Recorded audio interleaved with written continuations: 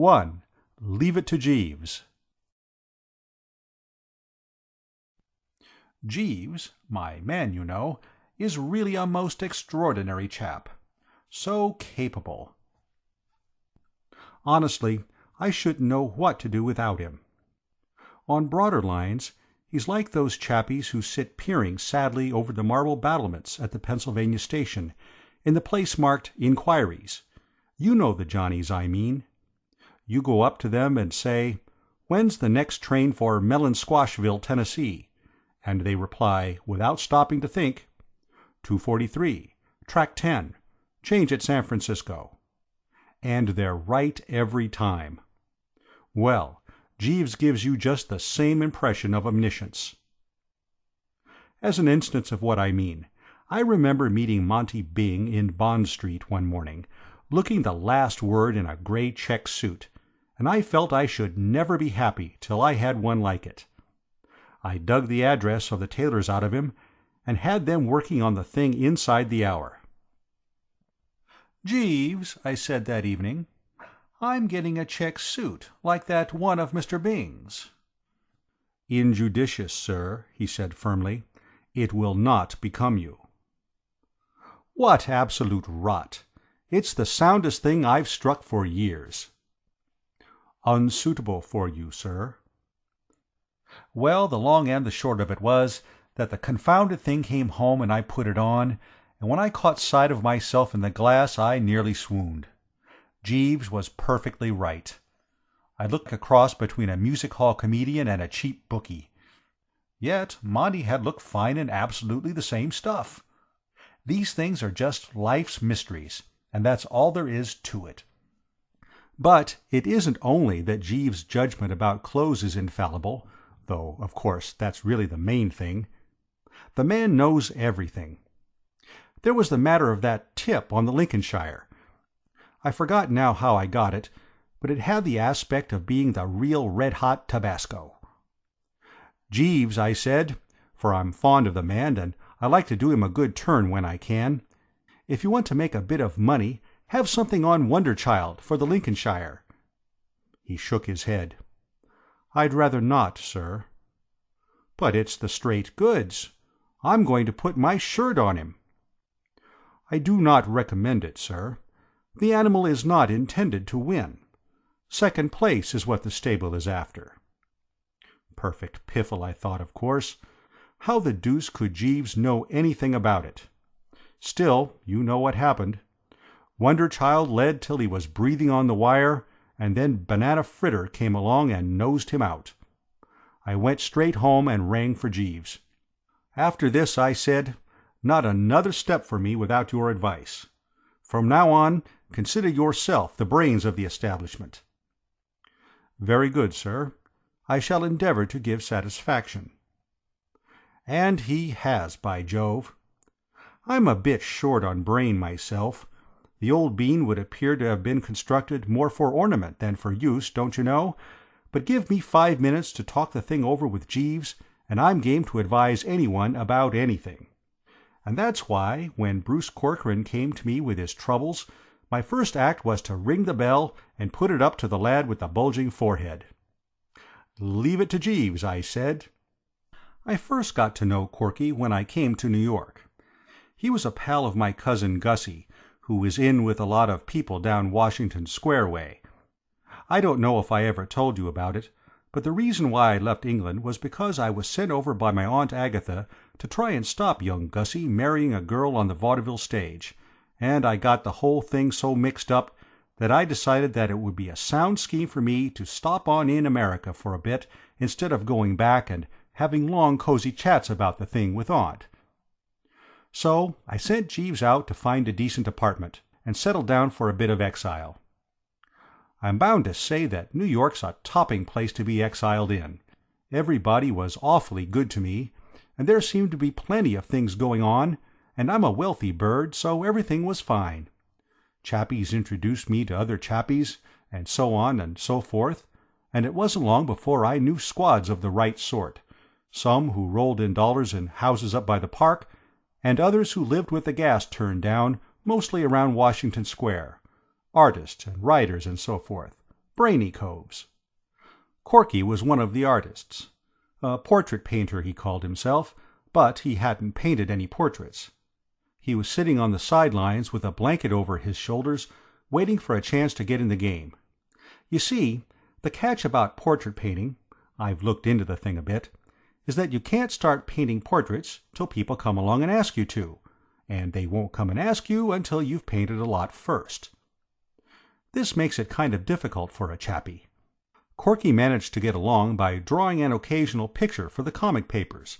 He had a rather gift for the funny stuff when he got a good idea, and doing bedsteads and chairs and things for the advertisements.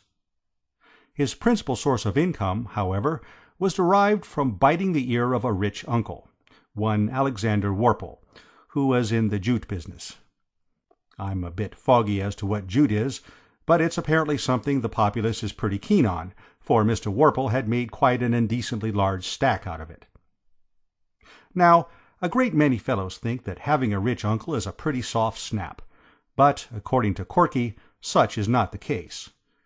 Corky's uncle was a robust sort of cove who looked like living forever. He was 51, but it seemed as if he might go to par. It was not this, however, that distressed poor old Corky, for he was not bigoted, and had no objection to the man going on living. What Corky kicked at was the way the above Worple used to harry him. Corky's uncle, you see, didn't want him to be an artist. He didn't think he had any talent in that direction. He was always urging him to chuck art and go into the jute business, and start at the bottom and work his way up. Jute had apparently become a sort of obsession with him. He seemed to attach an almost spiritual importance to it, and what Corky said was that, while he didn't know what they did at the bottom of the jute business, instinct told him it was something too beastly for words. Corky, moreover, believed in his future as an artist. Some day, he said, he was going to make a hit. Meanwhile, by using the utmost tact and persuasiveness, he was inducing his uncle to cough up very grudgingly a small quarterly allowance. He wouldn't have gotten this if his uncle hadn't had a hobby. Mr. Worple was peculiar in this respect. As a rule, from what I've observed, the American captain of industry doesn't do anything out of business hours. When he has put the cat out and locked up the office for the night, he just relapses into a state of coma from which he emerges only to start being a captain of industry again. But Mr. Worple in his spare time was what is known as an ornithologist. He had written a book called American Birds, and was writing another, to be called More American Birds. When he'd finished that, the presumption was that he would begin a third, and keep on till the supply of American birds gave out. Corky used to go to him about once every 3 months, and let him talk about American birds. Apparently, you could do what you liked with old Worple if you gave him his head first on his pet subject, so these little chats used to make Corky's allowance all right for the time being. But it was pretty rotten for the poor chap. There was the frightful suspense, you see, and, apart from that, birds, except when broiled and in the society of a cold bottle, bored him stiff. To complete the character study of Mr. Worple, he was a man of extremely uncertain temper, and his general tendency was to think that Corky was a poor chump, and that whatever step he took in any direction on his own account was just another proof of his innate idiocy. I should imagine Jeeves feels very much the same about me. So when Corky trickled into my apartment one afternoon, shooing in a girl in front of him, and said, "Bertie, I want you to meet my fiancée, Miss Singer," the aspect of the matter which hit me first was precisely the one which he had come to consult me about. The very first words I spoke were, "Corky, what about your uncle?" The poor chap gave one of those mirthless laughs. He was looking anxious and worried, like a man who has done the murder all right, but can't think what the deuce to do with the body. "We're so scared, Mr. Wooster," said the girl. "We were hoping that you might suggest a way of breaking it to him." Muriel Singer was one of those very quiet, appealing girls who gave a way of looking at you with their big eyes as if they thought you were the greatest thing on earth, and wondered that you hadn't got on to it yet yourself. She sat there in a sort of shrinking way, looking at me as if she were saying to herself, "Oh, I do hope this great strong man isn't going to hurt me." She gave a fellow a protective kind of feeling, made him want to stroke her hand and say, "There, there, little one," or words to that effect. She made me feel that there was nothing I wouldn't do for her. She was rather like one of those innocent-tasting American drinks, which creep imperceptibly into your system so that, before you know what you're doing, you're starting out to reform the world by force if necessary, and pausing on your way to tell the large man in the corner that, if he looks at you like that, you will knock his head off. What I mean is, she made me feel alert and dashing, like a jolly old knight-errant or something of that kind. I felt that I was with her in this thing to the limit. "I don't see why your uncle shouldn't be most awfully bucked," I said to Corky. "He will think Miss Singer is the ideal wife for you." Corky declined to cheer up. "You don't know him. Even if he did like Muriel, he wouldn't admit it. That's the sort of pig-headed guy he is. It would be a matter of principle with him to kick. All he would consider would be that I had gone and taken an important step without asking his advice, and he would raise Cain automatically. He's always done it." I strained the old bean to meet this emergency. "You want to work it so that he makes Miss Singer's acquaintance without knowing that you know her. Then you come along—" "But how can I work it that way?" I saw his point. That was the catch. "There's only one thing to do," I said. "What's that?" "Leave it to Jeeves." And I rang the bell. "Sir?" said Jeeves, kind of manifesting himself.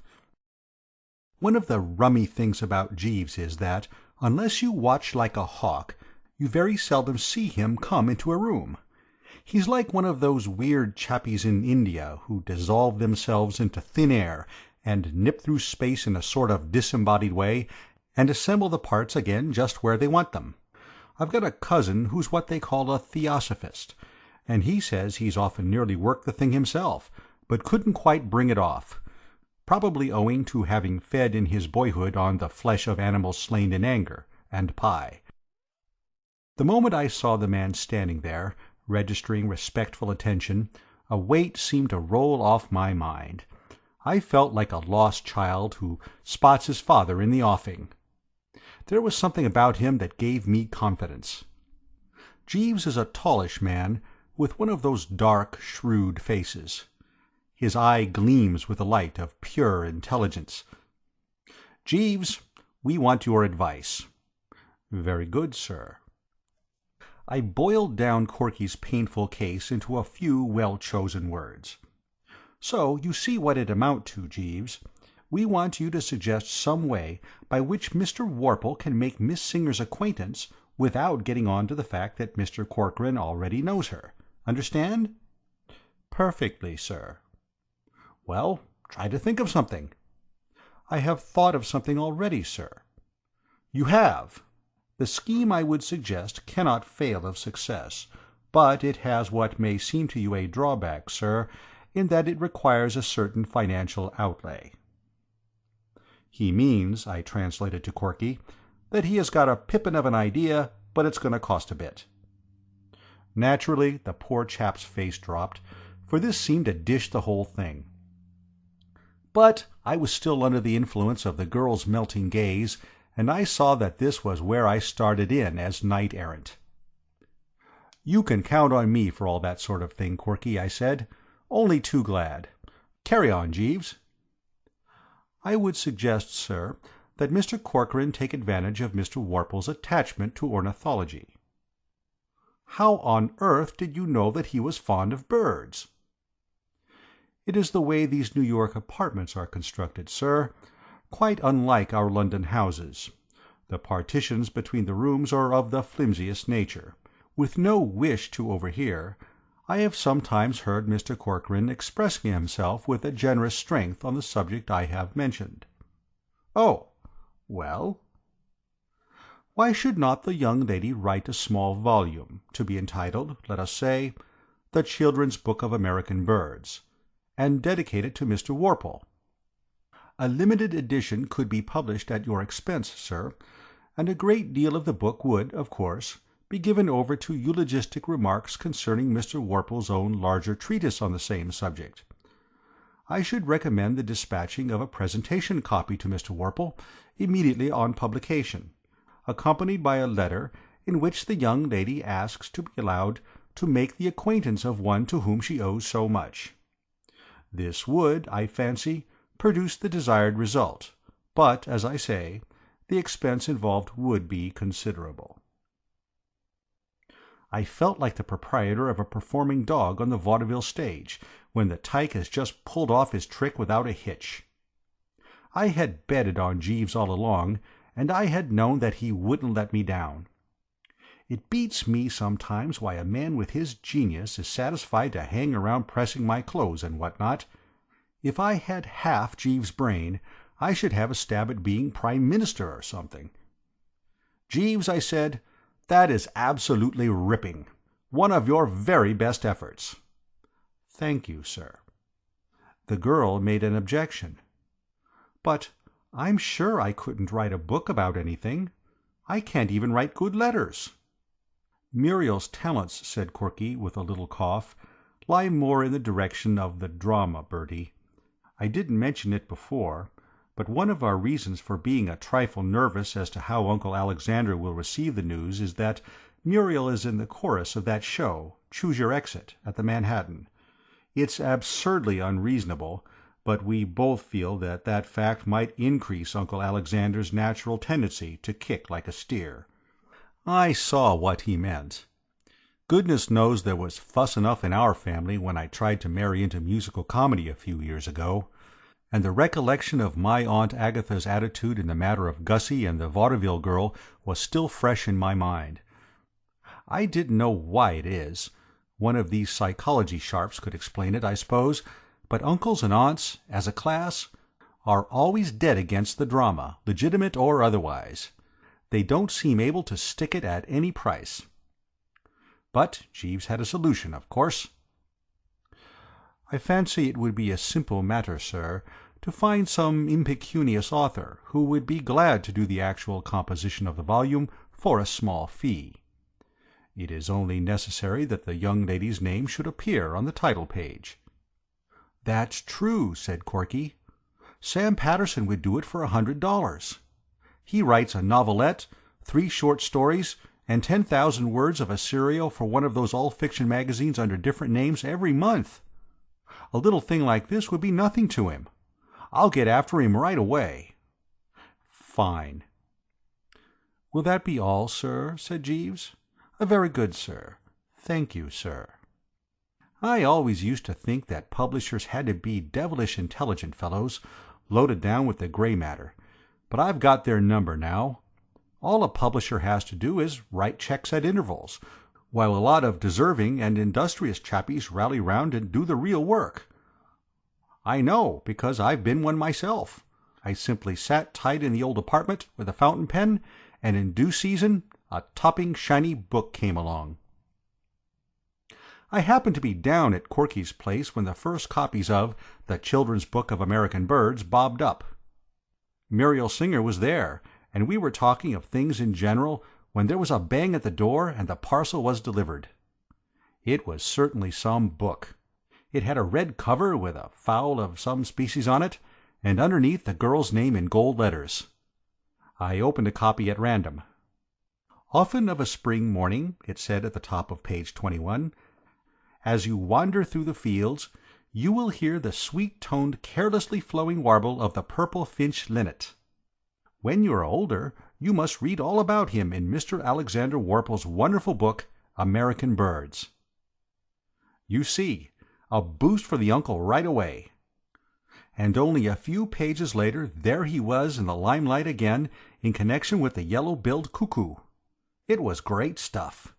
The more I read, the more I admired the chap who had written it, and Jeeves' genius in putting us on to the wheeze. I didn't see how the uncle could fail to drop. You can't call a chap the world's greatest authority on the yellow-billed cuckoo without rousing a certain disposition towards chumminess in him. "It's a cert," I said. "An absolute cinch," said Corky.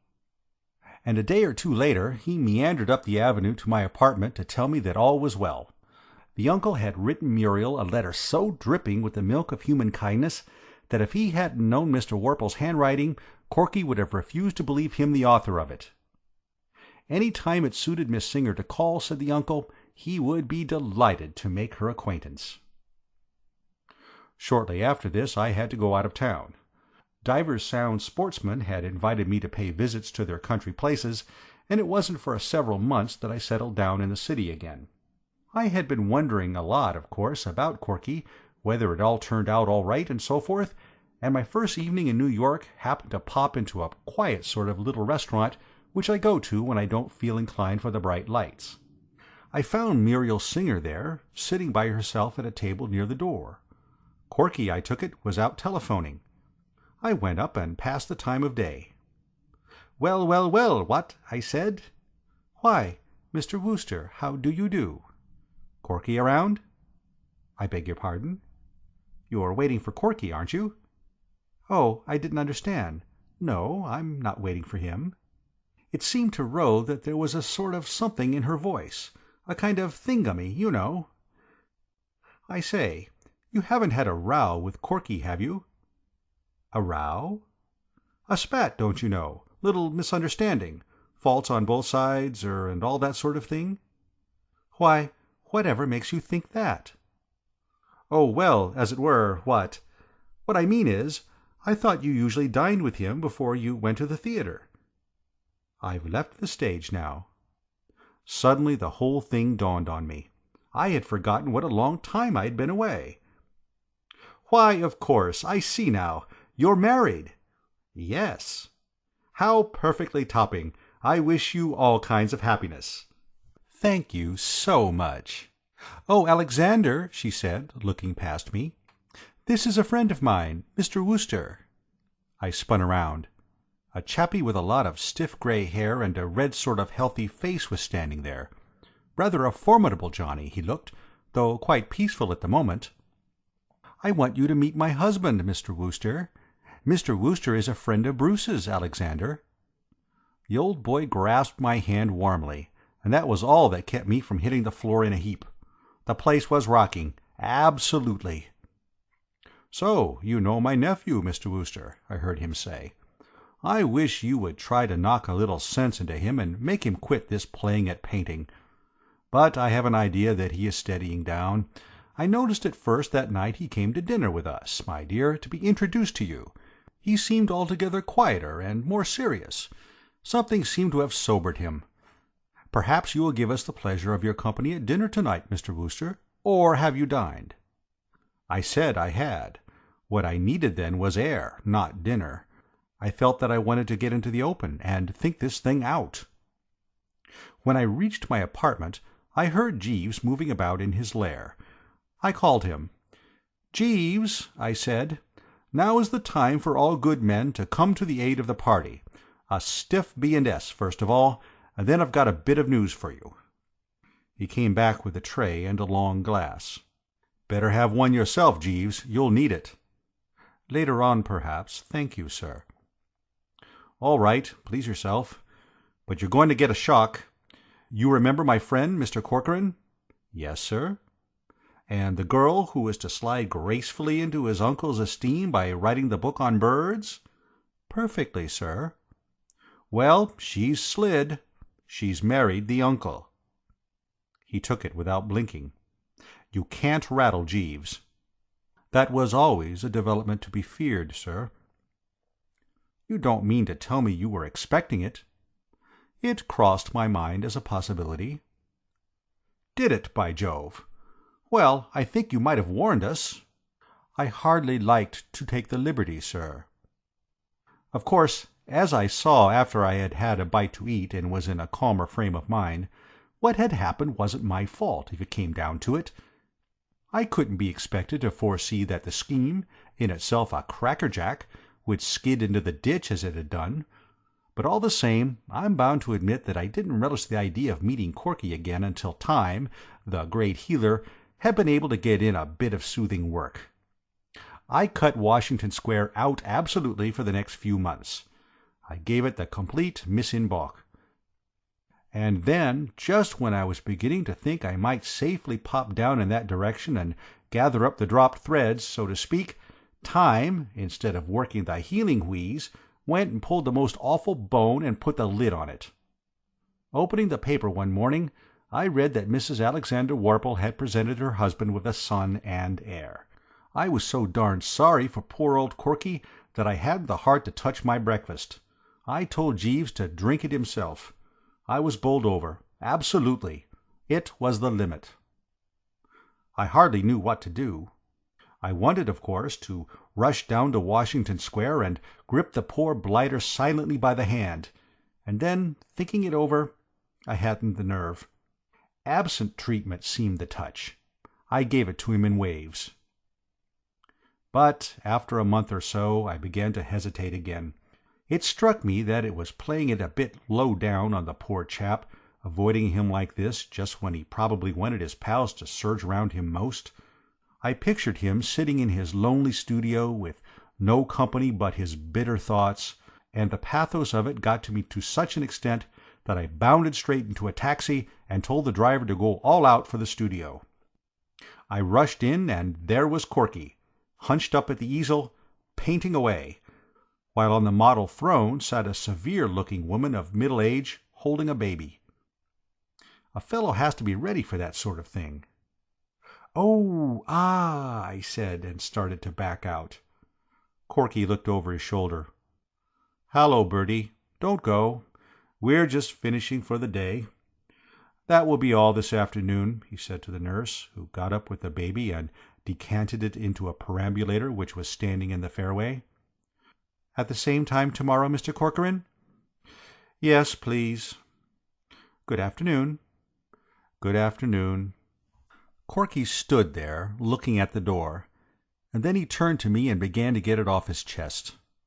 Fortunately, he seemed to take it for granted that I knew all about what had happened, so it wasn't as awkward as it might have been. "It's my uncle's idea," he said. "Muriel doesn't know about it yet. The portrait's to be a surprise for her birthday party. The nurse takes the kid out ostensibly to get a breather, and they beat it down here. If you want to get an instance of the irony of fate, Bertie, get acquainted with this. Here's the first commission I have ever had to paint a portrait, and the sitter is that human poached egg that has butted in and bounced me out of my inheritance. Can you beat it? I call it rubbing the thing in to expect me to spend my afternoons gazing into the ugly face of that little brat, who to all intents and purposes has hit me behind the ear with a blackjack and swiped all I possess. I can't refuse to paint the portrait, because if I did my uncle would stop my allowance. Yet, every time I look up and catch that kid's vacant eye, I suffer agonies.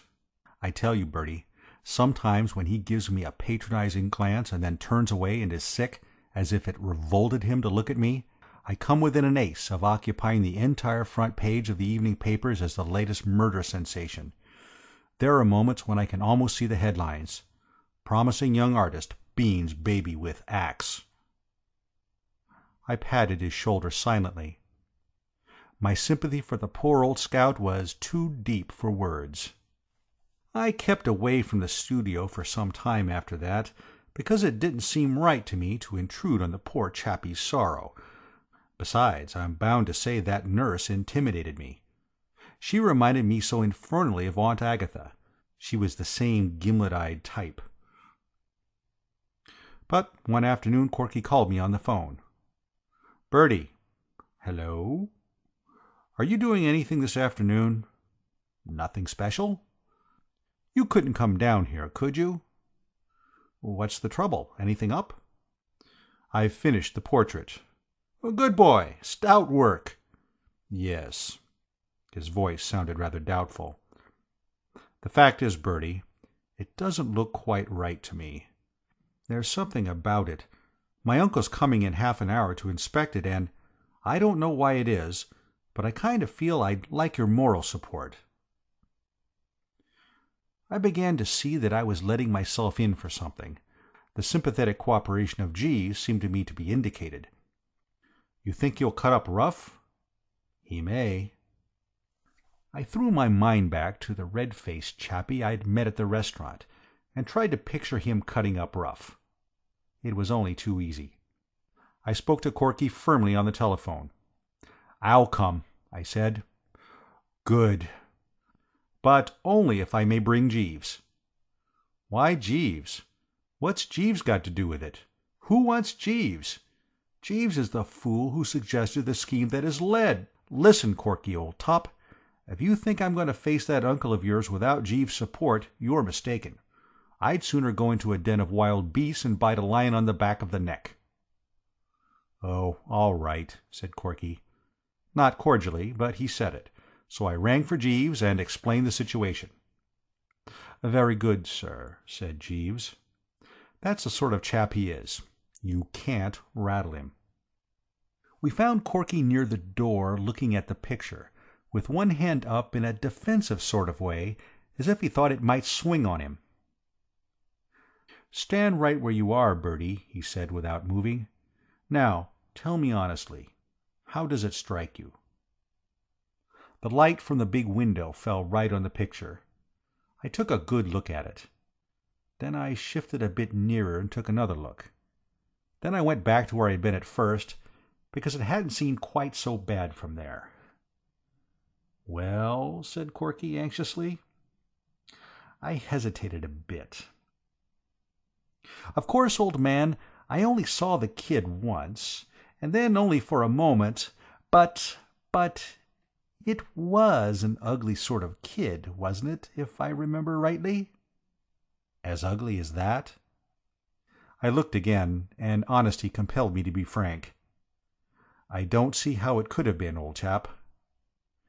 Poor old Corky ran his fingers through his hair in a temperamental sort of way. He groaned. "You're right, Bertie. Something's gone wrong with the darn thing. My private impression is that, without knowing it, I've worked that stunt that Sargent and those fellows pull, painting the soul of the sitter. I've got through the mere outward appearance, and I've put the child's soul on canvas." "But could a child of that age have a soul like that? I don't see how he could have managed it in the time. What do you think, Jeeves?" "I doubt it, sir." It sort of leers at you, doesn't it?" "You've noticed that too," said Corky. "I don't see how one could help noticing. All I tried to do was give the little brute a cheerful expression, but as it turned out, he looks positively dissipated." "Just what I was going to suggest, old man. He looks as if he were in the middle of a colossal spree, and enjoying every minute of it. Don't you think so, Jeeves?" "He has a decidedly inebriated air, sir." Corky was starting to say something when the door opened, and the uncle came in. For about 3 seconds all was joy, jollity, and goodwill. The old boy shook hands with me, slapped Corky on the back, said that he didn't think he had ever seen such a fine day, and whacked his leg with his stick. Jeeves had projected himself into the background, and he didn't notice him. "Well, Bruce, my boy, so the portrait is finally finished, is it? Really finished? Well, bring it out. Let's have a look at it. This will be a wonderful surprise for your aunt. Well, where is it? Let's—" And then he got it. Suddenly, when he wasn't set for the punch, and he rocked back on his heels. "Oosh!" he exclaimed. And for perhaps a minute there was one of the scaliest silences I have ever run up against. "Is this a practical joke?" he said at last, in a way that set about 16 draughts cutting through the room at once. I thought it was up to me to rally round old Corky. "You want to stand a bit farther away from it," I said. "You're perfectly right," he snorted. "I do. I want to stand so far away from it I can't see the thing with a telescope." He turned on Corky like an untamed tiger of the jungle who has just located a chunk of meat. "And this is what you have been wasting your time and my money for all these years? A painter? I wouldn't let you paint a house of mine. I gave you this commission, thinking that you were a competent worker, and this This extract from a comic-colored supplement is the result." He swung towards the door, lashing his tail and growling to himself. "This ends it. If you wish to continue this foolery of pretending to be an artist because you want an excuse for idleness, please yourself. But let me tell you this. Unless you report at my office on Monday morning, prepared to abandon all this idiocy and start at the bottom of the business to work your way up, as you should have a half-dozen years ago, not another cent. Not another cent. Not another." Whoosh! Then the door closed, and he was no longer with us, and I crawled out of the bomb-proof shelter. "Corky, old top," I whispered faintly. Corky was standing staring at the picture. His face was set. There was a hunted look in his eye. "Well, that finishes it," he muttered brokenly. "What are you going to do?" "Do? What can I do? I can't stick on here if he cuts off supplies. You heard what he said. I shall have to go to the office on Monday." I couldn't think of a thing to say. I knew exactly how he felt about the office. I don't know when I've been so infernally uncomfortable. It was just like hanging round trying to make conversation to a pal who's just been sentenced to 20 years in quad. And then a soothing voice broke the silence. "If I might make a suggestion, sir." It was Jeeves. He had slid from the shadows and was gazing gravely at the picture. Upon my word, I can't give you a better idea of the shattering effect of Corky's Uncle Alexander when in action than by saying that he had absolutely made me forget for the moment that Jeeves was there. "I wonder if I have ever happened to mention to you, sir, a Mr. Digby Thistleton, with whom I was once in service. Perhaps you have met him. He was a financier. He is now Lord Bridgenorth. It was a favourite saying of his that there is always a way. The first time I heard him use the expression was after the failure of a patent depilatory which he promoted." "Jeeves," I said, "what on earth are you talking about?" "I mentioned Mr. Thistleton, sir, because his was in some respects a parallel case to the present one. His depilatory failed, but he did not despair. He put it on the market again under the name of Harrow, guaranteed to produce a full crop of hair in a few months. It was advertised, if you remember, sir, by a humorous picture of a billiard ball, before and after taking, and made such a substantial fortune that Mr. Thistleton was soon afterwards elevated to the peerage for services to his party. It seems to me that, if Mr. Corcoran looks into the matter, he will find that, like Mr. Thistleton, there is always a way. Mr. Worple himself suggested the solution of the difficulty. In the heat of the moment, he compared the portrait to an extract from a coloured comic supplement. I consider the suggestion a very valuable one, sir. Mr. Corcoran's portrait may not have pleased Mr. Worple as a likeness of his only child, but I have no doubt that editors would gladly consider it as a foundation for a series of humorous drawings. If Mr. Corcoran will allow me to make the suggestion, his talent has always been for the humorous. There is something about this picture, something bold and vigorous, which arrests the attention. I feel sure it would be highly popular." Corky was glaring at the picture, and making a sort of dry, sucking noise with his mouth. He seemed completely overwrought. And then, suddenly, he began to laugh in a wild way. "Corky, old man," I said, massaging him tenderly. I feared the poor blighter was hysterical. He began to stagger about all over the floor. "He's right. The man's absolutely right. Jeeves, you're a life-saver. You've hit on the greatest idea of the age. Report at the office on Monday, start at the bottom of the business. I'll buy the business if I feel like it. I know the man who runs the comic section of the Sunday Star. He'll eat this thing. He was telling me only the other day how hard it was to get a good new series. He'll give me anything I ask for a real winner like this. I've got a gold mine. Where's my hat? I've got an income for life. Where's that confounded hat? Lend me a $5, Bertie. I want to take a taxi down to Park Row." Jeeves smiled paternally.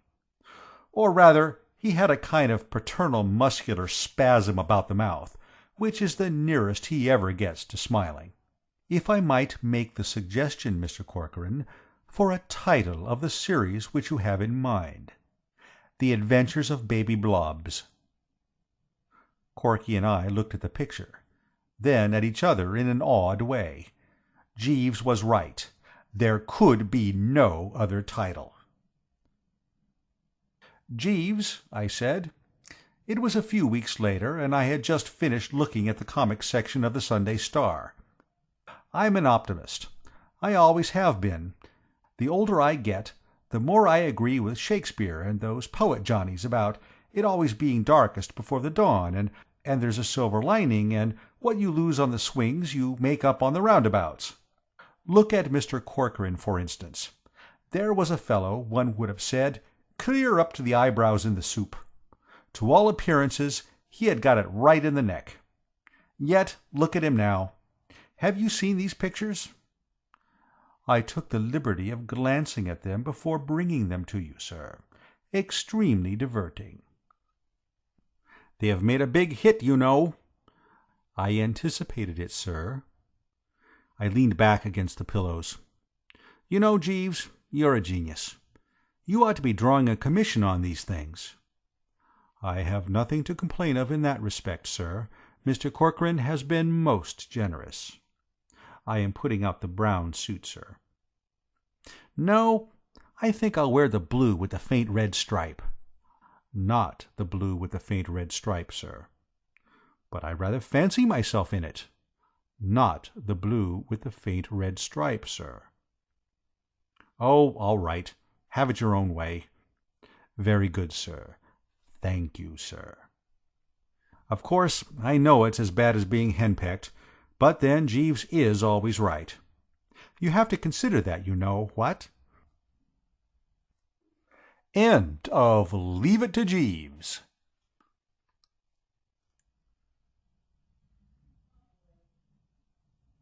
(2) Jeeves and the Unbidden Guest. I'm not absolutely certain of my facts, but I rather fancy it's Shakespeare, or if not, it's some equally brainy lad, who says that it's always just when a chappie is feeling particularly top-hole, and more than usually braced with things in general, that fate sneaks up behind him with a bit of lead piping. There's no doubt the man's right. It's absolutely that way with me. Take, for instance, the fairly rummy matter of Lady Malvern and her son Wilmot. A moment before they turned up, I was just thinking how thoroughly all right everything was. It was one of those topping mornings, and I had just climbed out from under the cold shower, feeling like a 2-year-old. As a matter of fact, I was especially bucked just then, because the day before I had asserted myself with Jeeves. Absolutely asserted myself, don't you know. You see, the way things have been going on, I was rapidly becoming a dashed serf. The man had jolly well oppressed me. I didn't so much mind when he made me give up one of my new suits, because Jeeves' judgment about suits is sound, but I as near as a toucher rebelled when he wouldn't let me wear a pair of cloth-topped boots, which I loved like a couple of brothers. And when he tried to tread on me like a worm in the matter of a hat, I jolly well put my foot down and showed him who was who. It's a long story, and I haven't time to tell you now, but the point is that he wanted me to wear the long-acre, as worn by John Drew, when I had set my heart on the country gentleman, as worn by another famous actor chappie. And the end of the matter was that, after a rather painful scene, I bought the country gentleman. So that's how things stood on this particular morning, and I was feeling kind of manly and independent. Well, I was in the bathroom, wondering what there was going to be for breakfast while I massaged the good old spine with a rough towel and sang slightly, when there was a tap at the door. I stopped singing and opened the door an inch. "What ho, without there?" "Lady Malvern wishes to see you, sir," said Jeeves. "Eh?" "Lady Malvern, sir. She is waiting in the sitting-room." "Pull yourself together, Jeeves, my man," I said, rather severely, for I bar practical jokes before breakfast. "You know perfectly well there is no one waiting for me in the sitting-room. How could there be when it's barely 10 o'clock yet?" "I gather from her ladyship, sir, that she had landed from an ocean liner at an early hour this morning." This made the thing a bit more plausible. I remembered that, when I had arrived in America about a year before, the proceedings had begun at some ghastly hour like 6, and that I had been shot out on to a foreign shore considerably before 8. "Who the deuce is Lady Malvern, Jeeves?" "Her ladyship did not confide in me, sir." "Is she alone?" "Her ladyship is accompanied by a Lord Pershore, sir. I fancy that his lordship would be her ladyship's son." "Oh, well, put out rich raiment of sorts, and I'll be dressing." "Our heather mixture lounge is in readiness, sir." "Then lead me to it." While I was dressing, I kept trying to think who on earth Lady Malvern could be. It wasn't until I had climbed through the top of my shirt and was reaching out for the studs that I remembered. "I've placed her, Jeeves. She's a pal of my Aunt Agatha." "Indeed, sir?" "Yes. I met her at lunch one Sunday before I left London. A very vicious specimen. Writes books. She wrote a book on social conditions in India when she came back from the Durbar." "Yes, sir? Pardon me, sir, but not that tie." "Eh?" "Not that tie with the heather mixture lounge, sir." It was a shock to me. I thought I had quelled the fellow. It was rather a solemn moment. What I mean is, if I weakened now, all my good work the night before would be thrown away. I braced myself. "What's wrong with this tie? I've seen you give it a nasty look before. Speak out like a man. What's the matter with it?" "Too ornate, sir." "Nonsense. A cheerful pink, nothing more." "Unsuitable, sir." "Jeeves, this is the tie I wear." "Very good, sir." Dash it unpleasant. I could see that the man was wounded, but I was firm.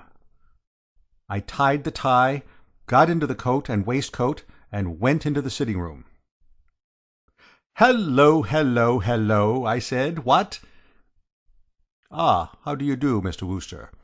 You have never met my son Wilmot, I think. Motty, darling, this is Mr. Wooster."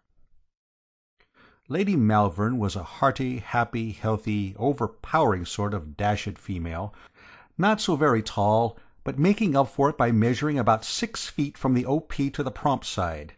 She fitted into my biggest armchair as if it had been built round her by someone who knew they were wearing armchairs tight about the hips that season. She had bright, bulging eyes and a lot of yellow hair, and when she spoke she showed about 57 front teeth. She was one of those women who kind of numb a fellow's faculties. She made me feel as if I were 10 years old and had been brought into the drawing-room in my Sunday clothes to say how do you do. Altogether, by no means the sort of a thing a chappie would wish to find in his sitting-room before breakfast. Motty, the son, was about 23, tall and thin and meek-looking. He had the same yellow hair as his mother, but he wore it plastered down and parted in the middle. His eyes bulged, too, but they weren't bright. They were a dull gray with pink rims. His chin gave up the struggle about halfway down, and he didn't appear to have any eyelashes. A mild, furtive, sheepish sort of blighter, in short. "Awfully glad to see you," I said. "So, you've popped over, eh? Making a long stay in America?" "About a month. Your aunt gave me your address and told me to be sure and call on you." I was glad to hear this, as it showed that Aunt Agatha was beginning to come round a bit. There'd been some unpleasantness a year before when she had sent me over to New York to disentangle my cousin Gussie from the clutches of a girl on the music-hall stage. when I tell you that by the time I had finished my operations, Gussie had not only married the girl, but had gone on the stage himself and was doing well, you'll understand that Aunt Agatha was upset to no small extent. I simply hadn't dared to go back and face her, and it was a relief to find that time had healed the wound and all that sort of thing enough to make her tell her pals to look me up. What I mean is, much as I'd liked America, I didn't want to have England barred to me for the rest of my natural, and believe me, England is a jolly sight too small for anyone to live in with Aunt Agatha if she's really on the warpath. So I braced on hearing these kind words and smiled genially on the assemblage. Your aunt said that you would do anything that was in your power to be of assistance to us. Rather? Oh, rather, absolutely. Thank you so much. I want you to put dear Motty up for a little while. I didn't get this for a moment. Put him up? For my clubs? No, no. Darling Motty is essentially a home bird. Aren't you, Motty, darling? Motty, who was sucking the knob of his stick, uncorked himself. Yes, mother, he said, and corked himself up again. I should not like him to belong to clubs. I mean put him up here. Have him to live with you while I am away. These frightful words trickled out of her like honey. The woman simply didn't seem to understand the ghastly nature of her proposal. I gave Motty the swift east to west. He was sitting with his mouth nuzzling the stick, blinking at the wall. The thought of having this planted on me for an indefinite period appalled me. Absolutely appalled me, don't you know. I was just starting to say that the shot wasn't on the board at any price, and that the first sign Motty gave of trying to nestle into my little home I would yell for the police, when she went on, rolling placidly over me, as it were. There was something about this woman that sapped a chappie's willpower. I am leaving New York by the midday train, as I have to pay a visit to Sing Sing prison. I am extremely interested in prison conditions in America. After that I work my way gradually across to the coast, visiting the points of interest on the journey. You see, Mr. Wooster, I am in America principally on business. No doubt you read my book, India and the Indians? My publishers are anxious for me to write a companion volume on the United States. I shall not be able to spend more than a month in the country, as I have to get back for the season, but a month should be ample. I was less than a month in India, and my dear friend Sir Roger Cremorne wrote his America from Within after a stay of only 2 weeks. I should love to take dear Motty with me, but the poor boy gets so sick when he travels by train. I shall have to pick him up on my return. From where I sat I could see Jeeves in the dining-room, laying the breakfast table. I wished I could have had a minute with him alone. I felt certain that he would have been able to think of some way of putting a stop to this woman. It will be such a relief to know that Motty is safe with you, Mr. Wooster. I know what the temptations of a great city are. Hitherto dear Motty has been sheltered from them. He has lived quietly with me in the country. I know that you will look after him carefully, Mr. Wooster. He will give very little trouble. She talked about the poor blighter as if he wasn't there. Not that Motty seemed to mind. He had stopped chewing his walking-stick and was sitting there with his mouth open. He is a vegetarian and a teetotaler, and is devoted to reading. Give him a nice book, and he will be quite contented. She got up. Thank you so much, Mr. Wooster. I don't know what I should have done without your help. Come, Motty. We have just time to see a few of the sights before my train goes. But I shall have to rely on you for most of my information about New York, darling. Be sure to keep your eyes open and take notes of your impressions. It will be such a help. Good-bye, Mr. Wooster. I will send Motty back early in the afternoon. They went out, and I howled for Jeeves. Jeeves! What about it? Sir? What's to be done? You heard it all, didn't you? You were in the dining-room most of the time. That pill is coming to stay here. Pill, sir? The excrescence. I beg your pardon, sir? I looked at Jeeves sharply. This sort of thing wasn't like him. It was as if he was deliberately trying to give me the pip. Then I understood. The man was really upset about that tie. He was trying to get his own back. "Lord Pershore will be staying from here tonight, Jeeves," I said coldly. "Very good, sir. Breakfast is ready, sir." I could have sobbed into the bacon and eggs. That there wasn't any sympathy to be got out of Jeeves was what put the lid on it. For a moment I almost weakened and told him to destroy the hat and tie if he didn't like them, but I pulled myself together again. I was dashed if I was going to let Jeeves treat me like a bally one-man chain gang. But what with brooding on Jeeves and brooding on Motty, I was in a pretty reduced sort of state. The more I examined the situation, the more blighted it became. There was nothing I could do. If I slung Motty out, he would report to his mother, and she would pass it on to Aunt Agatha, and I didn't like to think what would happen then. Sooner or later I should be wanting to go back to England, and I didn't want to get there and find Aunt Agatha waiting on the quay for me with a stuffed eel-skin.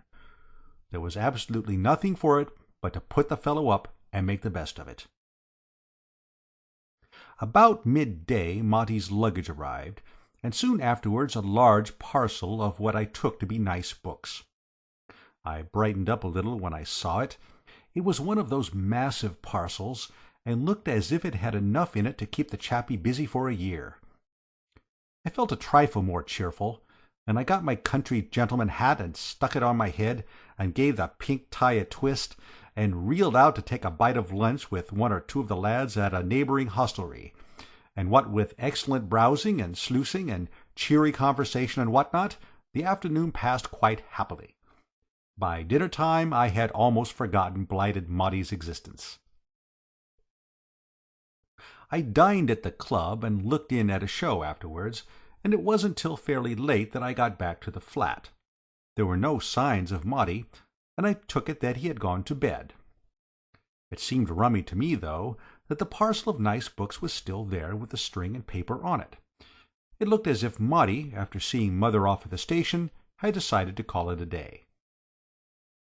Jeeves came in with the nightly whisky and soda. I could tell by the chappie's manner that he was still upset. "Lord Pershore gone to bed, Jeeves?" I asked, with reserved hauteur and what-not. "No, sir. His lordship has not yet returned."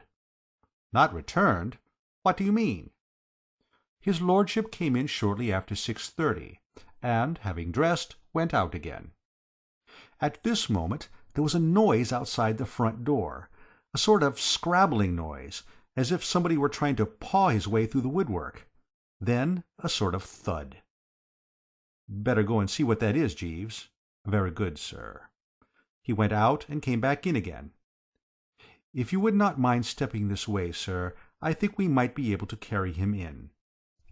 "Carry him in?" "His lordship is lying on the mat, sir." I went to the front door. The man was right. There was Motty, huddled up outside on the floor. He was moaning a bit. "He's had some sort of dashed fit," I said. I took another look. "Jeeves, someone's been feeding him meat." "Sir?" "He's a vegetarian, you know. He must have been digging into a steak or something. Call up a doctor." "I hardly think it will be necessary, sir. If you will take his lordship's legs while I—" "Great Scott, Jeeves!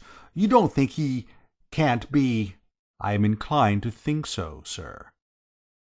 And by Jove, he was right. Once on the right track, you couldn't mistake it. Motty was under the surface. It was the deuce of a shock.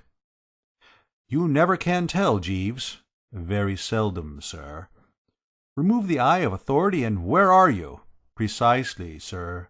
"Where is my wandering boy tonight, and all that sort of thing, what?" "It would seem so, sir."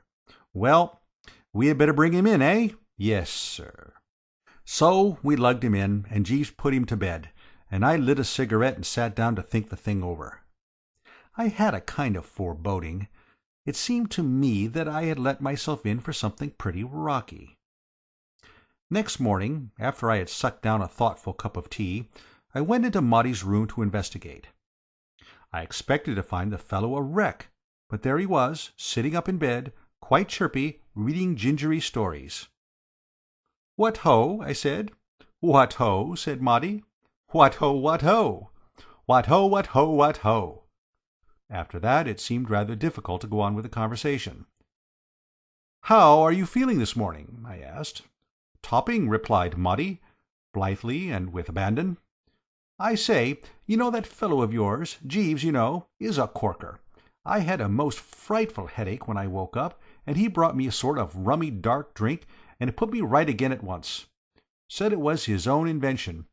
I must see more of that lad. He seems to me distinctly one of the ones." I couldn't believe that this was the same blighter who had sat and sucked his stick the day before. "You ate something that disagreed with you last night, didn't you?" I said, by way of giving him a chance to slide out of it if he wanted to, but he wouldn't have it at any price. "No," he replied firmly, "I didn't do anything of the kind. I drank too much. Much too much. Lots and lots too much. And what's more, I'm going to do it again. I'm going to do it every night. If ever you see me sober, old top," he said, and with a kind of holy exaltation, "tap me on the shoulder and say, 'Tut, tut,' and I'll apologize and remedy the defect." "But I say, you know, what about me?" "What about you?" "Well, I'm, so to speak, as it were, kind of responsible for you. What I mean to say is, if you go doing this sort of thing, I'm apt to get in the soup somewhat." "I can't help your trouble," said Motty firmly. "Listen to me, old thing. This is the first time in my life that I've had a real chance to yield to the temptations of a great city. What's the use of a great city having temptations if fellows don't yield to them? Makes it so bally discouraging for a great city. Besides, Mother told me to keep my eyes open and collect impressions." I sat on the edge of the bed. I felt dizzy. "I know just how you feel, old dear," said Motty consolingly, "and if my principles would permit it, I would simmer down for your sake. But duty first. This is the first time I've been let out alone, and I mean to make the most of it. We're only young once. Why interfere with life's morning? Young man, rejoice in thy youth. Tra-la, what-ho." Put like that, it did seem reasonable. "All my bally life, dear boy," Motty went on, "I've been cooped up in the ancestral home in Much Middlefold in Shropshire, and till you've been cooped up in Much Middlefold you don't know what cooping is. The only time we get any excitement is when one of the choir boys is caught sucking chocolate during the sermon. When that happens we talk about it for days. I've got about a month of New York, and I mean to store up a few happy memories for the long winter evenings. This is my only chance to collect a past, and I'm going to do it. Now tell me, old sport, as man to man, how does one get in touch with that very decent chappie Jeeves? Does one ring the bell or shout a bit? I should like to discuss the subject of a good stiff B&S with him." I had had a sort of vague idea, don't you know, that if I stuck close to Motty and went about the place with him, I might act as a bit of a damper on the gaiety. What I mean is, I thought that if, when he was being the life and soul of the party, he were to catch my reproving eye, he might ease up a trifle on the revelry. So the next night I took him along to supper with me. It was the last time. I'm a quiet, peaceful sort of chappie who has lived all his life in London, and I can't stand the pace these swift sportsmen from the rural districts set. What I mean to say is this. I'm all for rational enjoyment and so forth, but I think a chappie makes himself conspicuous when he throws soft-boiled eggs at the electric fan. And decent mirth and all that sort of thing are all right, but I do bar dancing on tables and having to dash all over the place dodging waiters, managers, and chuckers out just when you want to sit still and digest. Directly I managed to tear myself away that night and get home. I made up my mind that this was jolly well the last time I went about with Motty. The only time I met him late at night after that was once when I passed the door of a fairly low-down sort of restaurant and had to step aside to dodge him as he sailed through the air en route for the opposite pavement, with a muscular sort of looking chappie peering out after him with a kind of gloomy satisfaction. In a way, I couldn't help sympathizing with the fellow. He had about 4 weeks to have the good time that ought to have been spread over about 10 years, and I didn't wonder at his wanting to be pretty busy. I should have been just the same in his place. Still, there was no denying that it was a bit thick. If it hadn't been for the thought of Lady Malvern and Aunt Agatha in the background, I should have regarded Motty's rapid work with an indulgent smile. But I couldn't get rid of the feeling that sooner or later I was the lad who was scheduled to get it behind the ear. And what with brooding on this prospect, and sitting up in the old flat waiting for the familiar footstep, and putting it to bed when it got there, and stealing into the sick chamber the next morning to contemplate the wreckage, I was beginning to lose weight. Absolutely becoming the good old shadow, I give you my honest word. Starting at sudden noises and what not.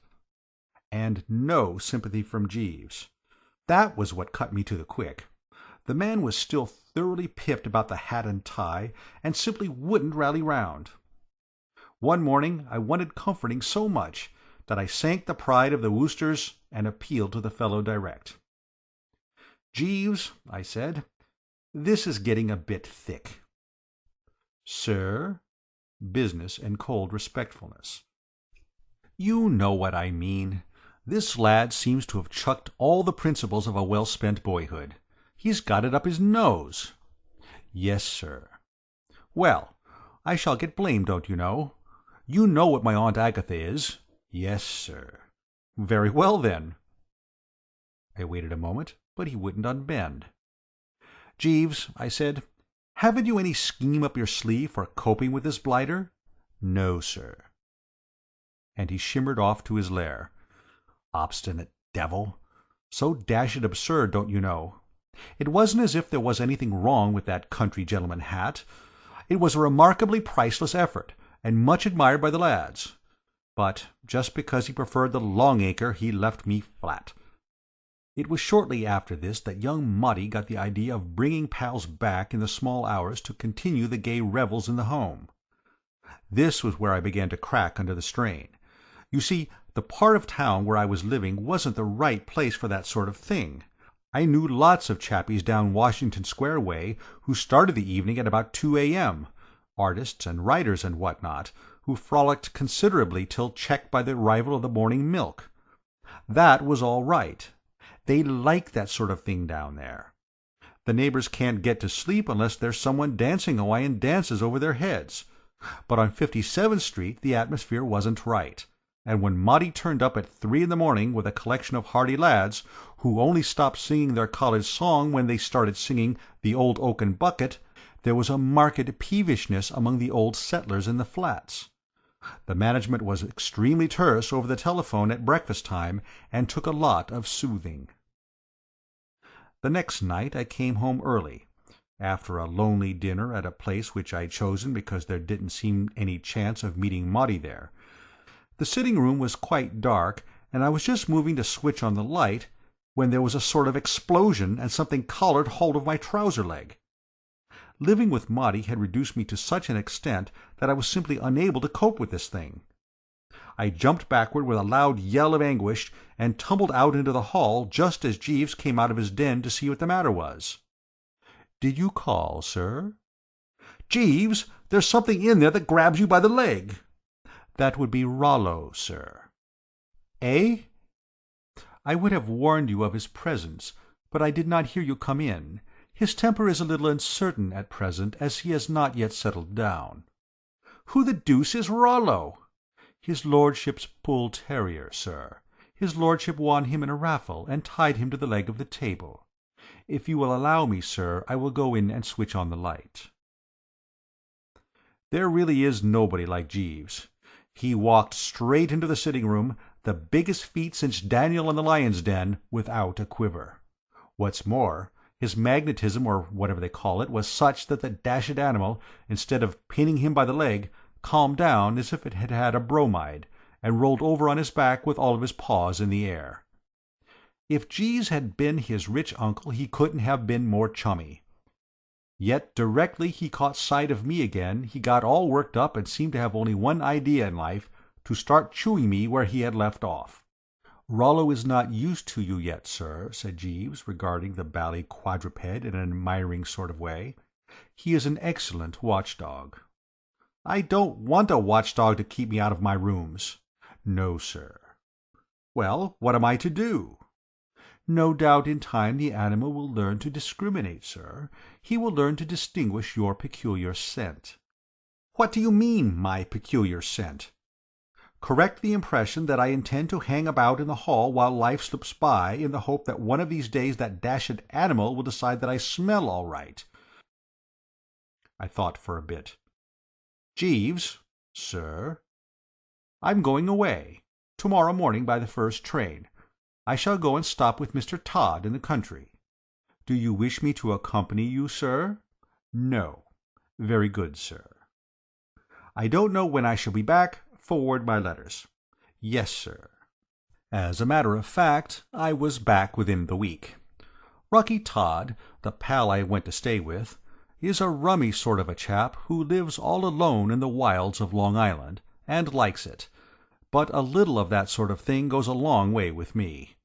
Dear old Rocky is one of the best, but after a few days in his cottage in the woods miles away from anywhere, New York, even with Motty on the premises, began to look pretty good to me.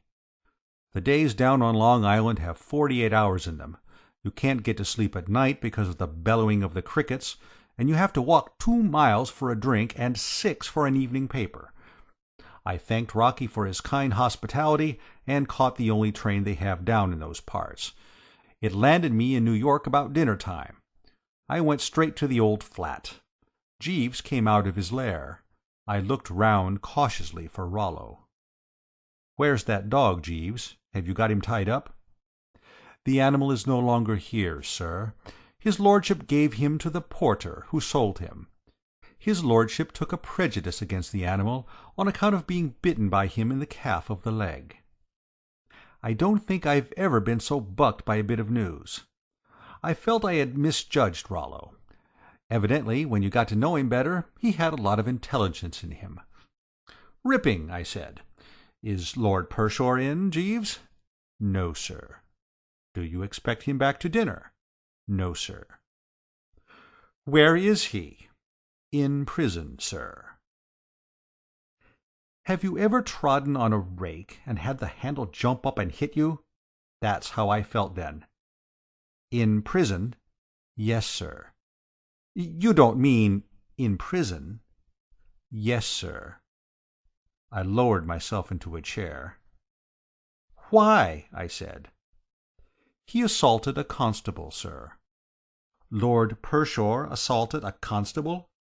"Yes, sir." I digested this.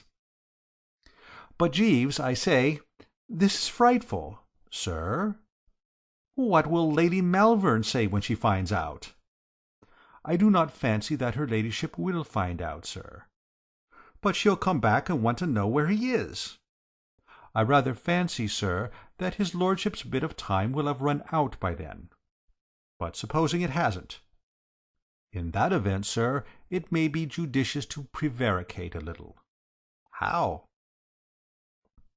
"If I might make the suggestion, sir, I should inform her ladyship that his lordship has left for a short visit to Boston." "Why Boston?" "Very interesting and respectable centre, sir." "Jeeves, I believe you've hit it." "I fancy so, sir." "Why, this is really the best thing that could have happened. If this hadn't turned up to prevent him, young Motty would have been in a sanatorium by the time Lady Malvern got back." "Exactly, sir." The more I looked at it that way, the sounder this prison wheeze seemed to me. There was no doubt in the world that prison was just what the doctor ordered for Motty. It was the only thing that could have pulled him up. I was sorry for the poor blighter, but after all, I reflected, a chappie who had lived all his life with Lady Malvern, in a small village in the interior of Shropshire, wouldn't have much to kick at in a prison. Altogether, I began to feel absolutely braced again. Life became like what that poet Johnny says, one grand sweet song. Things went on so comfortably and peaceably for a couple of weeks that I give you my word that I had almost forgotten such a person as Motty existed. The only flaw in the scheme of things was that Jeeves was still pained and distant. It wasn't anything he said or did, mind you, but there was a rummy something about him all the time. Once, when I was tying the pink tie, I caught sight of him in the looking-glass. There was a kind of grieved look in his eye. And then Lady Malvern came back, a good bit ahead of schedule. I hadn't been expecting her for days. I'd forgotten how time had been slipping along. She turned up one morning while I was still in bed sipping tea and thinking of this and that. Jeeves flowed in with the announcement that he had just loosed her into the sitting-room. I draped a few garments round me and went in. There she was, sitting in the same armchair, looking as massive as ever. The only difference was that she didn't uncover the teeth, as she had done the first time. "Good morning," I said. "So you've got back, what?" "I have got back." There was something sort of bleak about her tone, rather as if she had swallowed an east wind. This I took to be due to the fact that she probably hadn't breakfasted. It's only after a bit of breakfast that I'm able to regard the world with that sunny cheeriness which makes a fellow the universal favourite. I'm never much of a lad till I've engulfed an egg or two and a beaker of coffee. "I suppose you haven't breakfasted?" "I have not yet breakfasted." "Won't you have an egg or something, or a sausage or something, "No, thank you." She spoke as if she belonged to an anti-sausage society, or a league for the suppression of eggs. There was a bit of silence. "I called on you last night," she said, "but you were out." "Awfully sorry. Had a pleasant trip?" "Extremely, thank you." "See everything? Niagara Falls, Yellowstone Park, and the jolly old Grand Canyon, and what not?" "I saw a great deal." There was another slightly frappé silence. Jeeves floated silently into the dining-room and began to lay the breakfast-table. "I hope Wilmot was not in your way, Mr. Wooster?" I had been wondering when she was going to mention Motty. "Rather not. Great pals. Hit it off splendidly." "You were his constant companion, then?" "Absolutely. We were always together. Saw all the sights, don't you know. We'd take in the Museum of Art in the morning, and have a bit of lunch at some good vegetarian place, and then toddle along to a sacred concert in the afternoon, and home to an early dinner. We usually played dominoes after dinner, and then the early bed and the refreshing sleep. We had a great time. I was awfully sorry when he went away to Boston." "Oh, Wilmot is in Boston?" "Yes. I ought to have let you know, but of course we didn't know where you were. You were dodging all over the place like a snipe. I mean, don't you know, dodging all over the place, and we couldn't get at you. Yes, Motty went off to Boston." "You're sure he went to Boston?" "Oh, absolutely." I called out to Jeeves, who was now messing about in the next room with forks and so forth. "Jeeves, Lord Pershore didn't change his mind about going to Boston, did he?" "No, sir." I thought I was right. Yes, Motty went to Boston. "Then how do you account, Mr. Wooster, for the fact that when I went yesterday afternoon to Blackwell's Island Prison to secure material for my book, I saw poor, dear Wilmot there, dressed in a striped suit, seated beside a pile of stones with a hammer in his hands?" I tried to think of something to say, but nothing came. A chappie has to be a lot broader about the forehead than I am to handle a jolt like this. I strained the old bean till it creaked, but between the collar and the hair parting nothing stirred. I was dumb. Which was lucky, because I wouldn't have had a chance to get any persiflage out of my system. Lady Malvern collared the conversation. She had been bottling it up, and now it came out with a rush. "So this is how you have looked after my poor dear boy, Mr. Wooster. So this is how you have abused my trust. I left him in your charge, thinking that I could rely on you to shield him from evil. He came to you innocent, unversed in the ways of the world, confiding, unused to the temptations of a large city, and you led him astray." I hadn't any remarks to make. All I could think of was the picture of Aunt Agatha drinking all this in, and reaching out to sharpen the hatchet against my return. "You deliberately—" Far away in the misty distance a soft voice spoke. "If I might explain, your ladyship." Jeeves had projected himself in from the dining-room, and materialized on the rug. Lady Malvern tried to freeze him with a look, but you can't do that sort of thing to Jeeves. He is look-proof. "I fancy, your ladyship, that you have misunderstood Mr. Wooster, and that he may have given you the impression that he was in New York when his lordship was removed. When Mr. Wooster informed your ladyship that his lordship had gone to Boston, he was relying on the version I had given him of his lordship's movements. Mr. Wooster was away, visiting a friend in the country at the time, and knew nothing of the matter till your ladyship informed him." Lady Malvern gave a kind of grunt. It didn't rattle Jeeves. "I feared Mr. Wooster might be disturbed if he knew the truth, as he is so attached to his lordship, and has taken such pains to look after him. So I took the liberty of telling him that his lordship had gone away for a visit. It might have been hard for Mr. Wooster to believe that his lordship had gone to prison voluntarily, and from the best motives, but your ladyship, knowing him better, will readily understand." "What?" Lady Malvern goggled at him. "Did you say that Lord Pershore went to prison voluntarily?" "If I might explain, your ladyship, I think that your ladyship's parting words made a deep impression on his lordship. I have frequently heard him speak to Mr. Wooster of his desire to do something to follow your ladyship's instructions and collect material for your ladyship's book on America. Mr. Wooster will bear me out when I say that his lordship was frequently extremely depressed at the thought that he was doing so little to help." "Absolutely, by Jove, quite pipped about it," I said. "The idea of making a personal examination into the prison system of the country, from within, occurred to his lordship very suddenly one night. He embraced it eagerly. There was no restraining him." Lady Malvern looked at Jeeves, then at me, then at Jeeves again. I could see her struggling with the thing. "Surely, your ladyship," said Jeeves, "it is more reasonable to suppose that a gentleman of his lordship's character went to prison of his own volition than that he committed some breach of the law which necessitated his arrest?" Lady Malvern blinked. Then she got up. "Mr. Wooster," she said, "I apologize. I have done you an injustice. I should have known Wilmot better. I should have had more faith in his pure, fine spirit." "Absolutely," I said. "Your breakfast is ready, sir," said Jeeves. I sat down and dallied in a dazed sort of way with a poached egg. "Jeeves," I said, "you are certainly a life-saver." "Thank you, sir."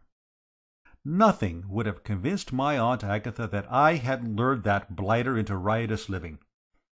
"I fancy you are right, sir." I champed on my egg for a bit. I was most awfully moved, don't you know, by the way Jeeves had rallied round. Something seemed to tell me that this was an occasion that called for rich rewards. For a moment I hesitated. Then I made up my mind. "Jeeves?" "Sir?" "That pink tie?" "Yes, sir." "Burn it." "Thank you, sir." "And Jeeves?" "Yes, sir." "Take a taxi and get me that Longacre hat as worn by John Drew." "Thank you very much, sir."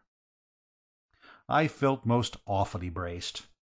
I felt as if the clouds had rolled away and all was as it used to be. I felt like one of those chappies in the novels who calls off the fight with his wife in the last chapter and decides to forget and forgive. I felt I wanted to do all sorts of other things to show Jeeves that I appreciated him.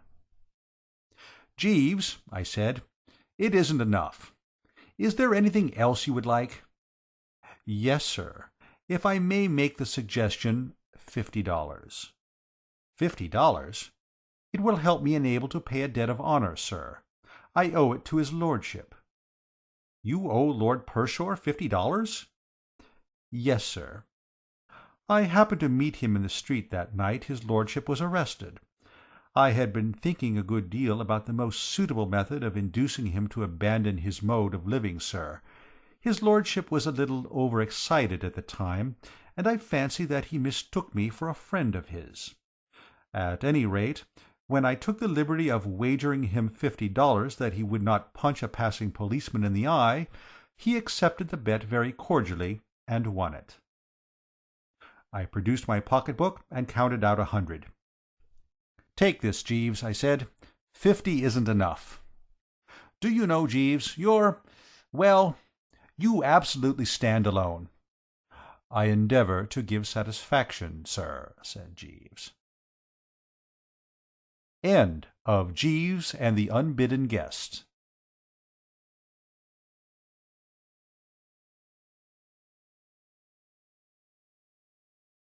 (3) Jeeves and the Hard-Boiled Egg. Sometimes of a morning, as I've sat in bed sucking down the early cup of tea and watched my man Jeeves flitting about the room and putting out the raiment for the day, I've wondered what the deuce I should do if the fellow ever took it into his head to leave me. It's not so bad now I'm in New York, but in London the anxiety was frightful. There used to be all sorts of attempts on the part of low blighters to sneak him away from me. Young Reggie Foljam, to my certain knowledge, offered him double what I was giving him, and Alastair Bingham Reeves, who's got a valet who had been known to press his trousers sideways, used to look at him, when he came to see me, with a kind of glittery hungry eye that disturbed me deucedly. Bally pirates! The thing, you see, is that Jeeves is so dashed competent. You can spot it even in the way he shoves studs into a shirt. I rely on him absolutely in every crisis, and he never lets me down. And what's more, he can always be counted on to extend himself on behalf of any pal of mine who happens to be to all appearances knee-deep in the bullion. Take the rather rummy case, for instance, of dear old Bicky and his uncle, the hard-boiled egg. It happened after I had been in America for a few months. I got back to the flat latish one night, and when Jeeves brought me the final drink he said, "Mr. Bickersteth called to see you this evening, sir, while you were out." "Oh?" I said. "Twice, sir. He appeared a trifle agitated." "What? Pipped?" "He gave that impression, sir." I sipped the whisky. I was sorry if Bicky was in trouble, but as a matter of fact I was rather glad to have something I could discuss freely with Jeeves just then, because things had been a bit strained between us for some time, and it had been rather difficult to hit on something to talk about that wasn't apt to take a personal turn. You see, I had decided, rightly or wrongly, to grow a moustache, and this had cut Jeeves to the quick. He couldn't stick the thing at any price, and I had been living ever since in an atmosphere of bally disapproval, till I was getting jolly well fed up with it. What I mean is, while there is no doubt that in certain matters of dress Jeeves's judgment is absolutely sound and should be followed, it seemed to me that it was getting a bit too thick if he was going to edit my face as well as my costume. No one can call me an unreasonable chappie, and many's the time I've given in like a lamb when Jeeves has voted against one of my pet suits or ties. But when it comes to a valet staking out a claim on your upper lip, you've simply got to have a bit of the good old bulldog pluck and defy the blighter. He said that he would call again later, sir. Something must be up, Jeeves. Yes, sir. I gave the moustache a thoughtful twirl. It seemed to hurt Jeeves a good deal, so I chucked it. "I see by the paper, sir, that Mr. Bickersteth's uncle is arriving on the Carmantic." "Yes?" "His Grace the Duke of Chiswick, sir." This was news to me, that Bicky's uncle was a duke. Rum, how little one knows about one's pals. I had met Bicky for the first time at a species of Beano or jamboree down in Washington Square, not long after my arrival in New York. I suppose I was a bit homesick at the time, and I rather took to Bicky when I found out he was an Englishman, and had, in fact, been up at Oxford with me. Besides, he was a frightful chump, so we naturally drifted together, and while we were taking a quiet snort in a corner that wasn't all cluttered up with artists and sculptors and what-not, he furthermore endeared himself to me by a most extraordinarily gifted imitation of a bull-terrier chasing a cat up a tree. But, though we had subsequently become extremely pally, all I really knew about him was that he was generally hard up, and had an uncle who relieved the strain a bit from time to time by sending him monthly remittances. "If the Duke of Chiswick is his uncle," I said, "why hasn't he a title? Why isn't he Lord What-not?" "Mr. Bickersteth is the son of his Grace's late sister, sir, who married Captain Rollo Bickersteth of the Coldstream Guards." Jeeves knows everything. "Is Mr. Bickersteth's father dead too?" "Yes, sir." "Leave any money?" "No, sir." I began to understand why poor old Bicky was always more or less on the rocks. To the casual and irreflective observer, if you know what I mean, it may sound a pretty good wheeze having a duke for an uncle, but the trouble about old Chiswick was that, though an extremely wealthy old buster, owning half London and about 5 counties up north, he was notoriously the most prudent spender in England. He was what American chappies would call a hard-boiled egg. If Bicky's people hadn't left him anything, and he depended on what he could prize out of the old duke, he was in a pretty bad way. Not that that explained why he was hunting me like this, because he was a chap who never borrowed money. He said he wanted to keep his pals, so never bit anyone's ear on principle. At this juncture the doorbell rang. Jeeves floated out to answer it. "Yes, sir, Mr. Wooster has just returned," I heard him say, and Bicky came trickling in, looking pretty sorry for himself. "Hello, Bicky," I said. "Jeeves told me you had been trying to get me. Jeeves, bring another glass, and let the revels commence. What's the trouble, Bicky?" "I'm in a hole, Bertie.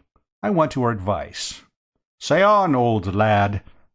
"My uncle's turning up tomorrow, Bertie." "So Jeeves told me." "The Duke of Chiswick, you know." "So Jeeves told me." Bicky seemed a bit surprised. Jeeves seems to know everything. "Rather rummily, that's exactly what I was thinking just now myself." "Well, I wish," said Bicky gloomily, "that he knew a way to get me out of the hole I'm in."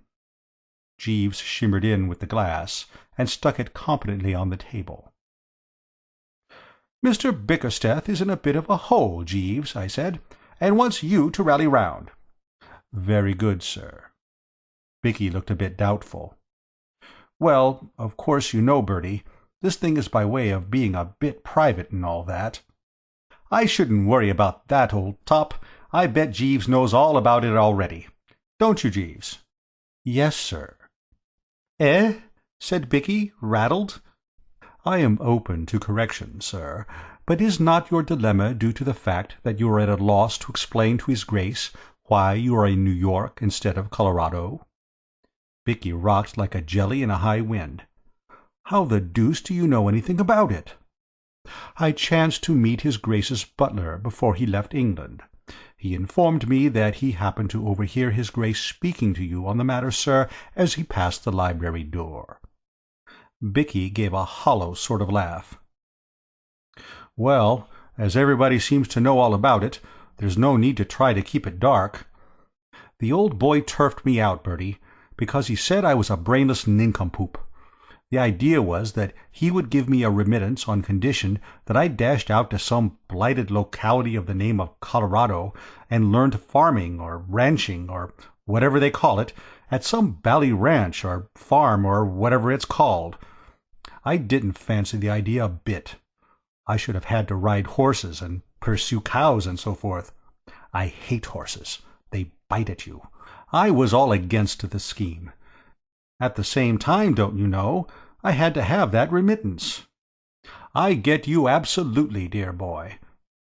Well, when I got to New York, it looked like a decent sort of place to me, so I thought it would be pretty sound notion to stop here. So I cabled to my uncle telling him that I had dropped into a good business wheeze in the city and wanted to chuck the ranch idea. He wrote back that it was all right, and here I've been ever since. He thinks I'm doing well at something or other over here. I never dreamed, don't you know, that he would ever come out here. What on earth am I to do?"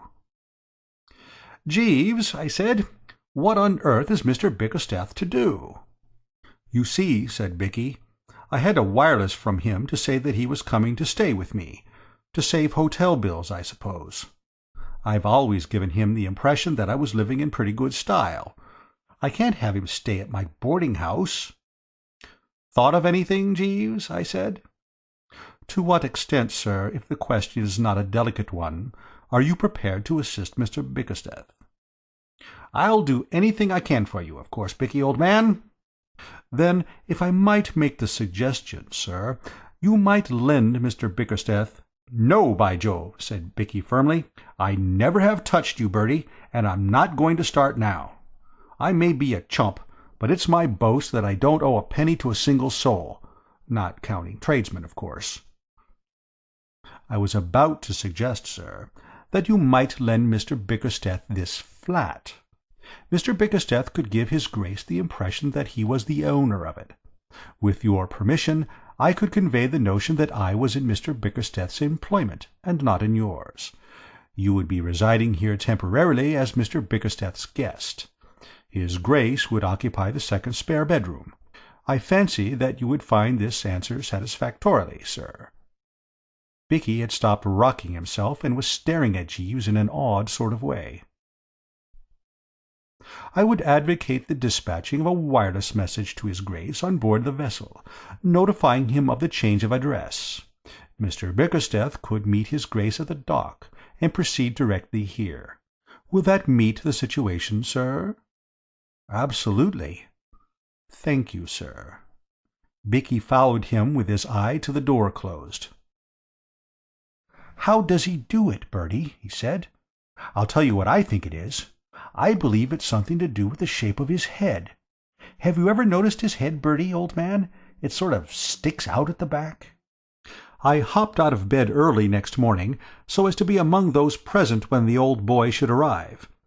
I knew from experience that these ocean liners fetch up at the dock at a deucedly ungodly hour.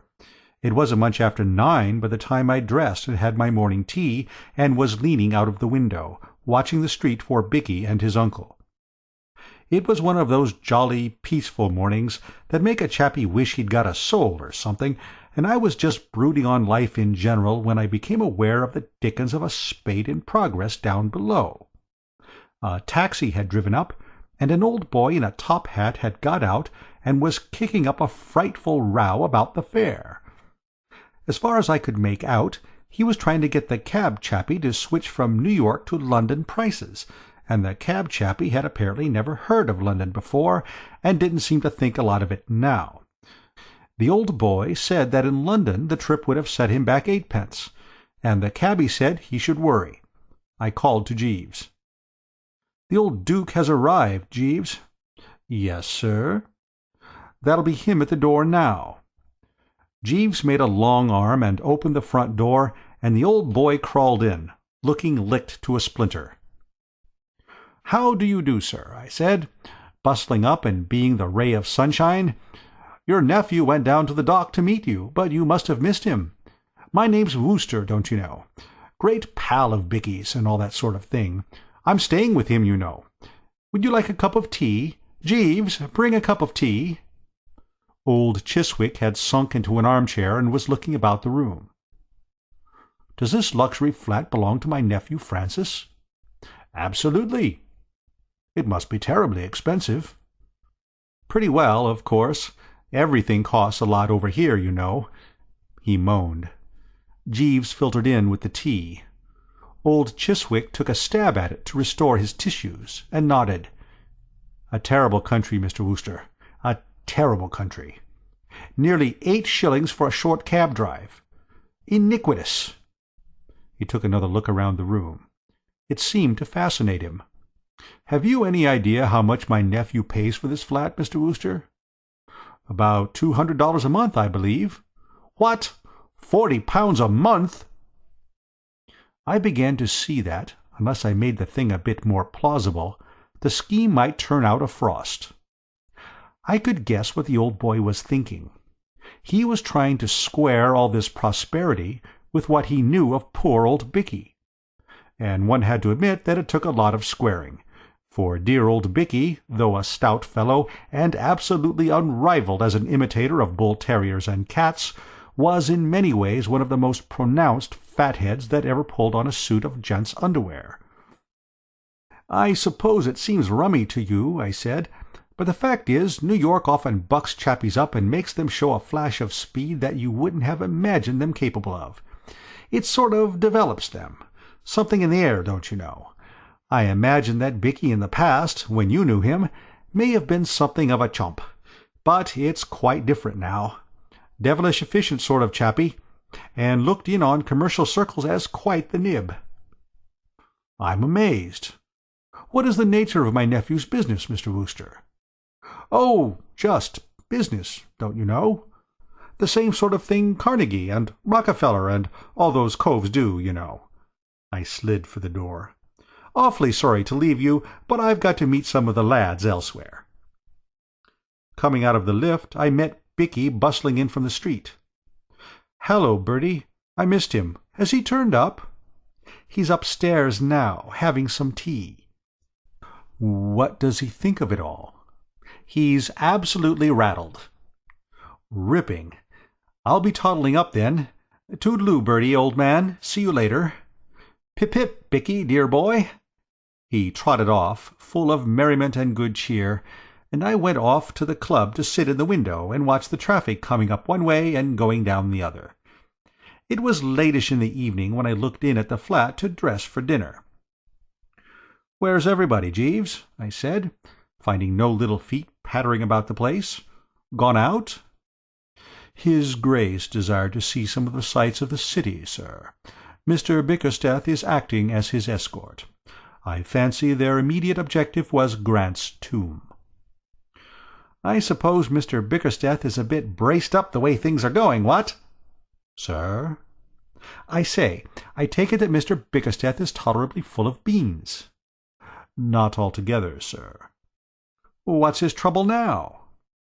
"The scheme which I took the liberty of suggesting to Mr. Bickersteth and yourself has, unfortunately, not answered entirely satisfactorily, sir." "Surely the Duke believes that Mr. Bickersteth is doing well in business, and all that sort of thing?" "Exactly, sir, with the result that he has decided to cancel Mr. Bickersteth's monthly allowance, on the ground that, as Mr. Bickersteth is doing so well on his own account, he no longer requires pecuniary assistance." "Great Scott, Jeeves, this is awful." "Somewhat disturbing, sir." "I never expected anything like this." "I confess I scarcely anticipated the contingency myself, sir." "I suppose it bowled the poor blighter over absolutely." Mr. Bickersteth appeared somewhat taken aback, sir. My heart bled for Bicky. "We must do something, Jeeves." "Yes, sir." "Can you think of anything?" "Not at the moment, sir." "There must be something we can do." "It was a maxim of one of my former employers, sir, as I believe I mentioned to you once before, the present Lord Bridgenorth, that there is always a way. I remember his lordship using the expression on the occasion (he was then a business gentleman, and had not yet received his title) when a patent hair-restorer, which he chanced to be promoting, failed to attract the public. He put it on the market under another name, as a depilatory, and amassed a substantial fortune. I have generally found his lordship's aphorism based on sound foundations. No doubt we shall be able to discover some solution of Mr. Bickersteth's difficulty, sir." "Well, have a stab at it, Jeeves." "I will spare no pains, sir." I went and dressed sadly. It will show you pretty well how pipped I was when I tell you that I near as toucher put on a white tie with a dinner jacket. I sallied out for a bit of food more to pass the time than because I wanted it. It seemed brutal to be wading into the bill of fare with poor old Bicky headed for the breadline.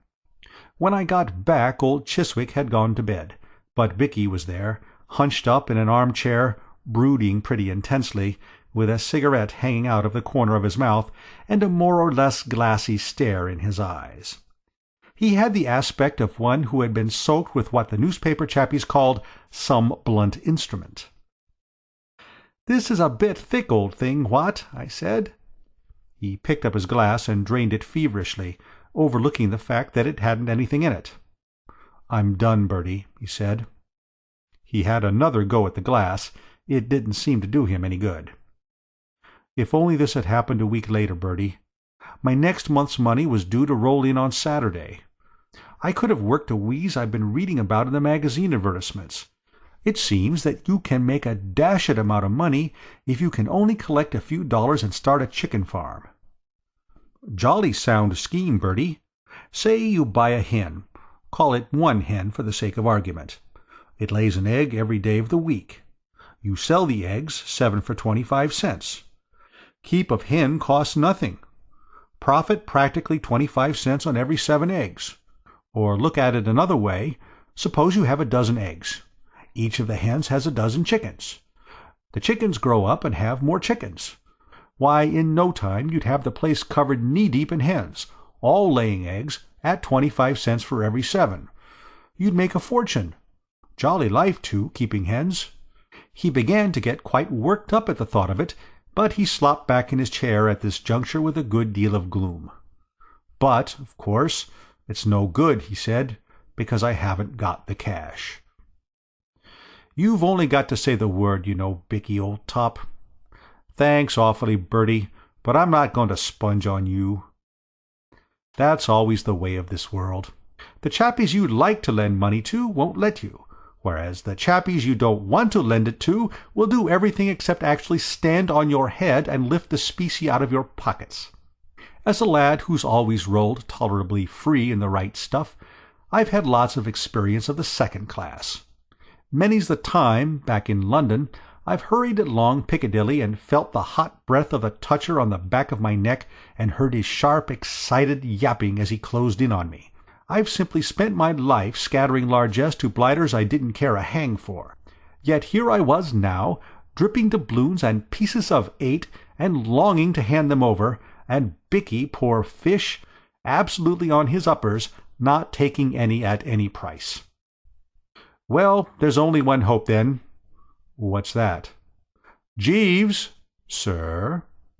There was Jeeves, standing behind me, full of zeal. In this matter of shimmering into rooms the chappie is rummy to a degree.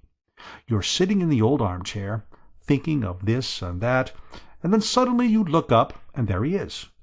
He moves from point to point with as little uproar as a jellyfish. The thing startled poor old Bicky considerably. He rose from his seat like a rocketing pheasant.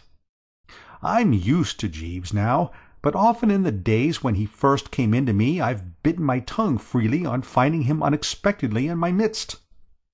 "Did you call, sir?" "Oh, there you are, Jeeves." "Precisely, sir." "Jeeves, Mr. Bickersteth is still up the pole. Any ideas?" "Why, yes, sir.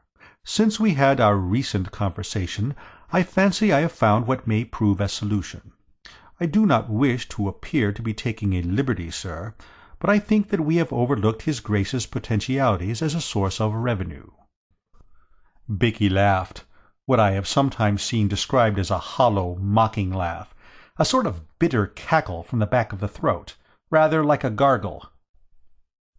"I do not allude, sir," explained Jeeves, "to the possibility of inducing his Grace to part with money. I am taking the liberty of regarding his Grace in the light of an at present, if I may say so, useless property, which is capable of being developed." Bicky looked at me in a helpless kind of way. I'm bound to say I didn't get it myself. "Couldn't you make it a bit easier, Jeeves? In a nutshell, sir, what I mean is this. His Grace is, in a sense, a prominent personage. The inhabitants of this country, as no doubt you are aware, sir, are peculiarly addicted to shaking hands with prominent personages. It occurred to me that Mr. Bickersteth or yourself might know of persons who would be willing to pay a small fee, let us say $2 or $3, for the privilege of an introduction, including handshake, to his Grace." Bicky didn't seem to think much of it. "Do you mean to say that anyone would be mug enough to part with solid cash just to shake hands with my uncle?" "I've an aunt, sir, who paid 5 shillings to a young fellow for bringing a moving picture actor to tea at her house one Sunday. It gave her social standing among the neighbours." Bicky wavered. "If you think it could be done, I feel convinced of it, sir." "What do you think, Bertie?" "I'm for it, old boy, absolutely. A very brainy wheeze." "Thank you, sir. Will there be anything further? Good night, sir." And he floated out, leaving us to discuss the details. Until we started this business of floating old Chiswick as a money-making proposition, I had never realized what a perfectly foul time those stock exchange chappies must have when the public isn't biting freely. Nowadays I read that bit they put in the financial reports about "the market opened quietly" with a sympathetic eye, for, by Jove, it certainly opened quietly for us. You'd hardly believe how difficult it was to interest the public and make them take a flutter on the old boy.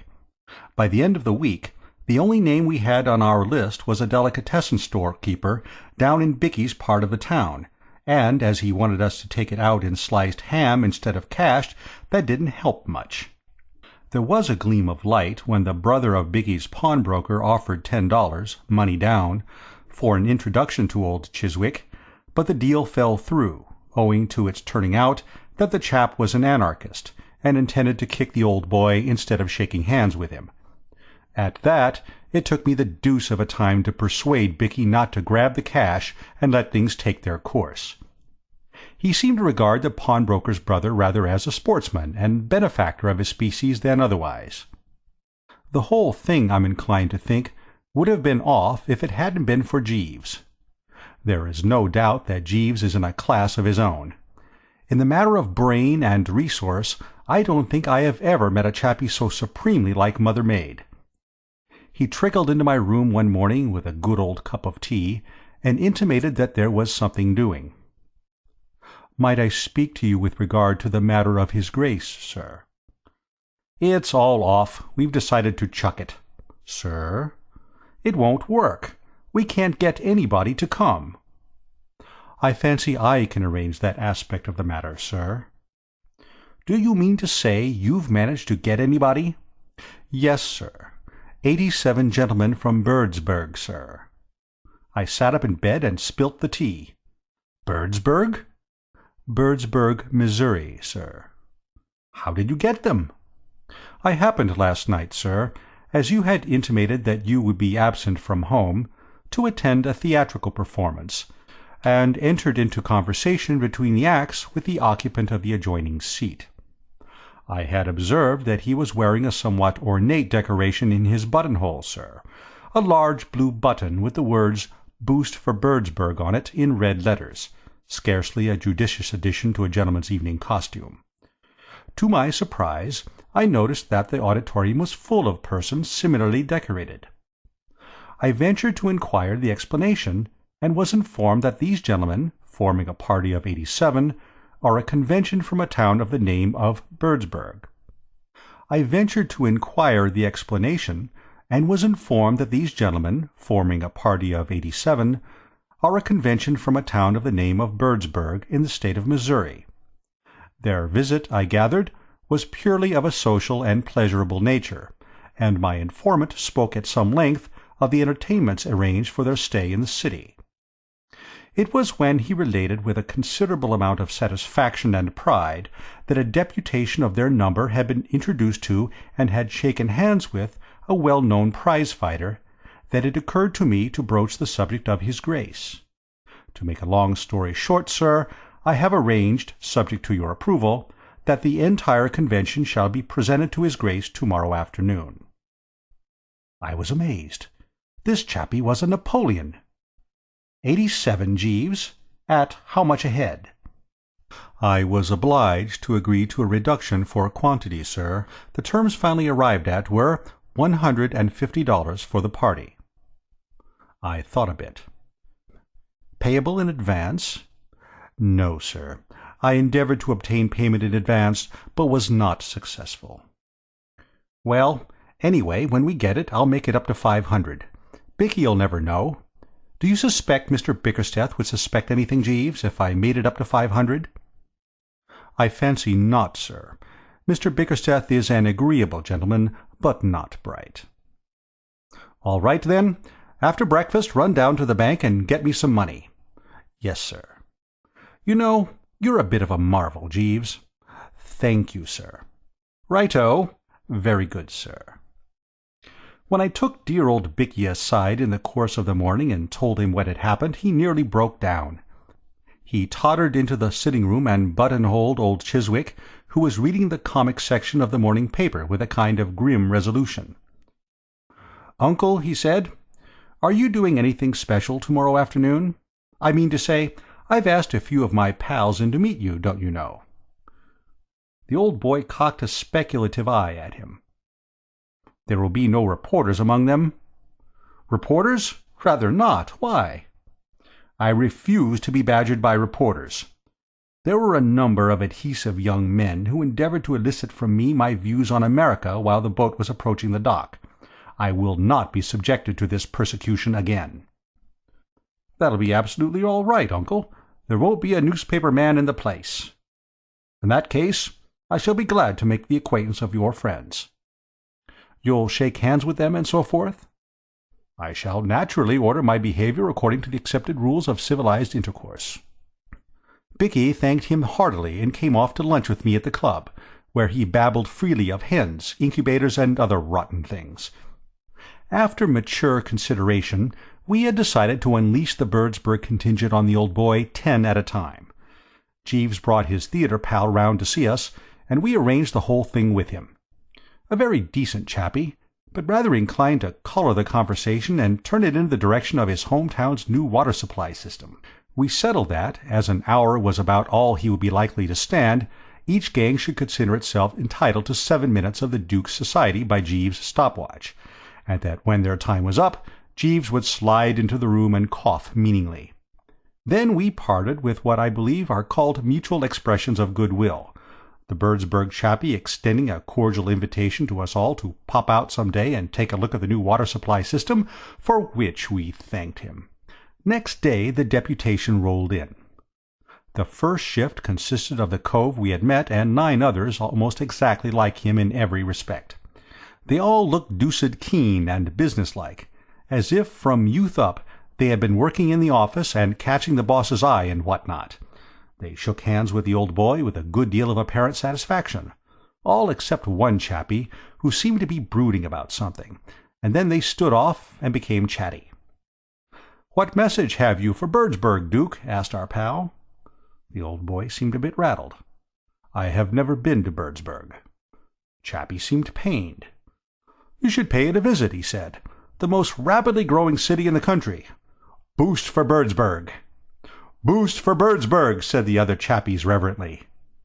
The chappie who had been brooding suddenly gave tongue. "Say!" He was a stout sort of well-fed cove with one of those determined chins and a cold eye. The assemblage looked at him. "As a matter of business," said the chappie. "Mind you, I'm not questioning anybody's good faith, but as a matter of strict business, I think this gentleman here ought to put himself on record before witnesses as stating that he really is a duke." "What do you mean, sir?" cried the old boy, getting purple. "No offence, simply business. I'm not saying anything, mind you, but there's one thing that seems kind of funny to me. This gentleman here says his name's Mr. Bickersteth, as I understand it. Well, if you're the Duke of Chiswick, why isn't he Lord Percy something? I've read English novels, and I know all about it." "This is monstrous." "Now, don't get hot under the collar. I'm only asking. I have a right to know. You're going to take our money, so it's only fair that we should see that we get our money's worth." The water-supplied cove chipped in. "You're quite right, Sims. I overlooked that when making the agreement. You see, gentlemen, as businessmen, we've a right to reasonable guarantees of good faith. We're paying Mr. Bickersteth here $150 for this reception, and we naturally want to know." Old Chiswick gave Bicky a searching look. Then he turned to the water supply chappie. He was frightfully calm. "I can assure you that I know nothing of this," he said, quite politely. "I should be grateful if you would explain." "Well, we arranged with Mr. Bickersteth that 87 citizens of Birdsburg should have the privilege of meeting and shaking hands with you for a financial consideration mutually arranged, and what my friend Sims here means, and I'm with him, is that we have only Mr. Bickersteth's word for it, and he is a stranger to us, that you are the Duke of Chiswick at all." Old Chiswick gulped.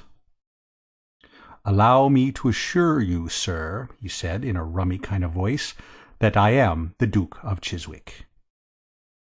"Then that's all right," said the chappie heartily. "That was all we wanted to know. Let the thing go on." "I am sorry to say," said old Chiswick, "that it cannot go on. I am feeling a little tired. I fear I must ask to be excused." "But there are 87 of the boys waiting around the corner at this moment, Duke, to be introduced to you." "I fear I must disappoint them." "But in that case the deal would have to be off." "That is a matter for you and my nephew to discuss." The chappie seemed troubled. "You really won't meet the rest of them?" "No." "Well then, I guess we'll be going." They went out, and there was a pretty solid silence. Then old Chiswick turned to Bicky. "Well?" Bicky didn't seem to have anything to say. "Was it true what that man said?" "Yes, uncle." "What do you mean by playing this trick?" Bicky seemed pretty well knocked out, so I put in a word. "I think you better explain the whole thing, Bicky, old top." Bicky's Adam's apple jumped about a bit, then he started. "You see, you had cut off my allowance, uncle, and I wanted a bit of money to start a chicken farm. I mean to say, it's an absolute cert if you once get a bit of capital. You buy a hen, and it lays an egg every day of the week, and you sell the eggs, say 7 for 25 cents. Keep of the hens costs nothing, profit practically. What is all this nonsense about hens? You led me to suppose you were a substantial businessman."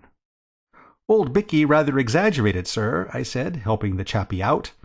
"The fact is, the poor old lad is absolutely dependent on that remittance of yours, and when you cut it off, don't you know, he was pretty solidly in the soup, and had to think of some way of closing in on a bit of the ready pretty quick. That's why we thought of this handshaking scheme." Old Chiswick foamed at the mouth. "So you have lied to me. You have deliberately deceived me as to your financial status." "Poor old Bicky didn't want to go to that ranch," I explained. "He doesn't like cows and horses, but he rather thinks he would be hot stuff among the hens. All he wants is a bit of capital. Don't you think it would be rather a wheeze if you were to, after what has happened? After this deceit and foolery? Not a penny." "But—" "Not a penny!" There was a respectful cough in the background. "If I might make a suggestion, sir." Jeeves was standing on the horizon, looking devilish brainy.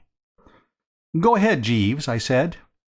"I would merely suggest, sir, that if Mr. Bickersteth is in need of a little ready money, and is at a loss to obtain it elsewhere, he might secure the sum he requires by describing the occurrences of this afternoon for the Sunday issue of one of the more spirited and enterprising newspapers."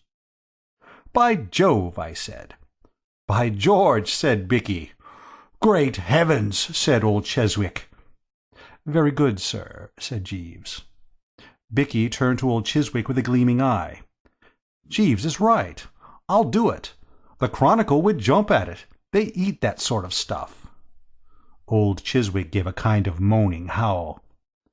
"I absolutely forbid you, Francis, to do this thing." "That's all very well," said Bicky, wonderfully braced, "but if I can't get the money any other way—" "Wait! Wait, my boy. You are so impetuous. We might arrange something." "I won't go to that bally ranch." No, my boy. I would not suggest it. I would not for a moment suggest it. I think he seemed to have a bit of a struggle with himself. I think that, on the whole, it would be best if you returned with me to England. I might. In fact, I think I see my way I might be able to utilize your services in some secretarial position." "I shouldn't mind that." "I should not be able to offer you a salary, but as you know, in English political life, the unpaid secretary is a recognized figure." "The only figure I'll recognize," said Bicky firmly, "is 500 quid a year, paid quarterly." "My dear boy, absolutely. But your recompense, my dear Francis, would consist in the unrivalled opportunities you would have, as my secretary, to gain experience, to accustom yourself to the intricacies of political life, in fact, you would be in an exceedingly advantageous position." "500 a year," said Bicky, rolling it round his tongue. "Why, that would be nothing to what I could make if I started a chicken farm. It stands to reason. Suppose you have a dozen hens. Each of the hens has a dozen chickens. After a bit the chickens grow up and have a dozen chickens each themselves, and then they all start laying eggs. There's a fortune in it. You can get anything you like for eggs in America. Chappies keep them on ice for years and years and don't sell them till they fetch about $1 a whirl. You'd think I'm going to chuck a future like this for anything under 500 goblins a year? What?" A look of anguish passed over old Chiswick's face. Then he seemed to be resigned to it. "Very well, my boy," he said. "What-ho!" said Bicky. "All right, then." "Jeeves," I said. Bicky had taken the old boy off to dinner to celebrate, and we were alone. "Jeeves, this has been one of your best efforts." "Thank you, sir." "It beats me how you do it." "Yes, sir." "The only trouble is, you haven't got much out of it, what?" I fancy Mr. Bickersteth intends, I judge from his remarks, to signify his appreciation of anything I have been fortunate enough to do to assist him at some later date when he is in a more favourable position to do so. "It isn't enough, Jeeves." "Sir?" It was a wrench, but I felt it was the only possible thing to be done. "Bring my shaving things." A gleam of hope shone in the chappie's eyes, mixed with doubt. "You mean, sir, and shave off my moustache." There was a moment's silence. I could see the fellow was deeply moved. "Thank you very much indeed, sir," he said in a low voice, and popped off. End of Jeeves and the Hard-Boiled Egg. 4. Absent Treatment. I want to tell you all about my dear old Bobby Cardew. It's a most interesting story. I can't put in any literary style and all that, but I don't have to, don't you know, because it goes on its moral lesson. If you're a man, you mustn't miss it, because it'll be a warning to you. And if you're a woman, you won't want to, because it's all about how a girl made a man feel pretty well fed up with things. If you're a recent acquaintance of Bobby's, you'll probably be surprised to hear that there was a time when he was more remarkable for the weakness of his memory than anything else. Dozens of fellows who have only met Bobby once since the change took place have been surprised when I told them that. Yes, it's true. Believe me. In the days when I first knew him, Bobby Cardew was about the most pronounced young rotter inside the 4-mile radius. People have called me a silly ass, but I was never in the same class with Bobby. When it came to being a silly ass, he was a +4 man, while my handicap was about 6. Why, if I wanted him to dine with me, I used to post him a letter at the beginning of the week, and then the day before send him a telegram and a phone call on the day itself, and, half an hour before the time we'd fixed, a messenger in a taxi, whose business it was to see that he got in and that the chauffeur had the address all correct. By doing this I generally managed to get him, unless he had left town before my messenger arrived. The funny thing was that he wasn't altogether a fool in other ways. Deep down in him there was a kind of stratum of sense. I had known him once or twice, show an almost human intelligence.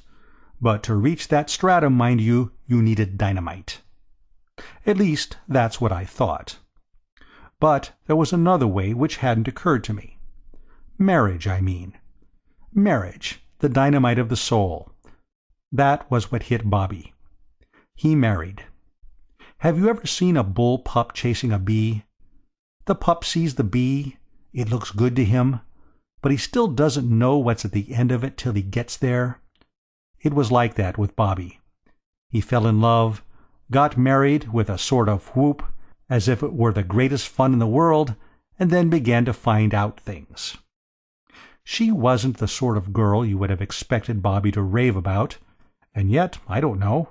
What I mean is, she worked for her living, and to a fellow who has never done a hand's turn in his life, there's undoubtedly a sort of fascination, a kind of romance about a girl who works for her living. Her name was Anthony. Mary Anthony. She was about 5'6".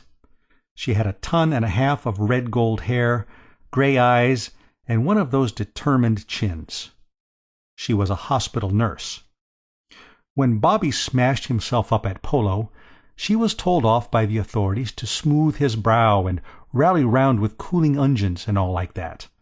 And the old boy hadn't been up and about again for more than a week before they'd popped off to the registrars and fixed it up. Quite the romance. Bobby broke the news to me at the club one evening, and the next day he introduced me to her. I admired her.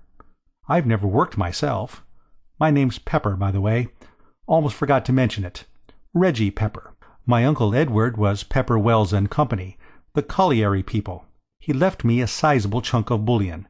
I say I've never worked myself, but I admire anyone who earns a living under difficulties, especially a girl.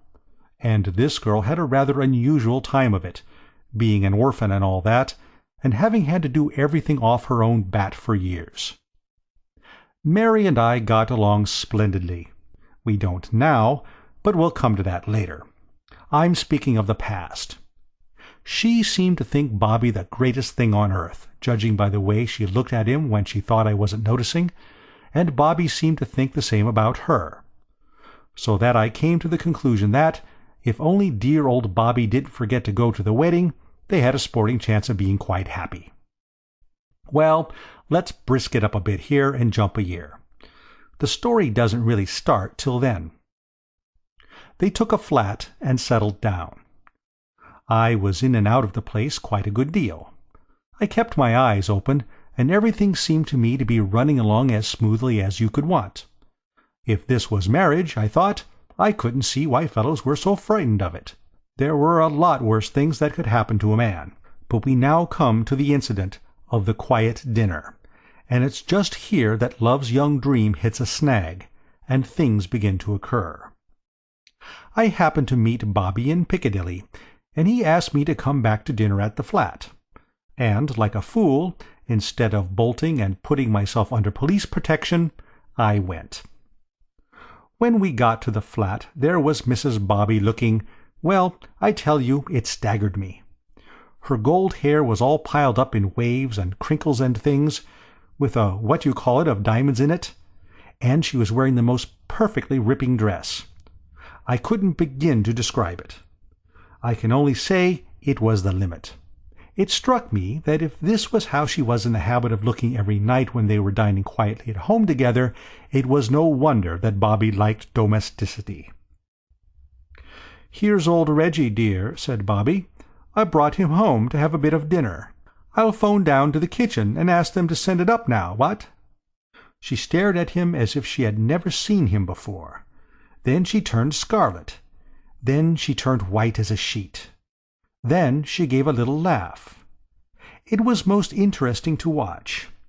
Made me wish I was up a tree about 800 miles away. Then she recovered herself. "I'm so glad you were able to come, Mr. Pepper," she said, smiling at me. And after that she was all right. At least you would have said so. She talked a lot at dinner and chaffed Bobby, and played us ragtime on the piano afterwards, as if she hadn't a care in the world. Quite a jolly little party it was. Not. I'm no lynx-eyed sleuth, and all that sort of thing, but I had seen her face at the beginning, and I knew that she was working the whole time and working hard to keep herself in hand, and that she would have given that diamond what's-its-name in her hair and everything else she possessed to have one good scream, just one. I've sat through some pretty thick evenings in my time, but that one had the rest beaten in a canter. At the very earliest moment I grabbed my hat and got away. Having seen what I did, I wasn't particularly surprised to meet Bobby at the club next day, looking about as merry and bright as a lonely gumdrop at an Eskimo tea party. We started in straight away. He seemed glad to have someone to talk about it. "Do you know how long I've been married?" he said. I didn't exactly. "About a year, isn't it?" "Not about a year," he said sadly. "Exactly a year. Yesterday."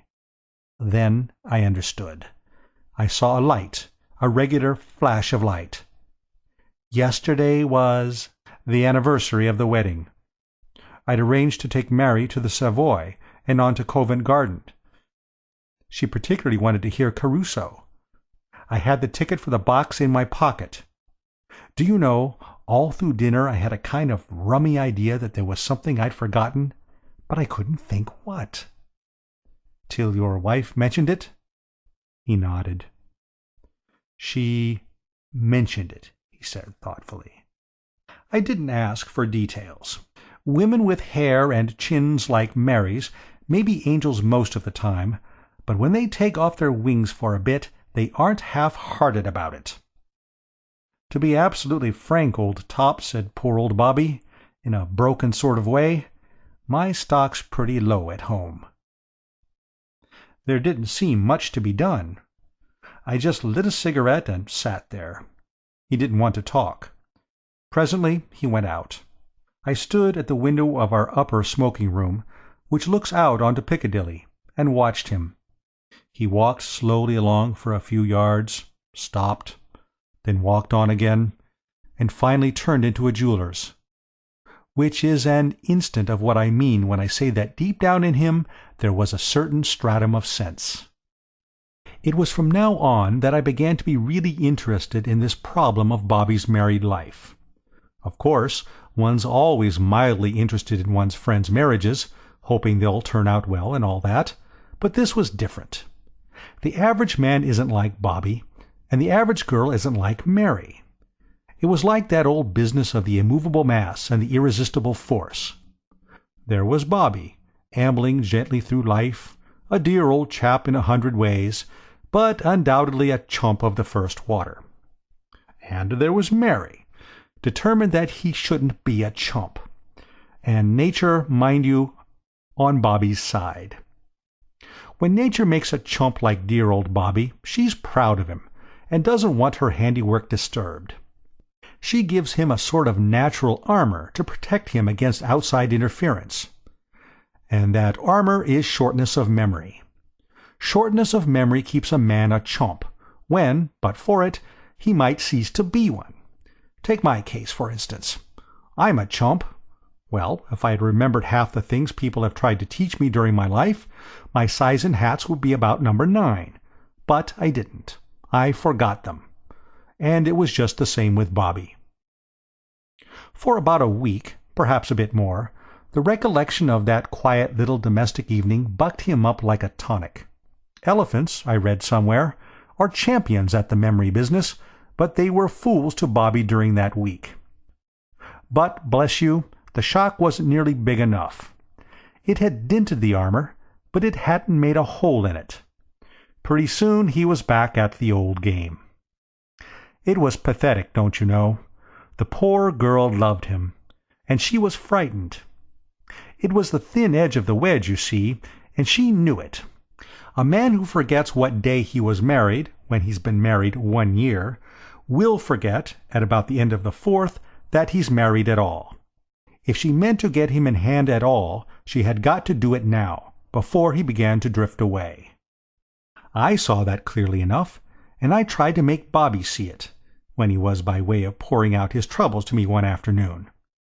I can't remember what it was that he had forgotten the day before, but it was something she had asked him to bring home for her.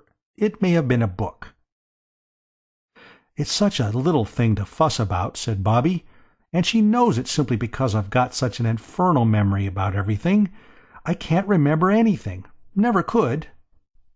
He talked on for a while, and just as he was going he pulled out a couple of sovereigns. "Oh, by the way," he said.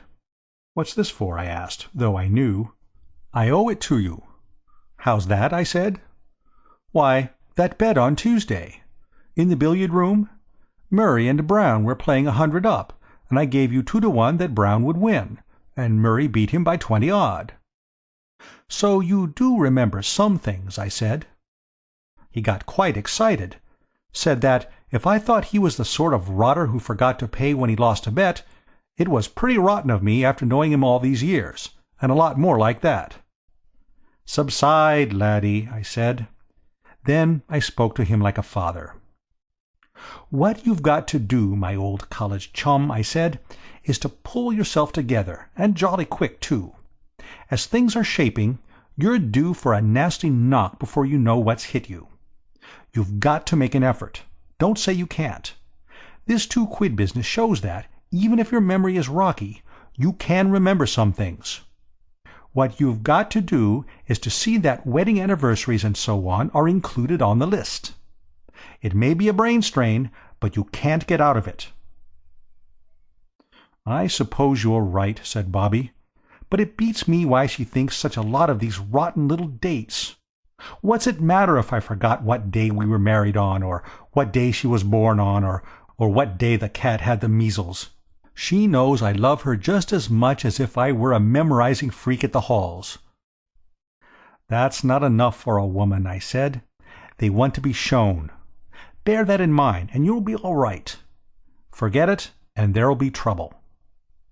He chewed the knob of his stick. "Women are frightfully rummy," he said gloomily. "You should have thought of that before you married one," I said. I don't see that I could have done any more. I'd put the whole thing in a nutshell for him. You would have thought he would have seen the point, and that it would have made him brace up and get a hold of himself. But no. Off he went again in the same old way. I gave up arguing with him. I had a good deal of time on my hands, but not enough to amount to anything when it was a question of reforming dear old Bobby by argument. If you see a man asking for trouble, and insisting on getting it, the only thing to do is to stand by and wait till it comes to him.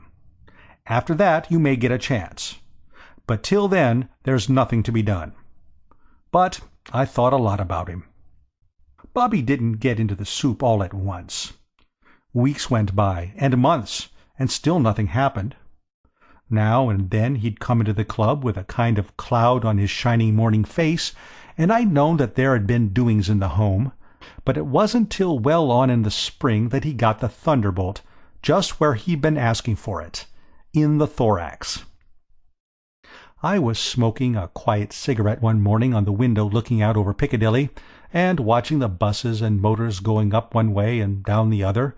Most interesting it is, I often do it, when in rushed Bobby, with his eyes bulging and his face the color of an oyster, waving a piece of paper in his hand.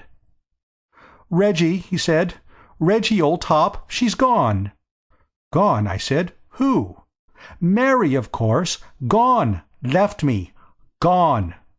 "Where?" I said. Silly question? Perhaps you're right. Anyhow, dear old Bobby nearly foamed at the mouth. "Where? How should I know where? Here, read this." He pushed the paper into my hand. It was a letter. "Go on," said Bobby. "Read it." So I did. It certainly was quite a letter. There was not much of it, but it was all to the point. This is what it said. "My dear Bobby, I am going away.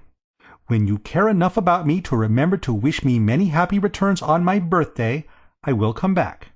My address will be Box 341, London Morning News." I read it twice. Then I said, "Well, why don't you?" "Why don't I what?"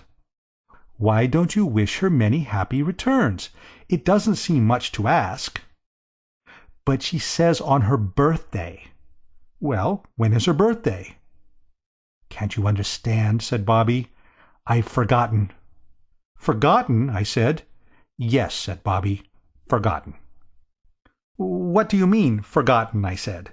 Forgotten whether it's the 20th or the 21st, or what? How near do you get to it? I know it came somewhere between the 1st of January and the 31st of December. That's how near I get to it. Think. Think? What's the use of saying think? Think I haven't thought? I've been knocking sparks out of my brain ever since I opened that letter. And you can't remember? No. I rang the bell and ordered restoratives. Well, Bobby, I said, it's a pretty hard case to spring on an untrained amateur like me. Suppose someone had come to Sherlock Holmes and said, Mr. Holmes, here's a case for you. When is my wife's birthday? Wouldn't that have given Sherlock a jolt? However, I know enough about the game to understand that a fellow can't shoot off his deductive theories unless you start him with a clue. So rouse yourself out of that pop-eyed trance and come across with 2 or 3. For instance, can't you remember the last time she had a birthday? What sort of weather was it? That might fix the month. Bobby shook his head. It was just ordinary weather, as near as I can recollect. Warm? Warmish. Or cold? Well, fairly cold, perhaps. I can't remember. I ordered 2 more of the same. They seemed indicated in the young detective's manual. You're a great help, Bobby, I said. An invaluable assistant. One of those indispensable adjuncts without which no home is complete. Bobby seemed to be thinking. I've got it, he said suddenly. Look here, I gave her a present on her last birthday. All we have to do is go to the shop, hunt up the date when it was bought, and the thing's done. Absolutely. What did you give her? He sagged. I can't remember, he said. Getting ideas is like golf.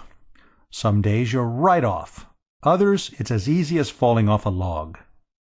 I don't suppose dear old Bobby had ever had 2 ideas in the same morning before in his life. But now he did it without an effort. He just loosed another dry martini into the undergrowth, and before you could turn around, it had flushed quite a brainwave. Do you know those little books called When You Were Born? There's one for each month. They tell you your character, your talents, your strong points, and your weak points at 4p halfpenny a go.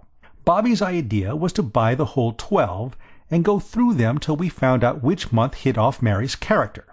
That would give us the month, and narrow it down a whole lot. A pretty hot idea for a non-thinker like dear old Bobby. We sallied out at once.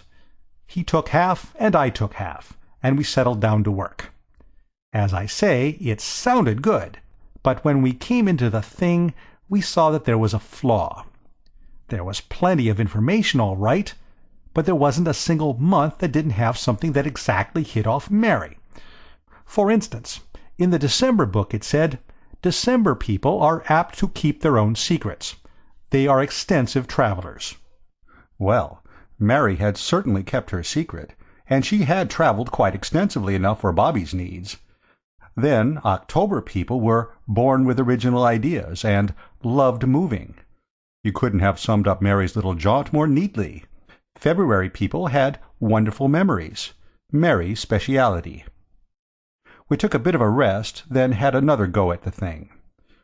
Bobby was all for May, because the book said that women born in that month were inclined to be capricious, which is always a barrier to a happy married life.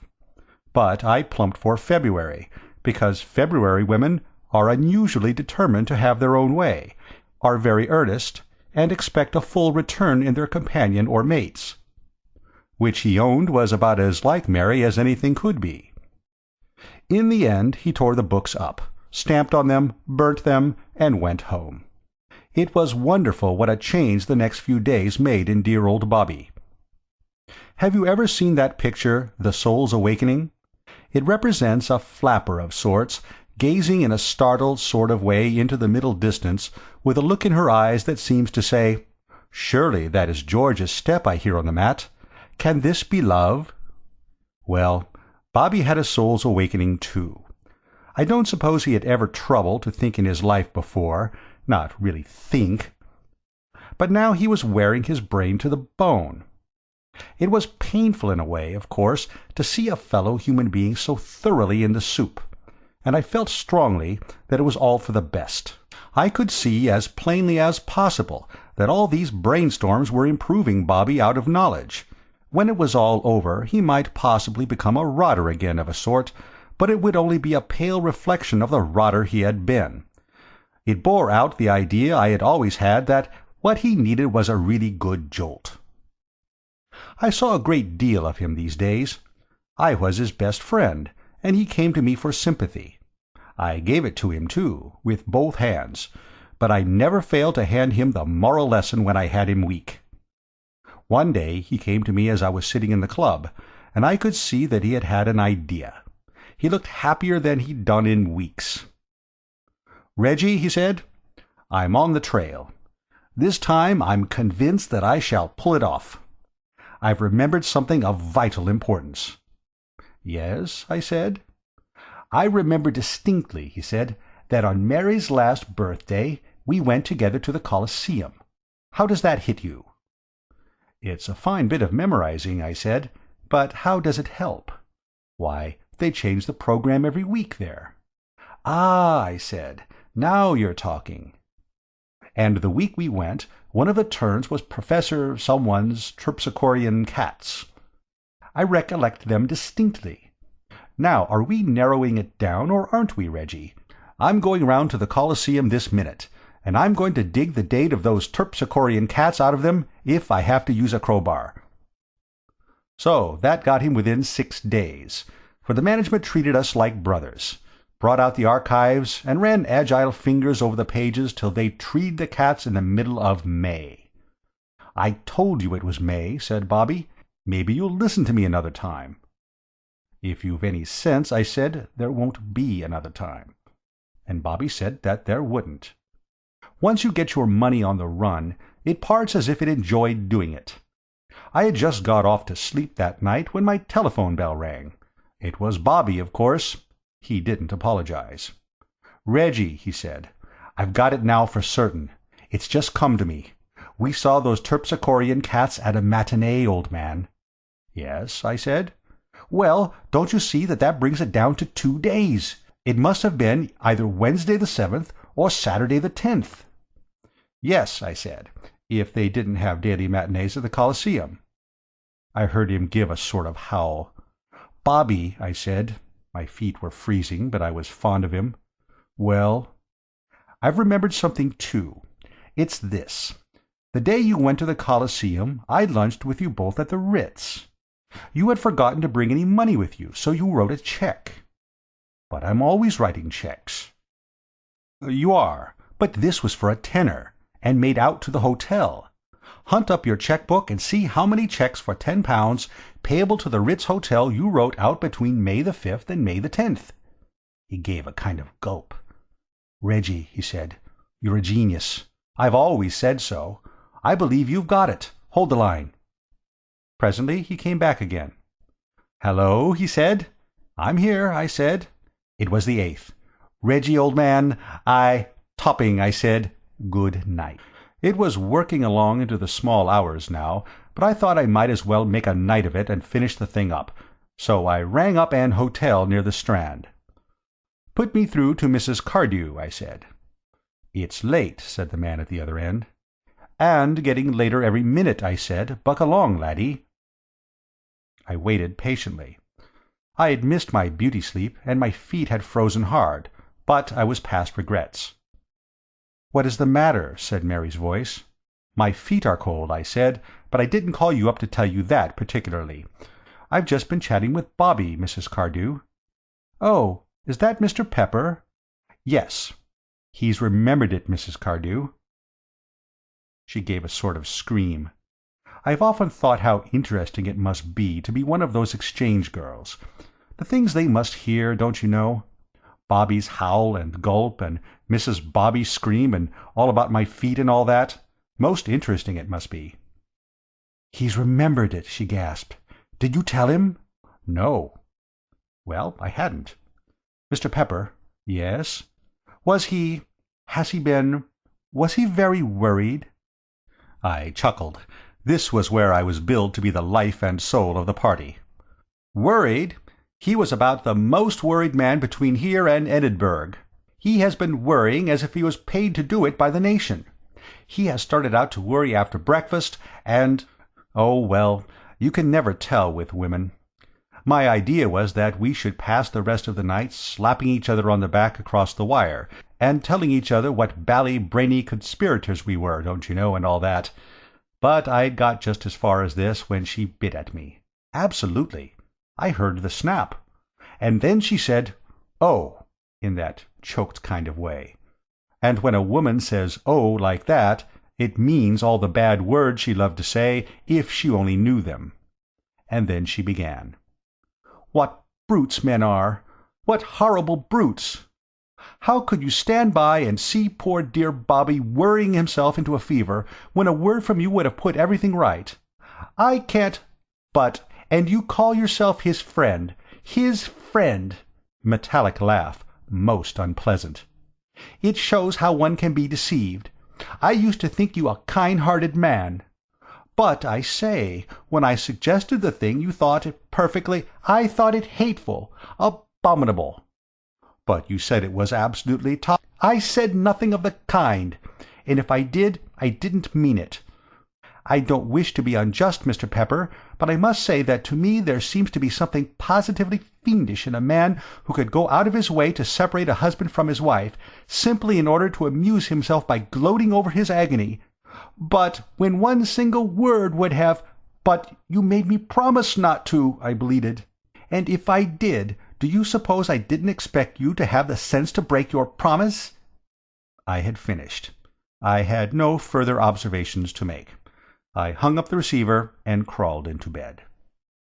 I still see Bobby when he comes to the club, but I do not visit the old homestead. He is friendly, but he stops short of issuing invitations. I ran across Mary at the academy last week, and her eyes went through me like a couple of bullets through a pat of butter, and as they came out the other side, and I limped off to piece myself together again, there occurred to me the simple epitaph which, when I am no more, I intend to have inscribed on my tombstone. It was this: "He was a man who acted from the best motives. There is one born every minute." End of Absent Treatment.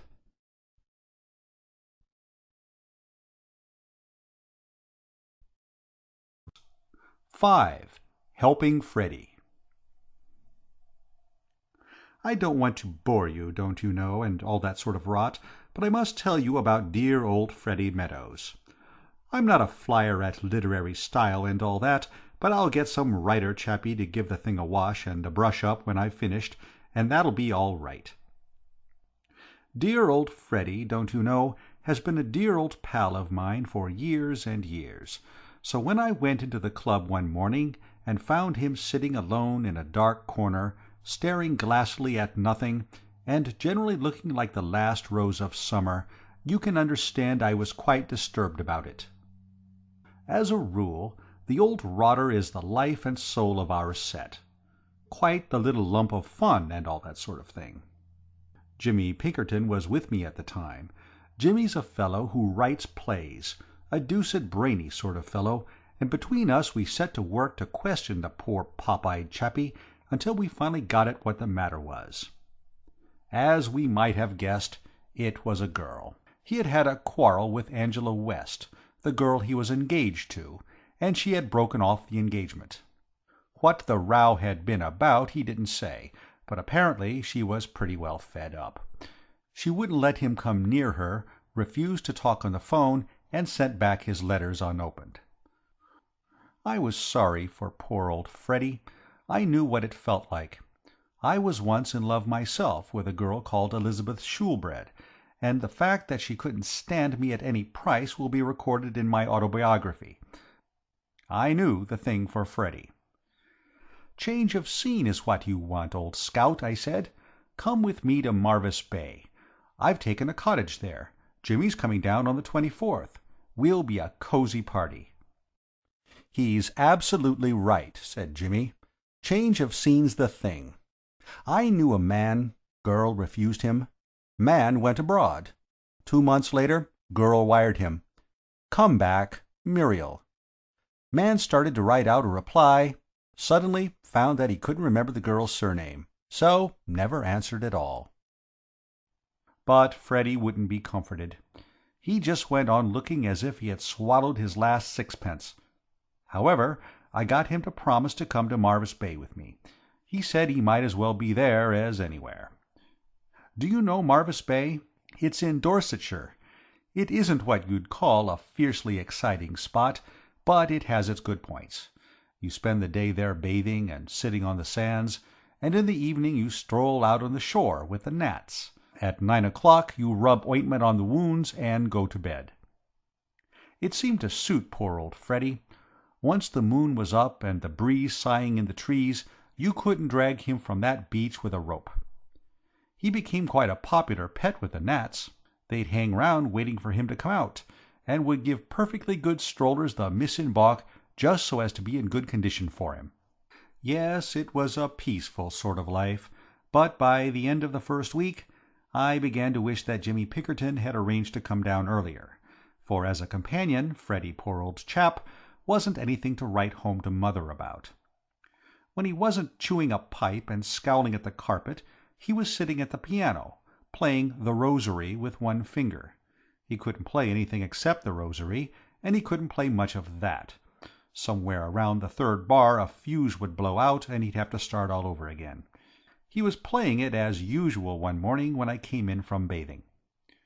"Reggie," he said in a hollow voice, looking up, "I've seen her." "Seen her?" I said. "What? Miss West?" "I was down at the post office, getting the letters, and we met in the doorway. She cut me." He started playing The Rosary again, and side-slipped in the second bar. "Reggie," he said, "you ought never to have brought me here. I must go away." "Go away?" I said. "Don't talk such rot. This is the best thing that could have happened. This is where you come out strong." "She cut me." "Never mind. Be a sportsman. Have another dash at her." "She looked clean through me." "Of course she did. But don't mind that. Put this in my hands. I'll see you through. Now what you want," I said, "is to place her under some obligation to you. What you want is to get her timidly thanking you. What you want, but what's she going to thank me timidly for?" I thought for a moment. "Look out for a chance and save her from drowning," I said.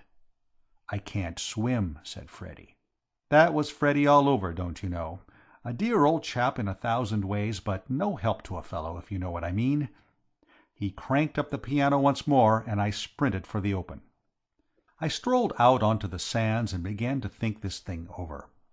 There was no doubt that the brain work had to be done by me. Dear old Freddy had his strong qualities. He was top hole at polo, and in happier days I've heard him give an imitation of cats fighting in a backyard that would have surprised you. But apart from that, he wasn't a man of enterprise. Well, don't you know, I was rounding some rocks, with my brain whirring like a dynamo, when I caught sight of a blue dress, and, by Jove, it was the girl. I had never met her, but Freddy had 16 photographs of her sprinkled round his bedroom, and I knew I couldn't be mistaken. She was sitting on the sand, helping a small, fat child build a castle. On a chair close by was an elderly lady reading a novel. I heard the girl call her aunt. So, doing the Sherlock Holmes business, I deduced that the fat child was her cousin.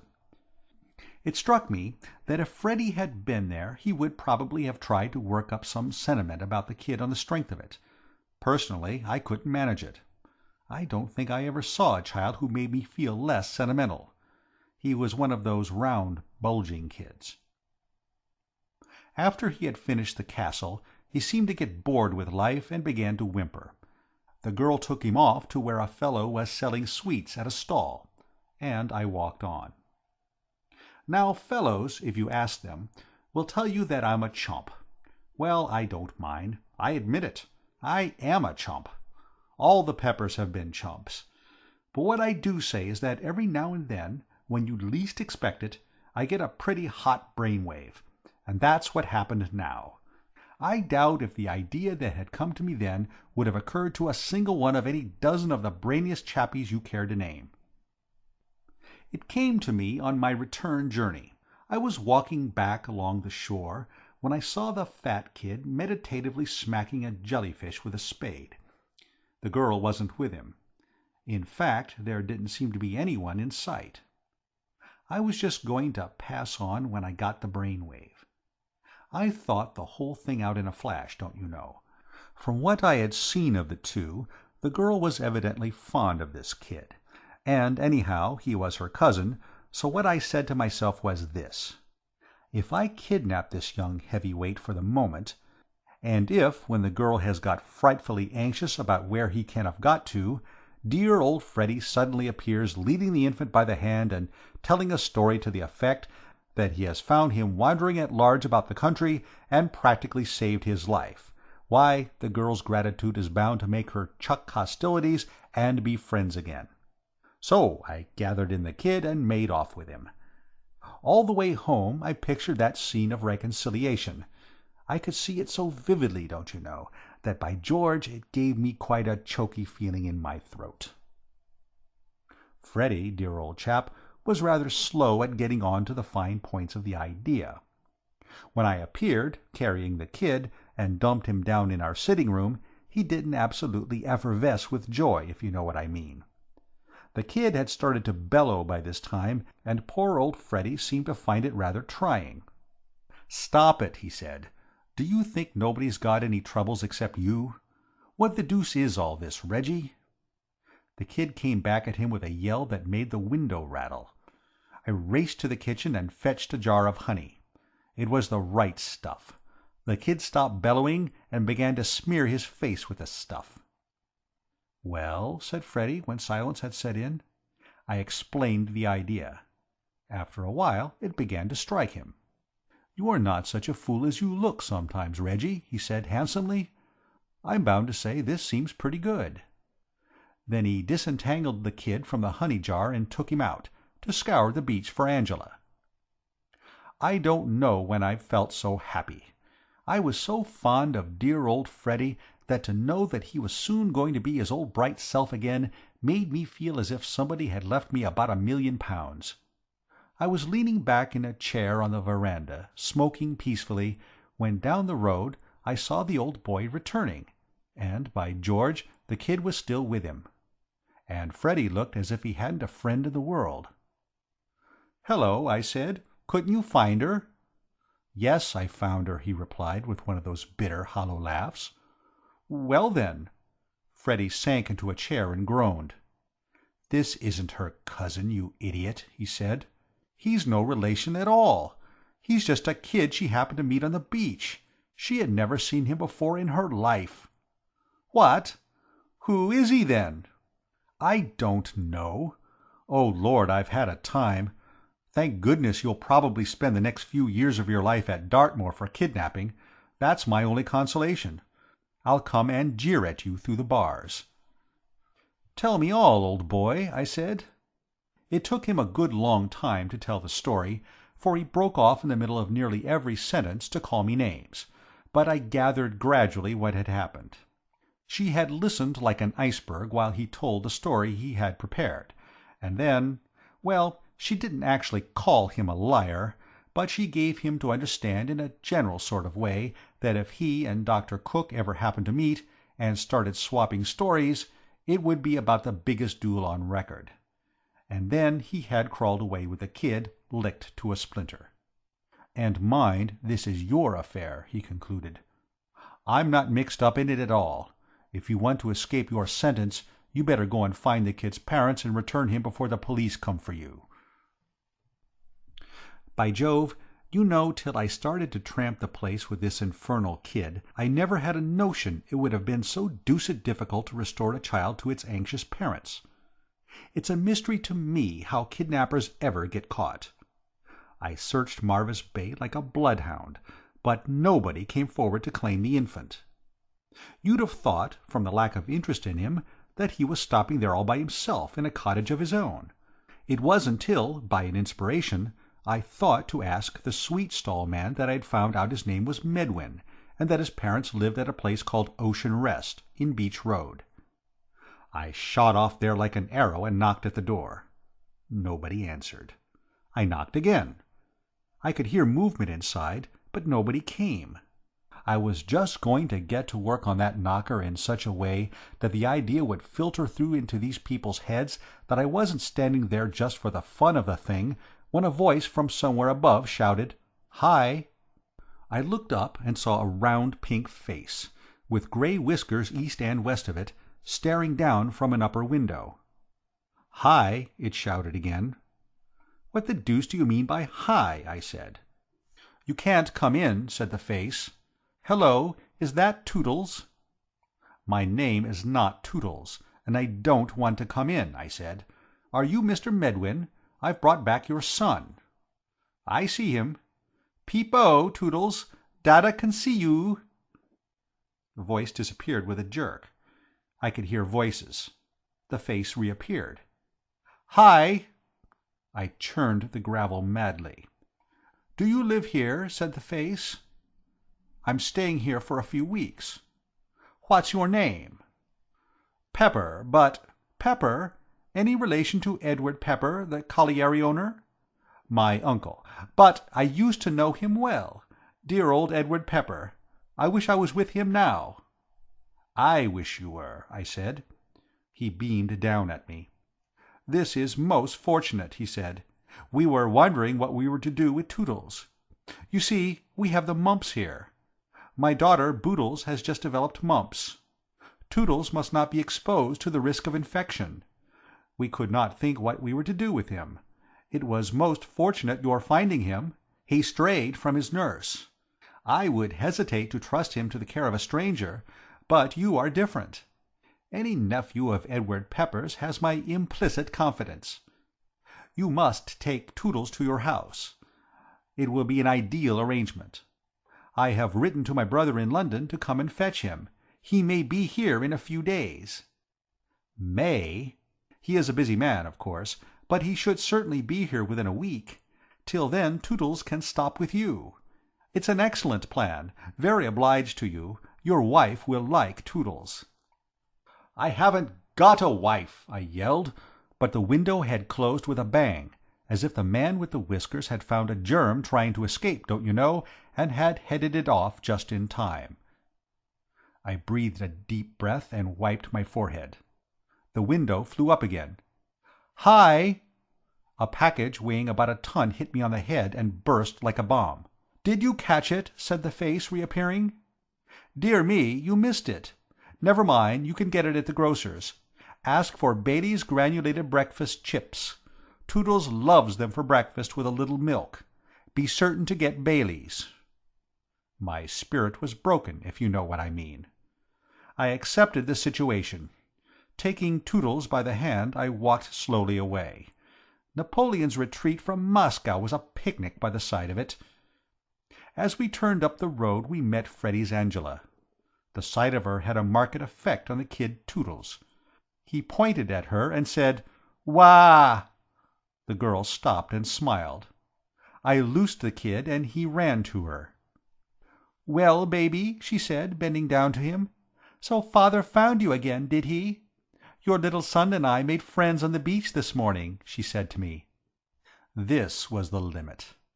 Coming on top of that interview with the whiskered lunatic, it so utterly unnerved me, don't you know, that she had nodded good-bye and was halfway down the road before I caught up with my breath enough to deny the charge of being the infant's father. I hadn't expected dear old Freddy to sing with joy when he found out what had happened, but I did think he might have shown a little more manly fortitude. He leaped up, glared at the kid, and clutched his head. He didn't speak for a long time, but on the other hand, when he began he did not leave off for a long time. He was quite emotional, dear old boy. It beat me where he could have picked up such expressions.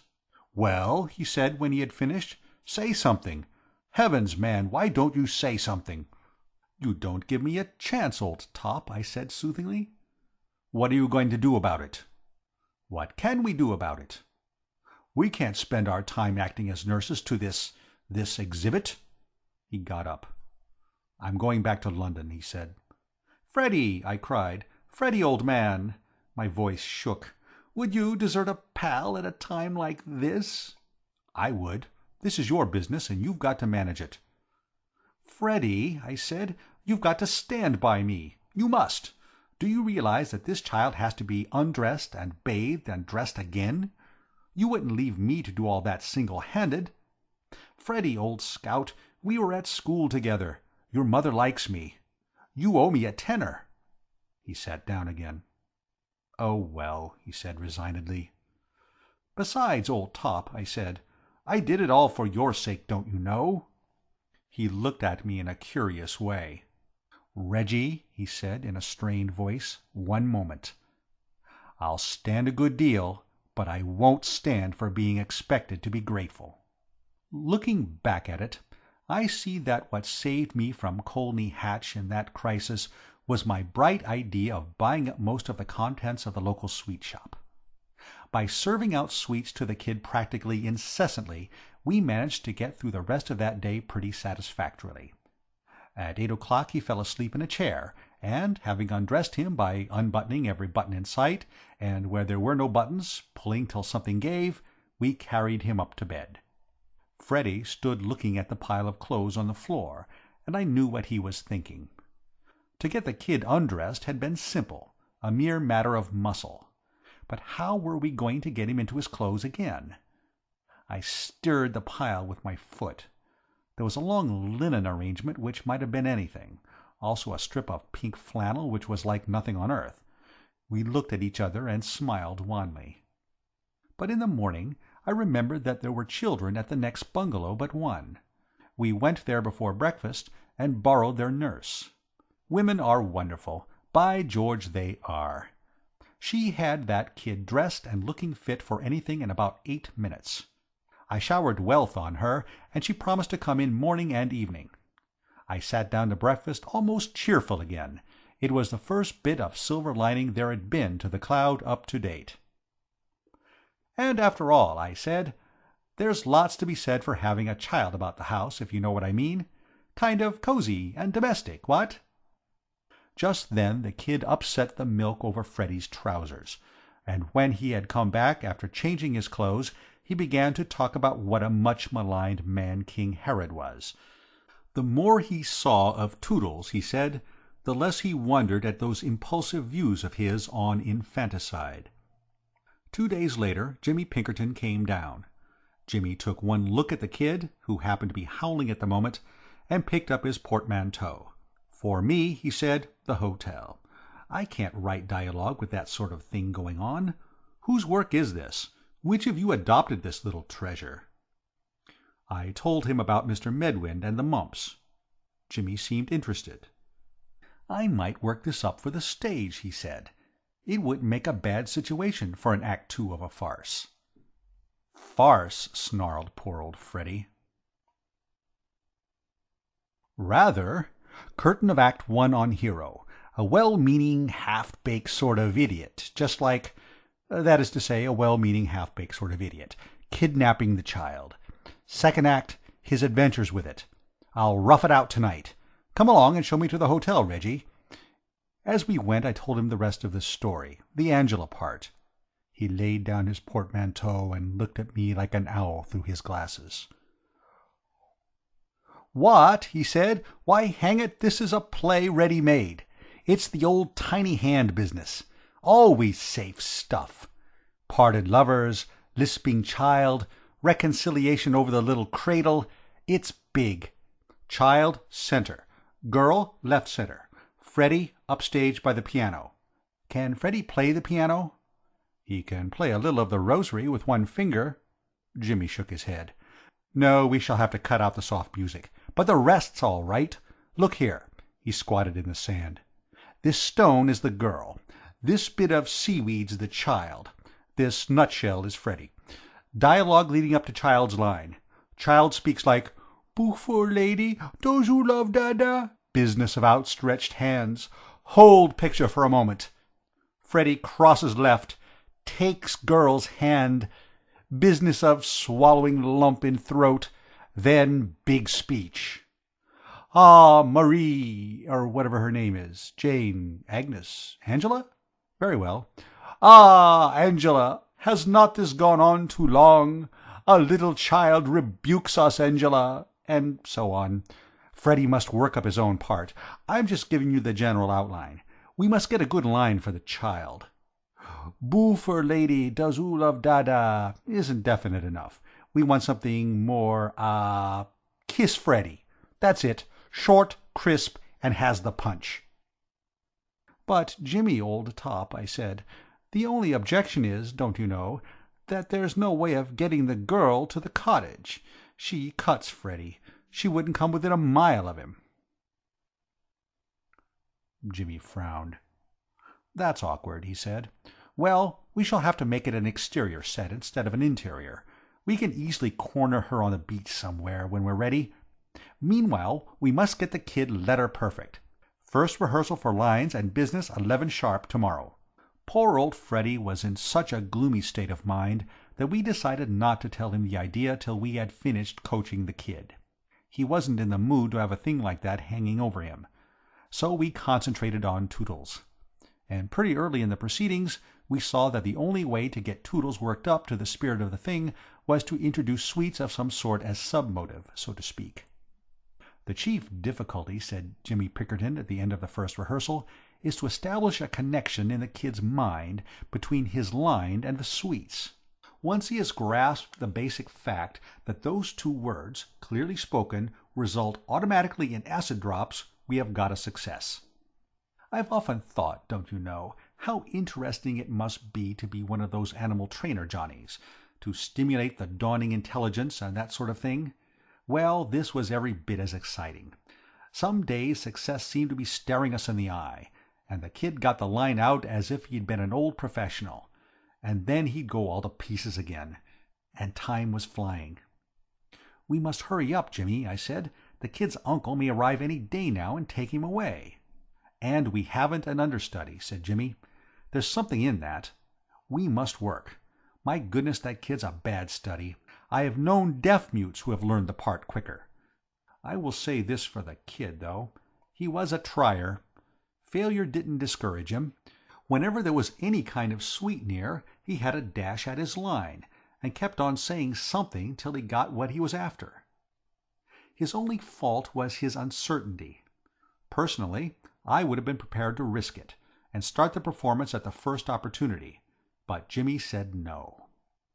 We're not nearly ready, said Jimmy. Today, for instance, he said kick Freddy. That's not going to win any girl's heart, and she might do it, too. No, we must postpone production a while yet. But, by George, we didn't. The curtain went up that very next afternoon. It was nobody's fault, certainly not mine. It was just fate. Freddy had settled down at the piano, and I was leading the kid out of the house to exercise it, when, just as we got out to the veranda, along came the girl Angela on her way to the beach. The kid set up his usual yell at the sight of her, and she stopped at the foot of the steps. "Hello, baby," she said. "Good morning," she said to me. "May I come up?" She didn't wait for an answer. She just came. She seemed to be that sort of girl. She came up on the veranda and started fussing over the kid. And 6 feet away, mind you, Freddy smiting the piano in the sitting-room. It was a dashed disturbing situation, don't you know. At any minute Freddy might take it into his head to come out onto the veranda, and we hadn't even begun to rehearse him in his part. I tried to break up the scene. "We were just going down to the beach," I said. "Yes," said the girl. She listened for a moment. "So you're having your piano tuned?" she said. "My aunt has been trying to find a tuner for ours. Do you mind if I go in and tell this man to come on to us when he's finished here?" Not yet," I said. "Not yet, if you don't mind. He can't bear to be disturbed when he's working. It's the artistic temperament. I'll tell him later." "Very well," she said, getting up to go. "Ask him to come to Pine Bungalow. West is the surname. Oh, he seems to have stopped. I suppose he'll be out in a minute now. I'll wait." "Don't you think—shouldn't we be going to the beach?" I said. She had started talking to the kid and didn't hear. She was feeling in her pocket for something. "The beach," I babbled. "See what I've brought for you, baby?" she said, and by George, don't you know, she held up in front of the kid's bulging eyes a chunk of toffee the size of the automobile club. That finished it. We had just been having a long rehearsal, and the kid was all worked up in his part. He got it right the first time. "Kiss Freddy!" he shouted. And the front door opened, and Freddy came out onto the veranda for all the world as if he had been taking a cue. He looked at the girl, and the girl looked at him. I looked at the ground, and the kid looked at the toffee. "Kiss Freddy!" he yelled. "Kiss Freddy!" The girl was still holding up the toffee, and the kid did what Jimmy Pinkerton would have called business of outstretched hands towards it. "Kiss Freddy!" he shrieked. "What does this mean?" said the girl, turning to me. "You'd better give it to him, don't you know," I said. "He'll go on till you do." She gave the kid his toffee, and he subsided. Poor old Freddy still stood there, gaping, without a word. "What does it mean?" said the girl again. Her face was pink, and her eyes were sparkling in that sort of way, don't you know, that makes a fellow feel as if he hadn't any bones in him, if you know what I mean.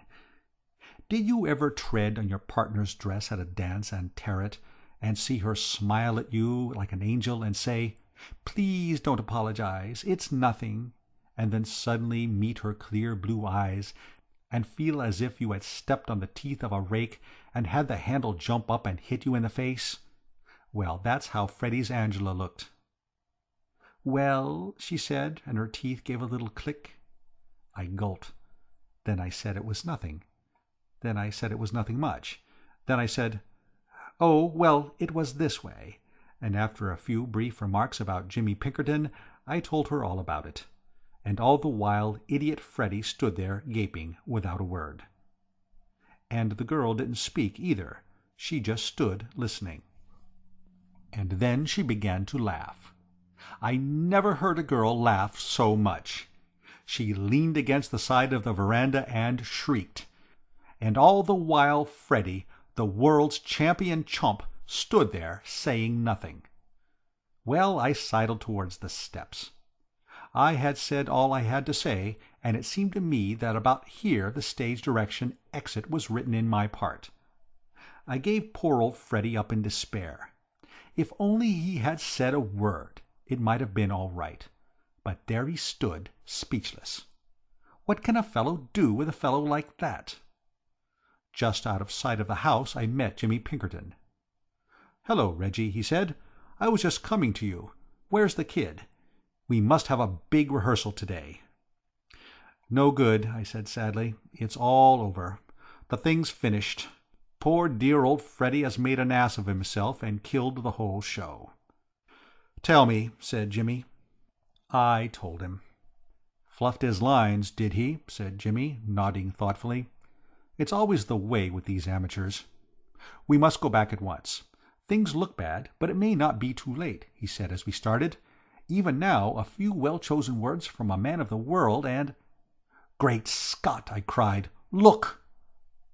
In front of the cottage stood 6 children, a nurse, and the fellow from the grocer's, staring.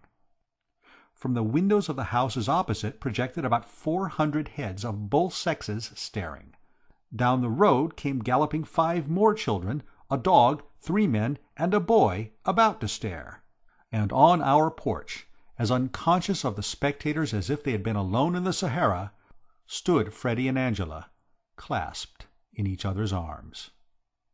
Dear old Freddy may have been fluffy in his lines, but by George, his business had certainly gone with a bang. End of Helping Freddy.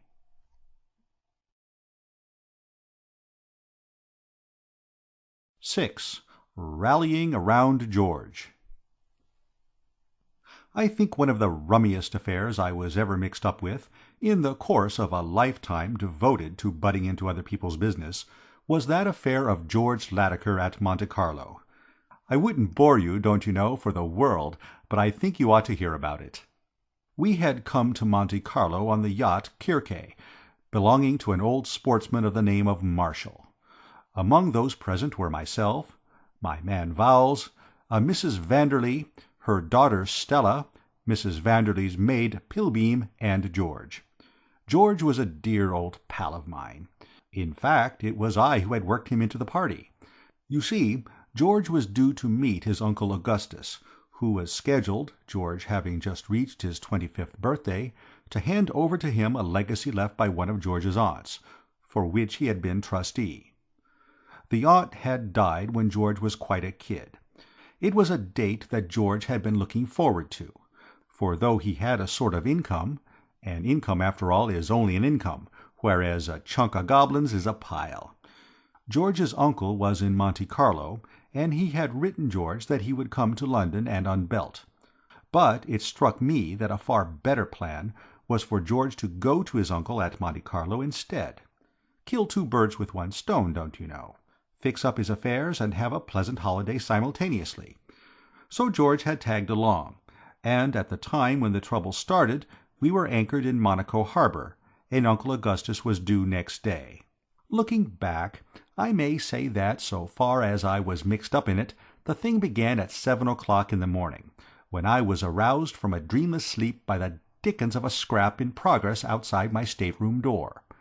The chief ingredients were a female voice that sobbed and said, "Oh, Harold," and a male voice, raised in anger, as they say, which after considerable difficulty I identified as Vowles's. I hardly recognized it. In his official capacity, Vowles talks exactly like you'd expect a statue to talk, if it could. In private, however, he evidently relaxed to some extent, and to have that sort of thing going on in my midst at that hour was too much for me. "Vowles!" I yelled. Spion Kop ceased with a jerk. There was a silence, then sobs diminishing in the distance, and finally a tap at the door. Vowles entered with that impressive "My lord, the carriage waits" look, which is what I pay him for. You wouldn't have believed he had a drop of any sort of emotion in him. "Vowles," I said, "are you under the delusion that I am going to be Queen of the May? You've called me early, all right. It's only just 7. "I understand you to summon me, sir." "I summoned you to find out why you were making that infernal noise outside." "I owe you an apology, sir. I am afraid that in the heat of the moment I raised my voice." "It's a wonder you didn't raise the roof. Who was that with you?" "Miss Pilbeam, sir, Mrs. Vanderley's maid." "What was all that trouble about?" "I was breaking our engagement, sir." I couldn't help gaping. Somehow one didn't associate Vowles with engagements. Then it struck me that I'd no right to butt in on his secret sorrows, so I switched the conversation. "I think I'll get up," I said. "Yes, sir." "I can't wait to breakfast with the rest. Can you get me some right away?" "Yes, sir." So I had a solitary breakfast and went up on the deck to smoke. It was a lovely morning. Blue sea, gleaming casino, cloudless sky, and all the rest of the hippodrome. Presently the others began to trickle up. Stella Vanderley was one of the first. I thought she looked a bit pale and tired. She said she hadn't slept well. That accounted for it. Unless you get your 8 hours, where are you? "Seen George?" I asked. I couldn't help thinking the name seemed to freeze her a bit. Which was queer, because all the voyage she and George had been particularly close pals. In fact, at any moment I expected George to come to me and slip his little hand in mine and whisper, "I've done it, old scout. She loves me." "I have not seen Mr. Latimer," she said. I didn't pursue the subject. George's stock was apparently low that a.m. The next item in the day's programme occurred a few minutes later, when the morning papers arrived.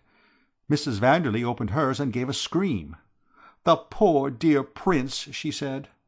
"What a shocking thing," said old Marshall. "I knew him in Vienna," said Mrs. Vanderley. "He waltzed divinely." Then I got at mine and saw what they were talking about. The paper was full of it.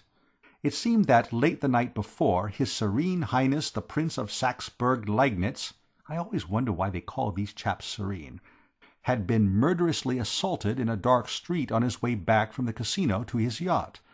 Apparently he had developed the habit of going out without an escort, and some roughneck, taking advantage of this, had laid for him and slugged him with considerable vim. The prince had been found lying pretty well beaten up and insensible in the street by a passing pedestrian, and had been taken back to his yacht, where he still lay unconscious. "This is going to do somebody no good," I said. "What do you get for slugging a Serene Highness? I wonder if they'll catch the fellow." "Later," read old Marshall, "the pedestrian who discovered His Serene Highness proves to have been Mr. Denman Sturgis, the eminent private investigator. Mr. Sturgis has offered his services to the police, and is understood to be in possession of a most important clue. That's the fellow who had charge of that kidnapping case in Chicago. If anybody can catch the man, he can." About 5 minutes later, just as the rest of them were going to move off to breakfast, a boat hailed us and came alongside. A tall, thin man came up the gangway. He looked round the group, and fixed on old Marshall as the probable owner of the yacht. "Good morning," he said. "I believe you have a Mr. Latiker on board, Mr. George Latiker?" "Yes," said Marshall. "He's down below. Want to see him? Whom shall I say?" "He would not know my name. I should like to see him for a moment on somewhat urgent business." "Take a seat. He'll be up in a moment. Reggie, my boy, go and hurry him up." I went down to George's stateroom. "George, old man," I shouted. No answer. I opened the door and went in. The room was empty. What's more, the bunk hadn't been slept in. I don't know when I've been more surprised. I went on deck. "He isn't there," I said. "Not there," said old Marshall. "Where is he, then? Perhaps he's gone for a stroll ashore. But he'll be back soon for breakfast. You better wait for him. Have you breakfasted? No? Then will you join us?" The man said he would, and just then the gong went and they trooped down, leaving me alone on the deck. I sat smoking and thinking, and then smoking a bit more, when I thought I heard somebody call my name in a sort of hoarse whisper. I looked over my shoulder, and, by Jove, there at the top of the gangway, in evening dress, dusty to the eyebrows and without a hat, was dear old George. "Great Scott!" I cried. "Shh!" he whispered. "Anyone about?" "They're all down at breakfast." He gave a sigh of relief, sank into my chair, and closed his eyes. I regarded him with pity. The poor old boy looked a wreck. "I say," I said, touching him on the shoulder. He leaped out of the chair with a smothering yell. "Did you do that? What did you do it for? What's the sense of it? How do you suppose you can ever make yourself popular if you go about touching people on the shoulder? My nerves are sticking a yard out of my body this morning, Reggie." "Yes, old boy." "I did a murder last night." "What?" "It's the sort of thing that might happen to anybody. Directly Stella Vanderley broke off our engagement—" "Broke off your engagement? How long were you engaged?" "About 2 minutes. It might have been less. I hadn't a stopwatch.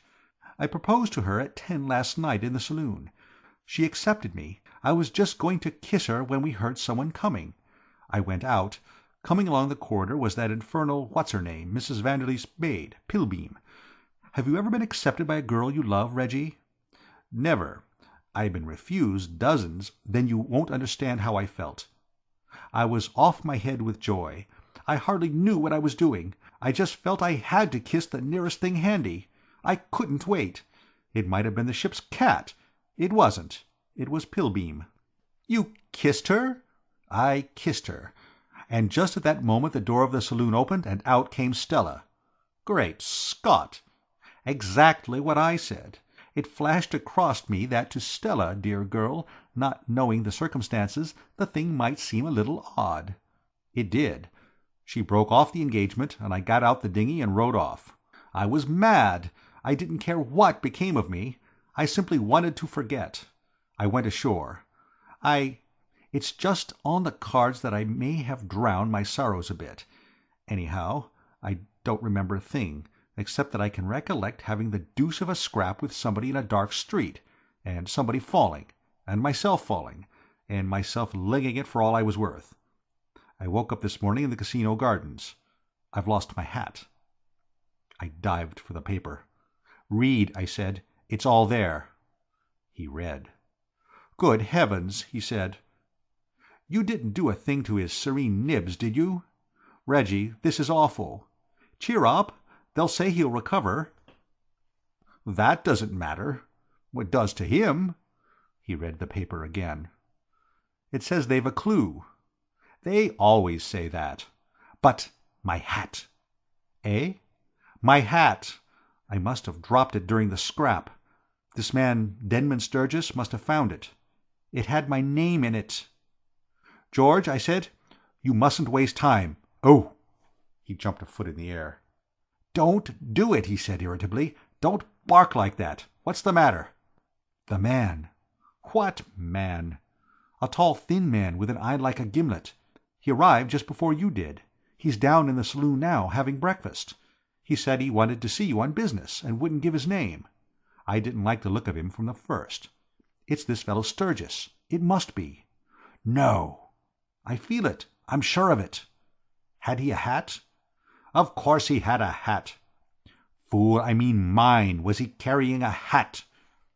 "By Jove, he was carrying a parcel." "George, old scout, you must get a move on. You must light out if you want to spend the rest of your life out of prison. Slugging a Serene Highness is lèse majesté. It's worse than hitting a policeman. You haven't got a moment to waste." "But I haven't any money. Reggie, old man, lend me a tenner or something. I must get over the frontier into Italy at once. I'll wire my uncle to meet me in—" "Look out!" I cried. "There's someone coming." He dived out of sight just as Vowles came up the companionway, carrying a letter on a tray. "What's the matter?" I said. "What do you want?" "I beg your pardon, sir. I thought I heard Mr. Latimer's voice. A letter has arrived for him." "He isn't here." "No, sir. Shall I remove the letter?" "No, give it to me. I'll give it to him when he comes." "Very good, sir." "Oh, Vowles, are they all still at breakfast? The gentleman who came to see Mr. Latimer still hard at it?" "He is at present occupied with a kippered herring, sir." "Ah, that's all, Vowles. Thank you, sir." He retired. I called to George, and he came out. "Who was it?" "Only Vowles. He brought a letter for you. They're all at breakfast still, the sleuths eating kippers. That'll hold him for a bit, full of bones." He began to read his letter. He gave a kind of grunt of surprise at the first paragraph. "Well, I'm hanged," he said as he finished. "Reggie, this is a queer thing." "How's that?" He handed me the letter, and directly I started in on it. I saw why he had grunted. This is how it ran. "My dear George, I shall be seeing you tomorrow, I hope. But I think it is better, before we meet, to prepare you for a curious situation that has arisen in connection with the legacy which your father inherited from your Aunt Emily, and which you are expecting me, as trustee, to hand over to you, now that you have reached your 25th birthday. You have doubtless heard your father speak of your twin brother, Alfred, who was lost or kidnapped, which was never ascertained, when you were both babies. When no news was received of him for so many years, it was supposed that he was dead. Yesterday, however, I received a letter purporting that he had been living all this time in Buenos Aires as the adopted son of a wealthy South American, and has only recently discovered his identity. He states that he is on his way to meet me, and will arrive any day now. Of course, like other claimants, he may prove to be an impostor, but meanwhile his intervention will, I fear, cause a certain delay before I can hand over your money to you. It will be necessary to go into a thorough examination of credentials, etc., and this will take some time. But I will go fully into the matter with you when we meet. Your affectionate uncle, Augustus Arbut. I read it through twice, and the second time I had one of those ideas I do sometimes get, though admittedly a chump of the premier class. I have seldom had such a thoroughly corking brainwave. "Why, old top," I said, "this lets you out." "Lets me out of half the darned money, if that's what you mean. If this chap's not an impostor, and there's no earthly reason to suppose he is, though I've never heard my father say a word about him, we shall have to split the money. Aunt Emily's will left the money to my father, or, failing him, his offspring. I thought that meant me, but apparently there are a crowd of us. I'll call it rotten work, springing unexpected offspring on a fellow at the 11th hour like this. "Why, you chump," I said, "it's going to save you. This lets you out of your spectacular dash across the frontier. All you've got to do is to stay here and be your brother Alfred. It came to me in a flash." He looked at me in a kind of dazed way. "You ought to be in some sort of a home, Reggie." "Ass," I cried, "don't you understand? Have you ever heard of twin brothers who weren't exactly alike? Who's to say you aren't Alfred if you swear you are? Your uncle will be there to back you up that you have a brother Alfred. And Alfred will be there to call me a liar. He won't. It's not as if you have to keep it up for the rest of your life. It's only for an hour or two, till we can get this detective off the yacht. We sail for England tomorrow morning." At last the thing seemed to sink into him. His face brightened. "Why, I really do believe it would work," he said. "Of course it would work. If they want proof, show them your mole. I'll swear George hadn't one. And as Alfred, I should get a chance of talking to Stella and making things all right for George. Reggie, old top, you're a genius." "No, no." "You are." "Well, it's only sometimes. I can't keep it up." And just then there was a gentle cough behind us. We spun around. "What the devil are you doing there, Vowles?" I said. "I beg your pardon, sir. I have heard all." I looked at George. George looked at me. "Vowles is all right," I said. "Decent Vowles. Vowles wouldn't give us away, would you, Vowles?" "Yes, sir." "You would?" "Yes, sir." "But Vowles, old man," I said, "be sensible. What would you gain by it?" "Financially, nothing, sir." "Whereas by keeping quiet," I tapped him on the chest, "by holding your tongue, Vowles, by saying nothing about it to anybody, Vowles, old fellow, you might gain a considerable sum." "Am I to understand, sir, that because you are rich and I am poor, you think you can buy my self-respect?" "Oh, come," I said. "How much?" said Vowles. So we switched to terms. You wouldn't believe the way the man haggled. You'd have thought a decent, faithful servant would have been delighted to oblige one in a little matter like that for a fiver, but not Vowles, by no means. It was 100 down, and the promise of another 100 when we got safely away, before he was satisfied. But we fixed it up at last, and poor old George got down to his stateroom and changed his clothes. He'd hardly gone when the breakfast party came on deck. "Did you meet him?" I asked. "Meet whom?" said old Marshall. "George's twin brother, Alfred." "I didn't know George had a brother." "Nor did he till yesterday. It's a long story. He was kidnapped in infancy and everyone thought he was dead. George had a letter from his uncle about him yesterday. I shouldn't wonder if that's where George has gone, to see his uncle and find out about it. In the meantime, Alfred has arrived. He's down in George's stateroom now, having a brush-up. It'll amaze you, the likeness between them. You'd think it is George at first. Well, look, here he comes." And up came George, brushed and clean, in an ordinary yachting suit. They were rattled. There was no doubt about that. They stood looking at him as if they thought there was a catch somewhere, but weren't quite certain where it was. I introduced him, and still they looked doubtful. "Mr. Pepper tells me my brother is not on board," said George. "It's an amazing likeness," said old Marshall. "Is my brother like me?" asked George amiably. "No one could tell you apart," I said. "I suppose twins always are alike," said George, "but if it ever came to a question of identification, there would be one way of distinguishing us. Do you know George well, Mr. Pepper?" "He's an old pal of mine." "You've been swimming with him, perhaps?" "Every day last August." "Well, then, you would have noticed it if he had a mole like this on the back of his neck, wouldn't you?" He turned his back and stooped and showed the mole. His collar hid it in ordinary times. I had seen it often when we were bathing together. "Has George a mole like that?" he asked. "No," I said. "Oh, no." "You would have noticed if he had?" "Yes," I said. "Oh, yes." "I'm glad of that," said George. It would be a nuisance not to be able to prove one's own identity. That seemed to satisfy them all. They couldn't get away from it. It seemed to me that from now on the thing was a walkover. And I think George felt the same, for when old Marshall asked him if he had had breakfast, he said he had not, went below, and pitched in as if he hadn't a care in the world. Everything went right till lunch-time. George sat in the shade on the foredeck talking to Stella most of the time.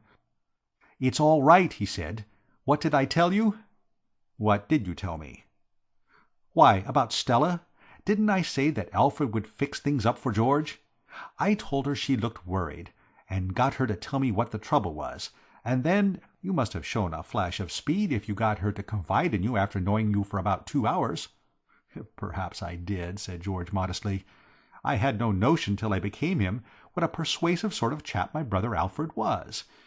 Anyway, she told me all about it, and I started in to show her that George was a pretty good sort of fellow on the whole, who oughtn't to be turned down for what was evidently merely temporary insanity. She saw my point." "And it's all right?" "Absolutely. If only we could produce George. How much longer does that infernal sleuth intend to stay here? He seems to have taken root."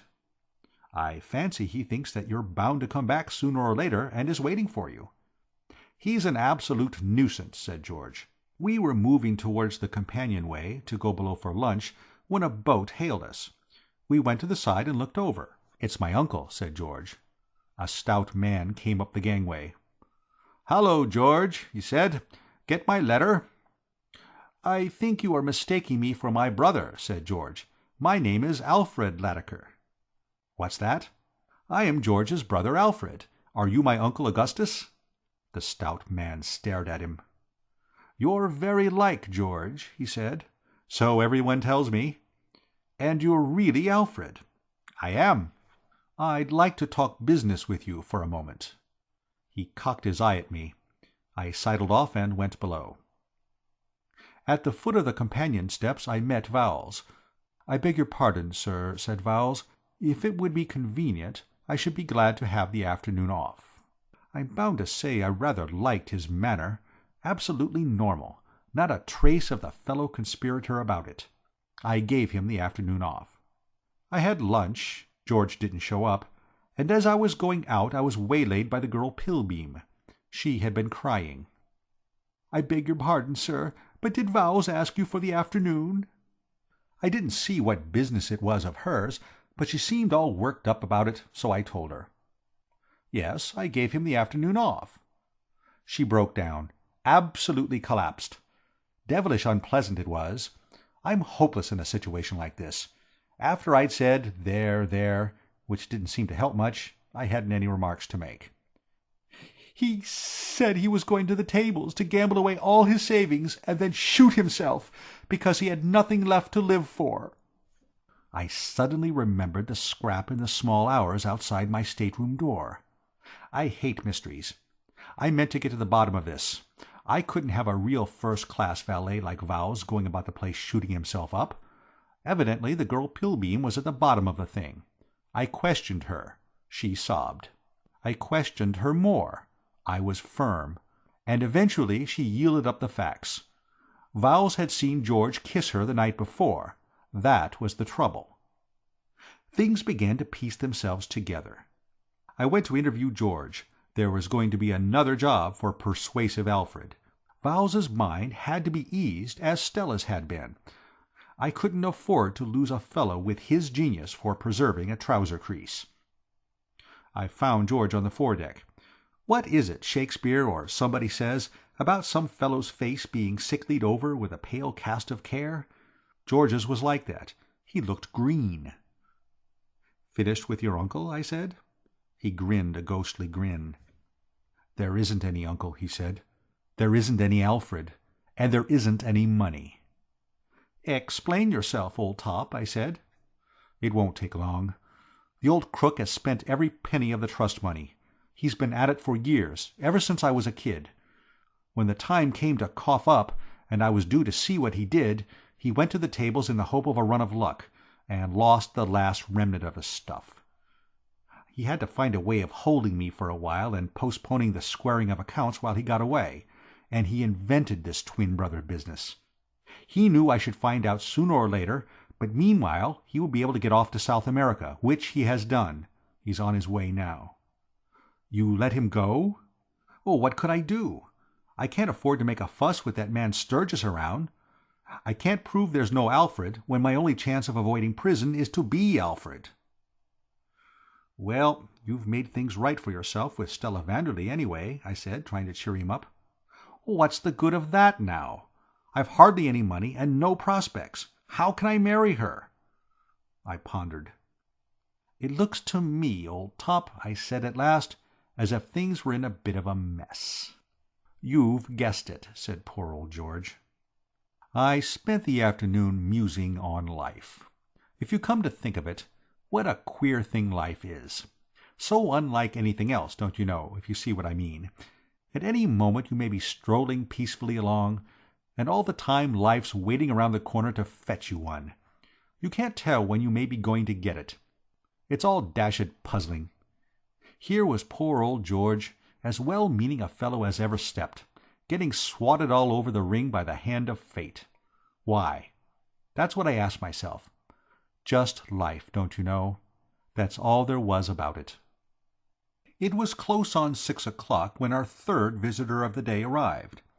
We were sitting on the afterdeck in the cool of the evening, old Marshall, Denman Sturgis, Mrs. Vanderley, Stella, George, and I, when he came up. We had been talking of George, and old Marshall was suggesting the advisability of sending out search parties. He was worried. So was Stella Vanderley. So, for the matter, were George and I, only not for the same reason. We were just arguing the thing out when the visitor arrived. He was a well-built, stiff sort of fellow. He spoke with a German accent. "Mr. Marshall," he said, "I am Count Fritz von Kozlin, equerry to his Serene Highness." He clicked his heels together and saluted. "The Prince of Saxburg-Leignitz." Mrs. Vanderley jumped up. "Why, Count," she said, "what ages since we met in Vienna! You remember?" "Could I ever forget? And the charming Miss Stella, she is well, I suppose not?" "Stella, you remember Count Fritz?" Stella shook hands with him. "And how is the poor dear Prince?" asked Mrs. Vanderley. "What a terrible thing to have happened!" "I rejoice to say that my high-born master is better. He has regained consciousness and is sitting up and taking nourishment." "That's good," said old Marshall. "In a spoon only," sighed the Count. "Mr. Marshall, with your permission I should like a word with Mr. Sturgis." "Mr. who?" The gimlet-eyed sportsman came forward. "I am Denman Sturgis, at your service." "The deuce you are! What are you doing here?" "Mr. Sturgis," explained the Count, "graciously volunteered his services—" "I know, but what's he doing here?" "I am waiting for Mr. George Latimer, Mr. Marshall." "Eh?" "You have not found him?" asked the Count anxiously. "Not yet, Count, but I hope to do so shortly. I know what he looks like now. This gentleman is his twin brother. They are doubles." "You are sure this gentleman is not Mr. George Latimer?" George put his foot down firmly on the suggestion. "Don't go mixing me up with my brother," he said. "I'm Alfred. You can tell by my mole." He exhibited the mole. He was taking no risks. The Count clicked his tongue regretfully. "I am sorry," he said. George didn't offer to console him. "Don't worry," said Sturgis. "He won't escape me. I shall find him." "Do, Mr. Sturgis, do. And quickly. Find swiftly the noble young man." "What?" shouted George. "That noble young man, George Latimer, who at the risk of his life saved my high-born master from the assassin." George sat down suddenly. "I don't understand," he said feebly. "We were wrong, Mr. Sturgis," went on the Count. "We leaped to the conclusion, was it not so, that the owner of the hat you found was also the assailant of my high-born master. We were wrong. I have heard the story from his Serene Highness's own lips. He was passing down a dark street when a ruffian in a mask sprang out upon him. Doubtless he had been followed from the casino, where he had been winning heavily. My high-born master was taken by surprise. He was felled. But before he lost consciousness, he perceived a young man in evening dress, wearing the hat you found, running swiftly towards him. The hero engaged the assassin in combat, and my high-born master remembers no more. His Serene Highness asks repeatedly, 'Where is my brave preserver?' His gratitude is princely. He seeks for this man to reward him. Ah, you should be proud of your brother, sir." "Thanks," said George limply. "And you, Mr. Sturgis, you must redouble your efforts. You must search the land. You must scour the sea to find George Latimer." "He needn't take all the trouble," said a voice from the gangway. It was Vowles. His face was flushed, his hat was on the back of his head, and he was smoking a fat cigar. "I'll tell you where to find George Latimer," he shouted. He glared at George, who was staring at him. "Yes, look at me," he yelled. "Look at me! You won't be the first this afternoon who stared at the mysterious stranger who's won for 2 hours without a break. I'll be even with you now, Mr. Blooming Latimer. I'll learn you to break a poor man's heart. Mr. Marshal and gents, this morning I was on deck, and I overheard him plotting up a game on you. They'd spotted that gent there as a detective, and they arranged that Blooming Latimer was to pass himself off as his own twin brother. And if you wanted proof, Blooming Pepper tells them to show him his mole, and he'd swear George hadn't one. Those were his very words.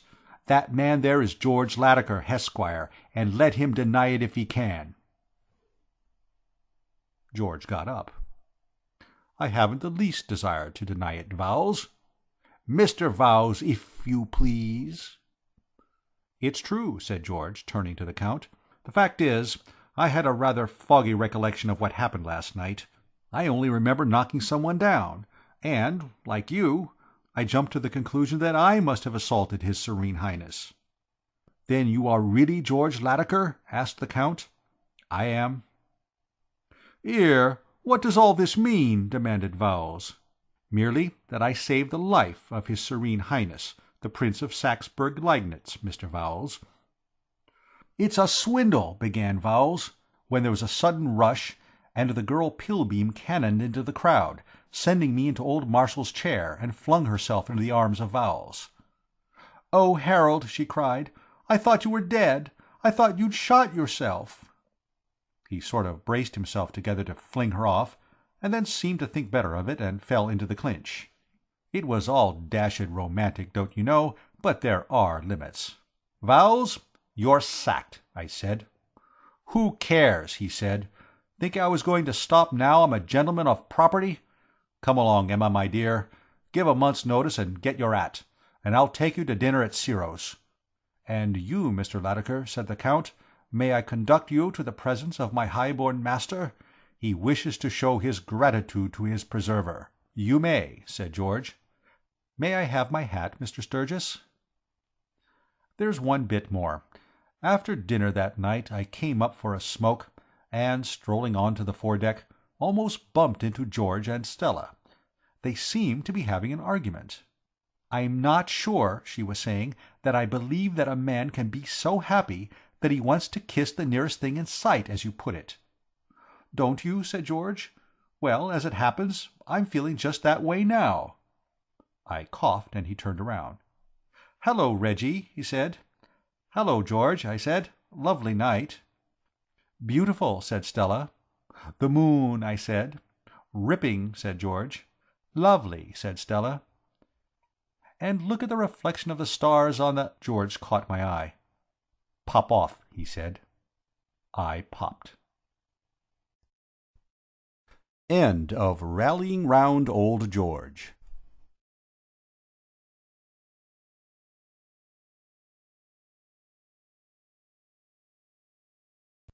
(7) Doing Clarence a Bit of Good.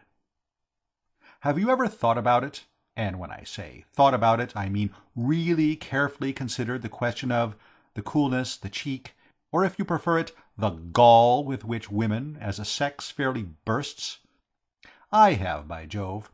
But then I've had it thrust on my notice by George in a way I should imagine has happened to pretty few fellows, and the limit was reached by that business of the Yeardsley Venus. To make you understand the full what-you-call-it of the situation, I shall have to explain just how matters stood between Mrs. Yeardsley and myself. When I first knew her she was Elizabeth Shoolbred, old Worcestershire family, pots of money, pretty as a picture. Her brother Bill was at Oxford with me. I loved Elizabeth Shoolbred. I loved her, don't you know.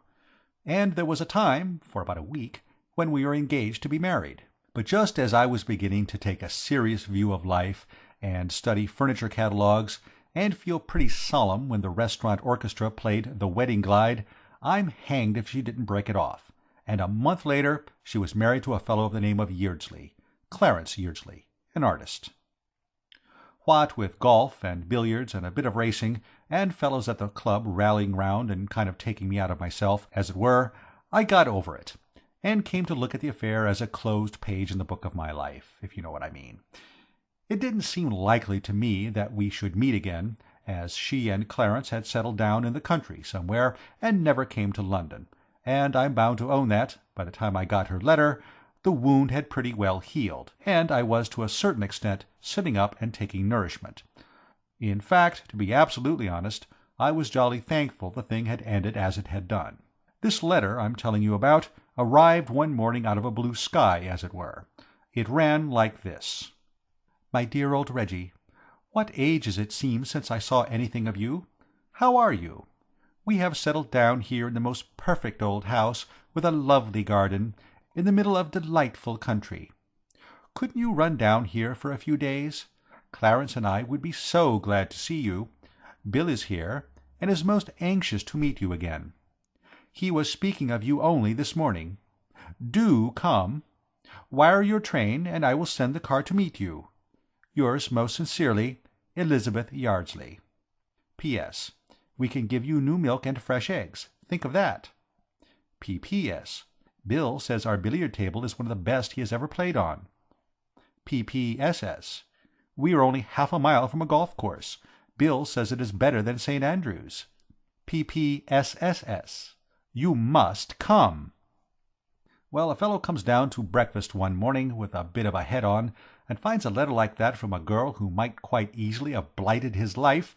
It rattled me rather, I must confess. However, that bit about the golf settled me. I knew Bill knew what he was talking about, and if he said the course was so topping, it must be something special. So I went. Old Bill met me at the station with the car. I hadn't come across him for some months, and I was glad to see him again, and he apparently was glad to see me. "Thank goodness you've come," he said as we drove off. "I was just about at my last grip." "What's the trouble, old scout?" I asked. "If I had the artistic what's-his-name," he went on, "if the mere mention of pictures didn't give me the pip, I dare say it wouldn't be so bad. As it is, it's rotten." "Pictures?" "Pictures. Nothing else is mentioned in this household. Clarence is an artist. So is his father. And you know yourself what Elizabeth is like when one gives her her head?" I remembered then. It hadn't come back to me before that most of my time with Elizabeth had been spent in picture galleries. During the period when I had let her do just what she wanted to do with me, I had to follow her like a dog through gallery after gallery, though pictures are poison to me, just as they are to old Bill. Somehow it had never struck me that she would still be going on this way after marrying an artist. I should have thought by this time the mere sight of a picture would have her fed up. Not so, however, according to old Bill. "They talk pictures at every meal," he said. "I tell you, it makes a chap feel out of it. How long are you down for?" "A few days." "Take my tip, and let me send you a wire from London. I go there tomorrow. I promised to play against the Scottish. The idea was that I was to come back after the match, but you couldn't get me back with a lasso." I tried to point out the silver lining. "But, Bill, old scout, your sister says there's a most corking links near here." He turned and stared at me, and nearly ran us into the bank. "You don't mean honestly she said that?" "She said you said it was better than St. Andrews." "So I did. Was that all she said I said? Well, isn't it enough?" "She didn't happen to mention that I added the words, 'I don't think'?" "No, she forgot to tell me that. It's the worst course in Great Britain." I felt rather stunned, don't you know. Whether it's a bad habit to have got into or not, I can't say, but I simply can't do without my daily allowance of golf when I'm not in London." I took another whirl at the silver lining. "We'll have to take it out in billiards," I said. "I'm glad the table's good." "It depends on what you call good. It's half size, and there's a 7-inch cut just out of baulk where Clarence's cue slipped. Elizabeth has mended it with pink silk. Very smart and dressy it looks, but it doesn't improve the thing as a billiard table." "But she said you said must have been pulling your leg." We turned in at the drive gates of a good-sized house, standing well back from the road. It looked black and sinister in the dusk, and I couldn't help feeling, you know, like one of those Johnnies you read about in stories who are lured into lonely houses for rummy purposes and hear a shriek just as they get there. Elizabeth knew me well enough to know that a specially good golf course was a safe draw to me, and she had deliberately played on her knowledge. What was the game? That is what I wanted to know. And then a sudden thought struck me which brought me out in a cold perspiration. She had some girl down here and was going to have a stab at marrying me off. I've often heard that young married women are all over that sort of thing. Certainly she had said there was nobody at the house but Clarence and herself, and Bill and Clarence's father, but a woman who could take the name of St. Andrews in vain, as she had done, wouldn't be likely to stick at a trifle. "Bill, old scout," I said, "there aren't any frightful girls or any rot of that sort stopping here, are there?" "Wish there were," he said. "No such luck." As we pulled up at the front door, it opened and a woman's figure appeared. "Have you got him, Bill?" she said, which in my present frame of mind struck me as a jolly creepy way of putting it, the sort of thing Lady Macbeth might have said to Macbeth, don't you know. "Do you mean me?" I said. She came down into the light. It was Elizabeth, looking just the same as in the old days. "Is that you, Reggie? I'm so glad you were able to come. I was afraid you might have forgotten all about it. You know what you are. Come along in and have some tea.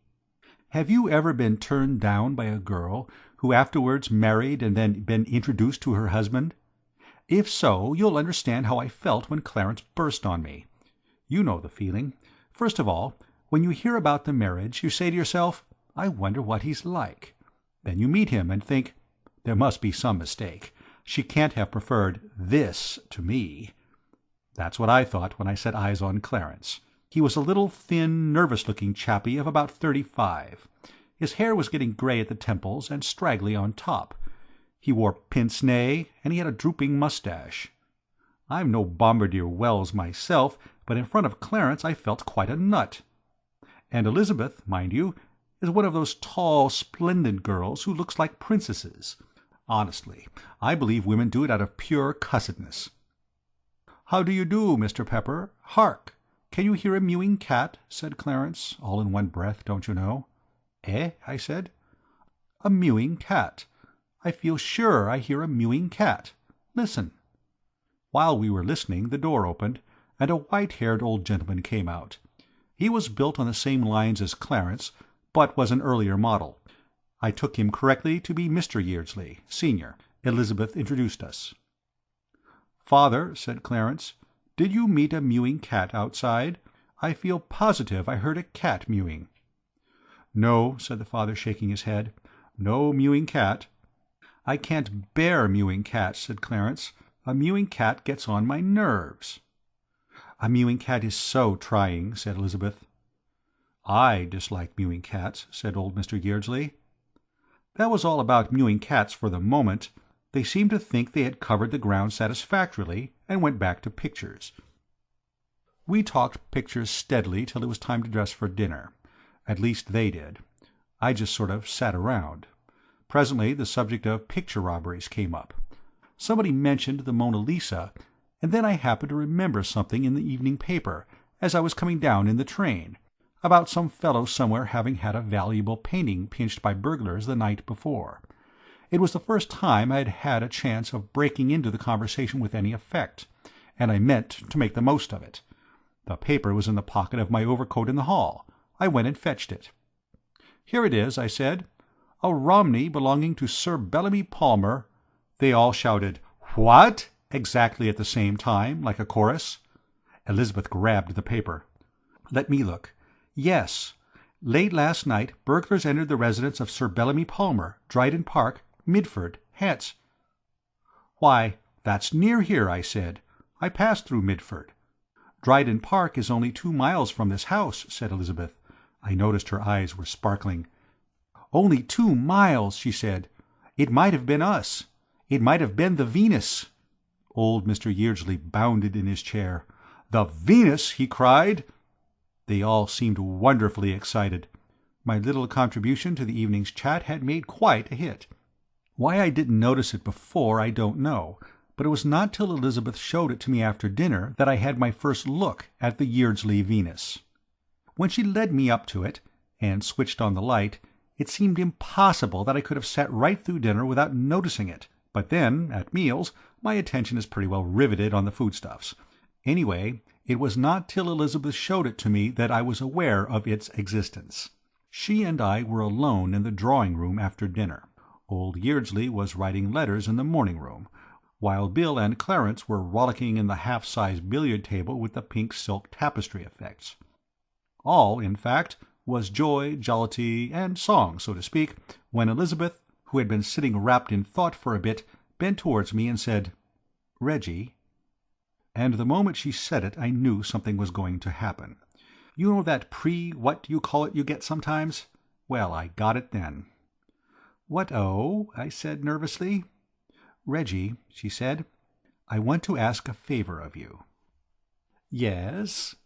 She stooped down and put a log on the fire, and went on with her back to me. "Do you remember, Reggie, once you said you would do anything in the world for me?" There, that's what I meant when I said about the cheek of woman as a sex. What I mean is, after what had happened, you'd have thought she would have preferred to let the dead past bury its dead, and all that sort of thing, what? Mind you, I had said I would do anything in the world for her. I admit that. But it was a distinctly pre-Clarence remark. He hadn't appeared on the scene then, and it stands to reason that a fellow who might have been a perfect knight-errant to a girl when he was engaged to her doesn't feel nearly so keen on spreading himself in that direction when she has given him the miss in baulk, and gone and married a man who reason and instinct both tell him is a decided blighter. I couldn't think of anything to say but, "Oh, yes. There's something you can do for me now which will make me everlastingly grateful." "Yes," I said. "Do you know, Reggie," she said suddenly, "that only a few months ago Clarence was very fond of cats?" "Eh? Well, he still seems interested in them, what?" "Now they get on his nerves. Everything gets on his nerves. Some fellows swear by that stuff you see advertised all over the— No, that wouldn't help him. He doesn't need to take anything. He wants to get rid of something." "I don't quite follow. Get rid of something?" "The Venus," said Elizabeth. She looked up and caught my bulging eye. "You saw the Venus," she said. "Not that I remember. Well, come into the dining-room." We went into the dining-room, and she switched on the lights. "There," she said. On the wall, close to the door, that may have been why I hadn't noticed it before, I had sat with my back to it, was a large oil painting. It was what you'd call a classical picture, I suppose. What I mean is, well, you know what I mean. All I can say is that it's funny I hadn't noticed it. "Is that the Venus?" I said. She nodded. "How would you like to have to look at that every time you sat down to a meal?" "Well, I don't know. I don't think it would affect me much. I'd worry through all right." She jerked her head impatiently. "But you're not an artist," she said. "Clarence is." And then I began to see daylight. What exactly was the trouble I didn't understand, but it was evidently something to do with the good old artistic temperament, and I could believe anything about that. It explains everything. It's like the unwritten law, don't you know, which you plead in America if you've done anything they want to send you to the chokey for and you don't want to go. What I mean is, if you're absolutely off your rocker, but don't find it convenient to be scooped into the loony bin, you simply explain that, when you said that you were a teapot, it was just your artistic temperament, and they apologize and go away. So I stood by to hear just how the A.T. had affected Clarence, the cat's friend, ready for anything. And believe me, it had hit Clarence badly. It was this way. It seemed that old Yeardsley was an amateur artist, and that this Venus was his masterpiece. He said so, and he ought to have known. Well, when Clarence married, he had given it to him as a wedding present, and had hung it where it stood with his own hands. All right so far, what? But mark the sequel. Temperamental Clarence, being a professional artist and consequently some streets ahead of the dad at the game, saw flaws in the Venus. He couldn't stand it at any price. He didn't like the drawing. He didn't like the expression of the face. He didn't like the coloring. In fact, it made him feel quite ill to look at it. Yet, being devoted to his father and wanting to do anything rather than give him pain, he had not been able to bring himself to store the thing in the cellar, and the strain of confronting the picture 3 times a day had begun to tell on him to such an extent that Elizabeth felt something had to be done. "Now you see," she said. "In a way," I said, "but don't you think it's making rather heavy weather over a trifle?" "Oh, can't you understand? Look." Her voice dropped as if she was in church, and she switched on another light. "It shone on the picture next to old Yeardsley's. There," she said, "Clarence painted that." She looked at me expectantly, as if she were waiting for me to swoon, or yell, or something. I took a steady look at Clarence's effort. It was another classical picture. It seemed to me very much like the other one. Some sort of art criticism was evidently expected of me, so I made a dash at it. Venus?" I said. "Mark you, Sherlock Holmes would have made the same mistake. On the evidence, I mean." "No! Jocund Spring!" she snapped. She switched off the light. "I see you don't understand even now. You never had any taste in pictures. When we used to go to the galleries together, you would far rather have been at your club." This was so absolutely true that I have no remark to make. She came up to me and put her hand on my arm. "I'm sorry, Reggie. I didn't mean to be cross. Only I do want to make you understand that Clarence is suffering. Suppose, well, let us take the case of a great musician. Suppose a great musician had to sit and listen to a cheap, vulgar tune, the same tune, day after day, day after day. Wouldn't you expect his nerves to break? Well, it's just like that with Clarence. Now you see?" "Yes, but—" "But what? Surely I've made it plainly enough." "Yes, but what I mean is, where do I come in? What do you want me to do?" "I want you to steal the Venus." I looked at her. "You want me to—" "Steal it, Reggie." Her eyes were shining with excitement. "Don't you see? It's Providence. When I asked you to come here, I had just got the idea. I knew I could rely on you. And then, by a miracle, this robbery of the Romney takes place at a house not 2 miles away. It makes the last chance of the poor old man suspecting anything and having his feelings hurt. Why, it's the most wonderful compliment to him. Think, one night thieves steal a splendid Romney. The next, the same gang take his Venus. It will be the proudest moment of his life. Do it tonight, Reggie. I'll give you a sharp knife. You simply cut the canvas out of the frame, and it's done." "But one moment," I said. "I'd be delighted to be of any use to you, but in a purely family affair like this, wouldn't it be better, in fact, how about tackling old Bill on the subject?" "I have asked Bill already. Yesterday. He refused." "But if I'm caught?" "You can't be.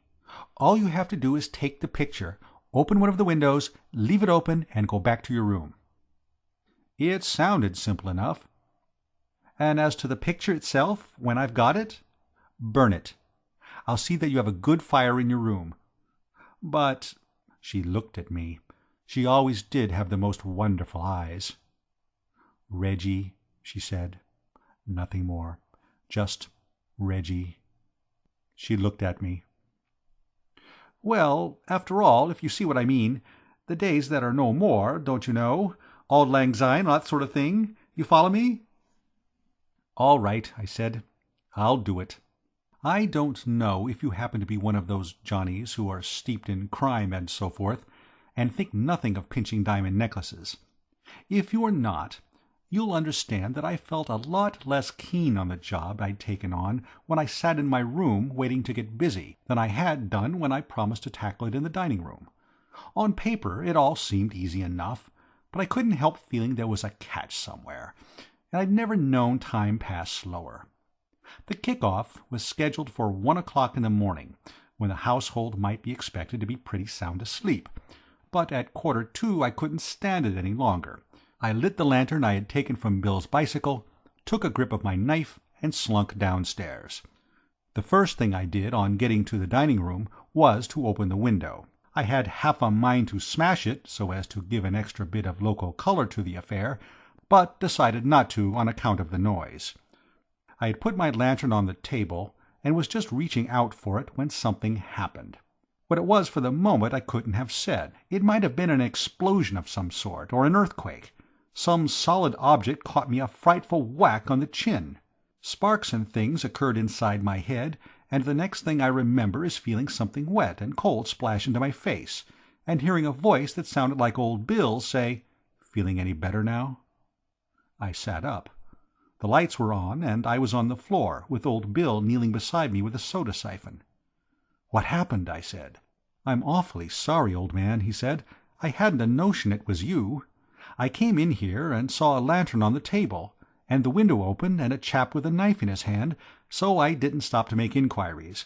I just let go at his jaw for all I was worth. What on earth do you think you're doing? Were you walking in your sleep?" "It was Elizabeth," I said. "Why, you know all about it. She said she had told you." "You don't mean—" "The picture. You refused to take it on, so she asked me." "Reggie, old man," he said, "I'll never believe what they say about repentance again. It's a fool's trick and upsets everything. If I hadn't repented, and thought it was rather rough on Elizabeth not to do a little thing like that for her, and come down here to do it after all, you wouldn't have stopped that sleep producer with your chin. I'm sorry." "Me too," I said, giving my head another shake to make certain it was still on. "Are you feeling better now?" "Better than I was, but that's not saying much." "Would you like some more soda water? No? Well, how about getting this job finished and going to bed? And let's be quick about it, too. You made a noise like a ton of bricks when you went down just now, and it's on the cards that some of the servants may have heard. Toss you who carves." "Heads." "Tails it is," he said, uncovering the coin. "Up you get. I'll hold the light. Don't spike yourself on that sword of yours." It was as easy a job as Elizabeth had said. Just 4 quick cuts, and the thing came out of its frame like an oyster. I rolled it up. Old Bill had put the lantern on the floor and was at the sideboard, collecting whiskey, soda, and glasses. "We've got a long evening before us," he said. "You can't burn a picture of that size in one chunk. You'd set the chimney on fire. Let's do the thing comfortably. Clarence can't grudge us the stuff. We've done him a bit of good this trip. Tomorrow'll be the maddest, merriest day of Clarence's glad New Year. On we go." We went up to my room and sat smoking and yarning away and sipping our drinks, and every now and then cutting a piece of the picture off and shoving it in the fire till it was all gone. And what with the coziness of it, and the cheerful blaze, and the comfortable feeling of doing good by stealth, I don't know when I've had a jollier time since the days when we used to brew in my study at school. We had just put the last slice on when Bill sat up suddenly and gripped my arm. "I heard something," he said. I listened, and by Jove, I heard something too. My room was just over the dining room, and the sound came up to us quite distinctly. Stealthy footsteps, by George, and then a chair falling over. "There's somebody in the dining room," I whispered. There's a certain type of chap who takes a pleasure in positively chivying trouble. Old Bill's like that. If I'd been alone, it would have taken me about 3 seconds to persuade myself that I hadn't really heard anything at all. I'm a peaceful sort of cove, and believe in living and letting live, and so forth. To Old Bill, however, a visit from burglars was pure jam. He was out of his chair in one jump. "Come on," he said. "Bring the poker." I brought the tongs as well. I felt like it. Old Bill collared the knife. We crept downstairs. "We'll fling the door open and make a rush," said Bill. "Supposing they shoot, old scout?" "Burglars never shoot," said Bill. which was comforting providing the burglars knew it. Old Bill took a grip of the handle, turned it quickly, and in he went, and then we went up sharp, staring. The room was in darkness except for a feeble splash of light at the near end. Standing on a chair in front of Clarence's jocund spring, holding a candle in one hand and reaching up with a knife in the other, was old Mr. Yeardsley, in bedroom slippers and a grey dressing-gown. He had made a final cut just as we rushed in. Turning at the sound, he stopped, and he and the chair and the candle and the picture came down in a heap together. The candle went out. "What on earth?" said Bill. I felt the same.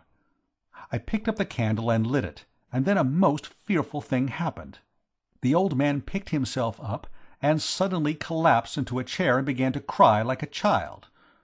Of course, I could see it was only the artistic temperament, but still, believe me, it was devilish unpleasant. I looked at old Bill. Old Bill looked at me. We shut the door quick, and after that we didn't know what to do. I saw Bill look at the sideboard, and I knew what he was looking for. But we had taken the siphon upstairs, and his ideas of first aid stopped short at squirting soda water. We just waited, and presently old Yeardsley switched off, sat up, and began talking with a rush. "Clarence, my boy, I was tempted. It was that burglary at Dryden Park. It tempted me. It made it all so simple. I knew you would put it down to the same gang. Clarence, my boy, It seemed to dawn on him at this point that Clarence was not among those present. "Clarence?" he said hesitatingly. "He's in bed," I said. "In bed? Then he doesn't know?" "Even now, young men, I throw myself on your mercy. Don't be hard on me. Listen," he grabbed at Bill, who sidestepped. "I can explain everything. Everything." He gave a gulp. "You are not artists, you two young men, but I will try to make you understand, make you realize what this picture means to me. I was 2 years painting it. It is my child. I watched it grow. I loved it. It was part of my life. Nothing would have induced me to sell it. And then Clarence married, and in a mad moment I gave my treasure to him. You cannot understand, you two young men, what agonies I suffered. The thing was done. It was irrevocable. I saw how Clarence valued the picture. I knew that I could never bring myself to ask him for it back. And yet I was lost without it. What could I do? Till this evening I could see no hope. Then came this story of the theft of the Romney from a house quite close to this, and I saw my way. Clarence would never suspect. He would put the robbery down to the same band of criminals who stole the Romney. Once the idea had come, I could not drive it out. I fought against it, but to no avail. At last I yielded, and crept down here to carry out my plan. You found me." He grabbed again, at me this time, and got me by the arm. He had a grip like a lobster. "Young man," he said, "you would not betray me. You would not tell Clarence." I was feeling most frightfully sorry for the poor old chap by this time, don't you know, but I thought it would be kindest to give it to him straight instead of breaking it by degrees. "I won't say a word to Clarence, Mr. Yeardsley," I said. "I quite understand your feelings, the artistic temperament and all that sort of thing. I mean what? I know. But I'm afraid— well, look." I went to the door and switched on the electric light, and there, staring him in the face, were the 2 empty frames. He stood goggling at them in silence. Then he gave a sort of wheezy grunt. "The gang! The burglars! They have been here, and they have taken Clarence's picture." He paused. "It might have been mine. My Venus," he whispered. It was getting most fearfully painful, you know, but he had to know the truth. "I'm awfully sorry, you know," I said, "but it was." He started, poor old chap. "Eh? What do you mean?" "They did take your Venus." "But I have it here." I shook my head. "That's Clarence's jocund spring," I said. He jumped at it and straightened it out. "What? What are you talking about? Do you think I don't know my own picture, my child, my Venus? See, my own signature in the corner. Can you read, boy? Look, Matthew Yeardsley. This is my picture." And, well, by Jove, It was, don't you know. Well, we got him off to bed, him and his infernal Venus, and we settled down to take a steady look at the position of affairs. Bill said it was my fault for getting hold of the wrong picture, and I said it was Bill's fault for fetching me such a crack on the jaw that I couldn't be expected to see what I was getting hold of. And then there was a pretty massive silence for a bit. "Reggie," said Bill at last, "how exactly do you feel about facing Clarence and Elizabeth at breakfast?" "Old Scout," I said, "I was thinking much the same myself." "Reggie," said Bill, "I happen to know there's a milk train leaving Midford at 3:15. It isn't what you'd call a flyer. It gets to London at about 9:30. Well, in the circumstances, how about it?" End of Doing Clarence a Bit of Good.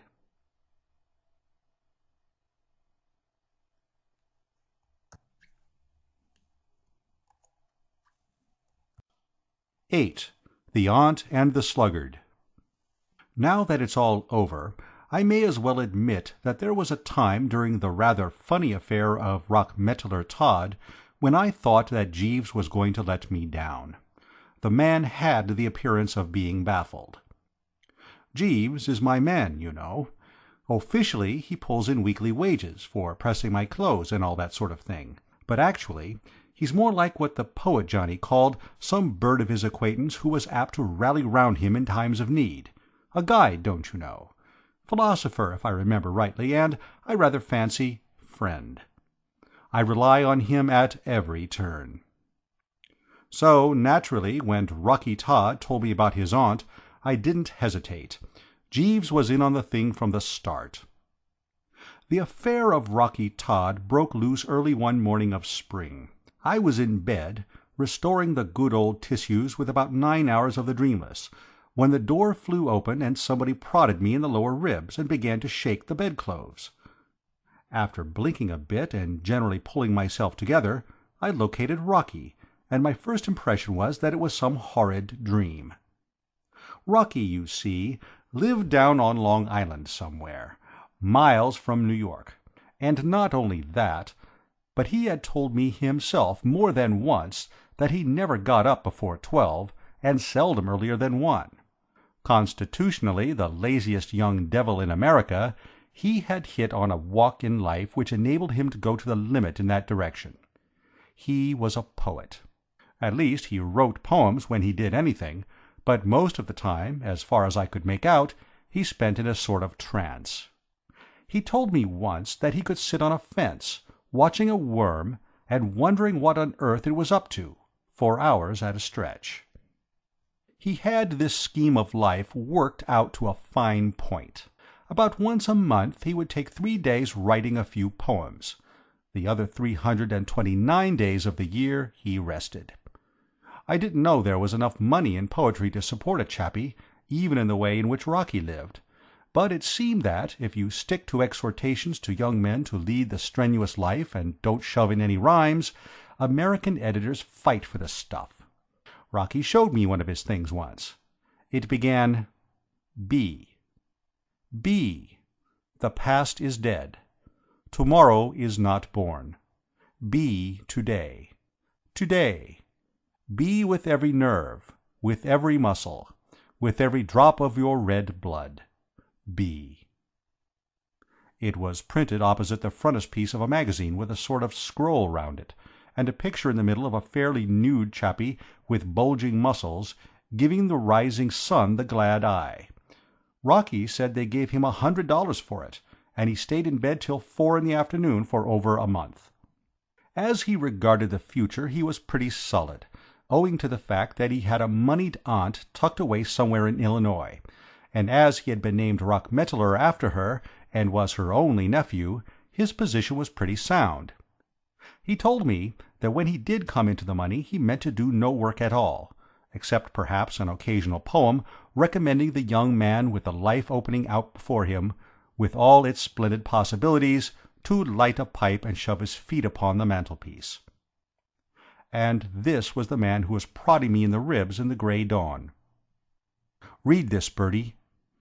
I could just see that he was waving a letter or something equally foul in my face. Wake up and read this." I can't read before I've had my morning tea and a cigarette. I groped for the bell. Jeeves came in looking as fresh as a dewy violet. It's a mystery to me how he does it. "Tea, Jeeves." "Very good, sir." He flowed silently out of the room. He always gives you the impression of being some liquid substance when he moves.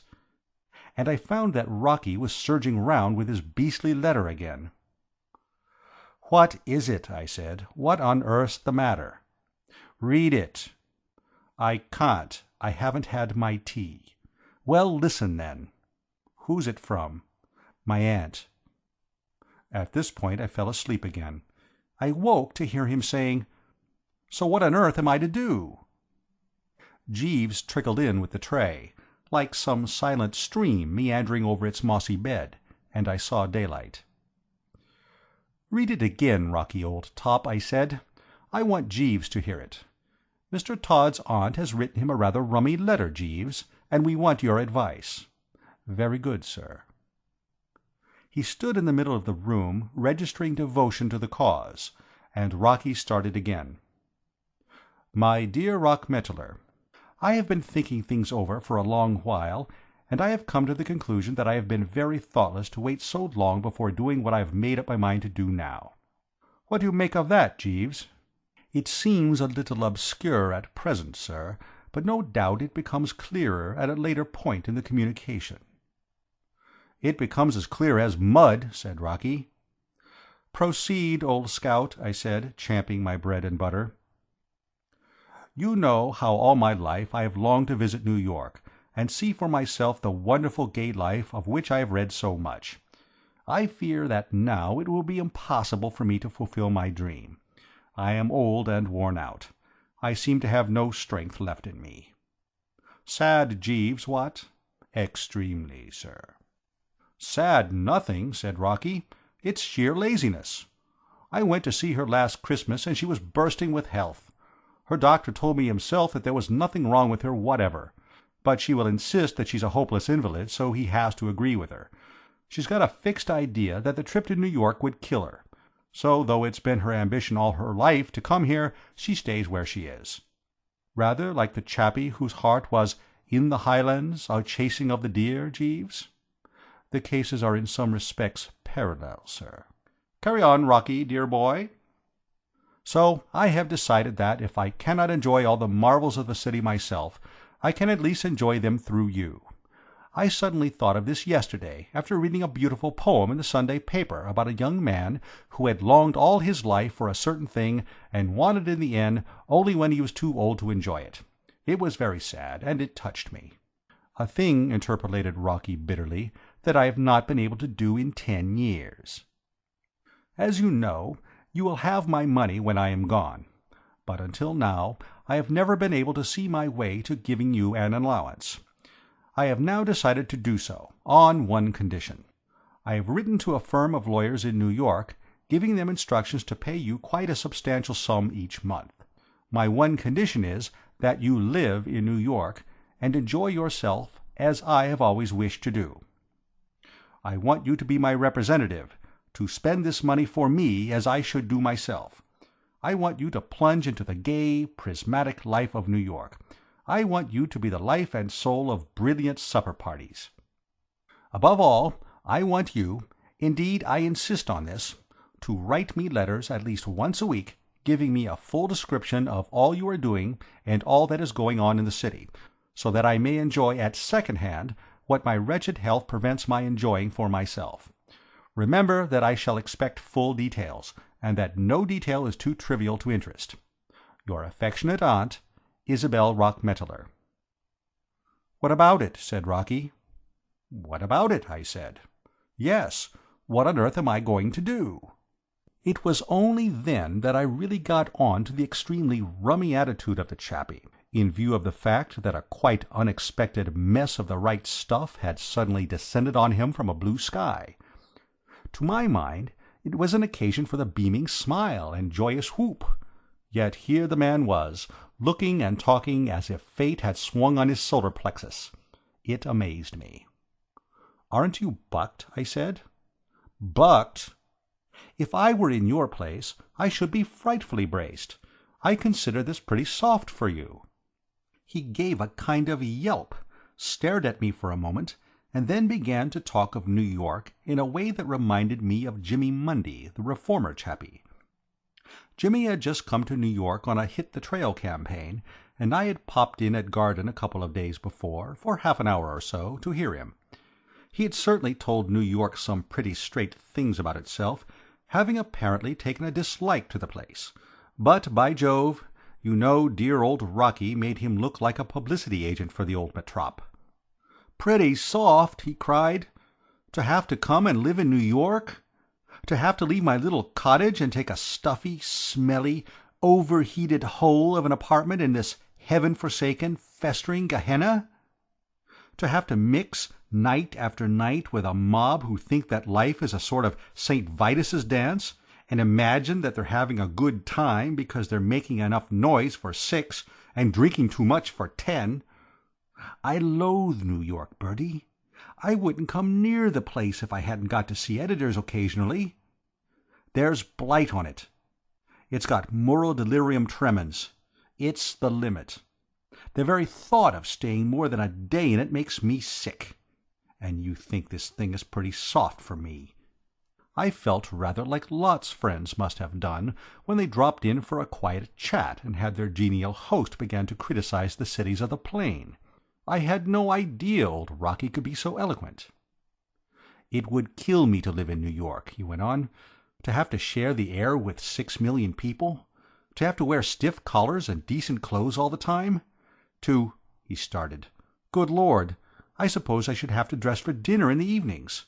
What a ghastly notion!" I was shocked, absolutely shocked.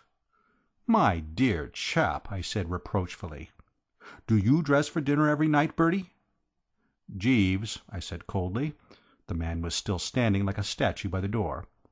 "How many suits of evening clothes have I?" "We have 3 suits full of evening dress, sir, 2 dinner jackets, 3— for practical purposes 2 only, sir. If you remember, we cannot wear the 3rd. We have also 7 waistcoats." "And shirts?" "4 dozen, sir." "And white ties?" "The first 2 shallow shelves in the chest of drawers are completely filled with our white ties, sir." I turned to Rocky. "You see?" The chappie writhed like an electric fan. "I won't do it. I can't do it. I'll be hanged if I'll do it. How on earth can I dress up like that? Do you realize that most days I don't get out of my pajamas till 5 in the afternoon, and then I just put on an old sweater?" I saw Jeeves wince, poor chap. This sort of revelation shocked his finest feelings. "Then what are you going to do about it?" I said. "That's what I want to know." "You might write and explain to your aunt." "I might, if I wanted her to get round to her lawyers in 2 rapid leaps and cut me out of her will." I saw his point. "What do you suggest, Jeeves?" I said. Jeeves cleared his throat respectfully. "The crux of the matter would appear to be, sir, that Mr. Todd is obliged by the conditions under which the money is delivered into his possession to write Miss Rockmetaler long and detailed letters relating to his movements, and the only methods by which this can be accomplished, if Mr. Todd adheres to his expressed intention of remaining in the country, is for Mr. Todd to induce some second party to gather the actual experiences which Miss Rockmetaler wishes reported to her, and convey these to him in the shape of a careful report, on which it would be possible for him, with the aid of his imagination, to base the suggested correspondence." Having got which off the old diaphragm, Jeeves was silent. Rocky looked at me in a helpless sort of way. He hasn't been brought up on Jeeves as I have, and isn't on to his curves. "Could he put it a little clearer, Bertie?" he said. "I thought at the start it was going to make sense, but it kind of flickered. What's the idea?" "My dear old man, perfectly simple. I knew we could stand on Jeeves.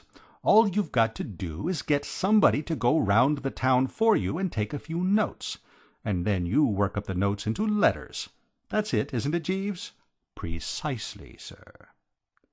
The light of hope gleamed in Rocky's eyes. He looked at Jeeves in a startled way, dazed by the man's vast intellect. "But who would do it?" he said. "It would have to be a pretty smart sort of man, a man who would notice things." "Jeeves," I said. "Let Jeeves do it." "But would he?" "You would do it, wouldn't you, Jeeves?" For the first time in our long connection I observed Jeeves almost smile. The corner of his mouth curved quite a quarter of an inch, and for a moment his eyes ceased to look like a meditative fish's. "I should be delighted to oblige, sir.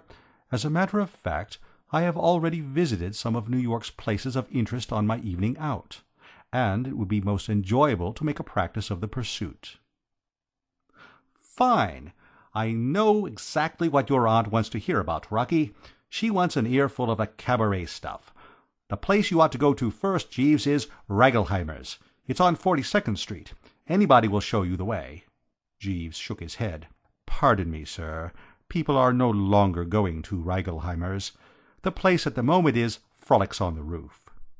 "You see," I said to Rocky, "leave it to Jeeves. He knows." It isn't often that you find an entire group of your fellow humans happy in this world. But our little circle was certainly an example of the fact that it can be done. We were all full of beans. Everything went absolutely right from the start. Jeeves was happy, partly because he loves to exercise his giant brain, and partly because he was having a corking time among the bright lights. I saw him one night at the midnight revels. He was sitting at a table on the edge of the dancing floor, doing himself remarkably well with a fat cigar and a bottle of the best. I'd never imagined he could look so nearly human. His face wore an expression of austere benevolence, and he was making notes in a small book. As for the rest of us, I was feeling pretty good, because I was fond of old Rocky and glad to be able to do him a good turn. Rocky was perfectly contented, because he was still able to sit on fences in his pajamas and watch worms. And as for the aunt, she seemed tickled to death. She was getting Broadway at a pretty long range, but it seemed to be hitting her just right. I read one of her letters to Rocky, and it was full of life. But then Rocky's letters, based on Jeeves's notes, were enough to buck anybody up. It was rummy when you came to think of it. There was I, loving the life, while the mere mention of it gave Rocky a tired feeling. But here is a letter I wrote to a pal of mine in London. "Dear Freddy, well, here I am in New York. It's not a bad place. I'm not having a bad time. Everything's pretty all right. The cabarets aren't bad. Don't know when I shall be back. How's everybody? Cheero, yours, Bertie. P.S. Seen old Ted lately?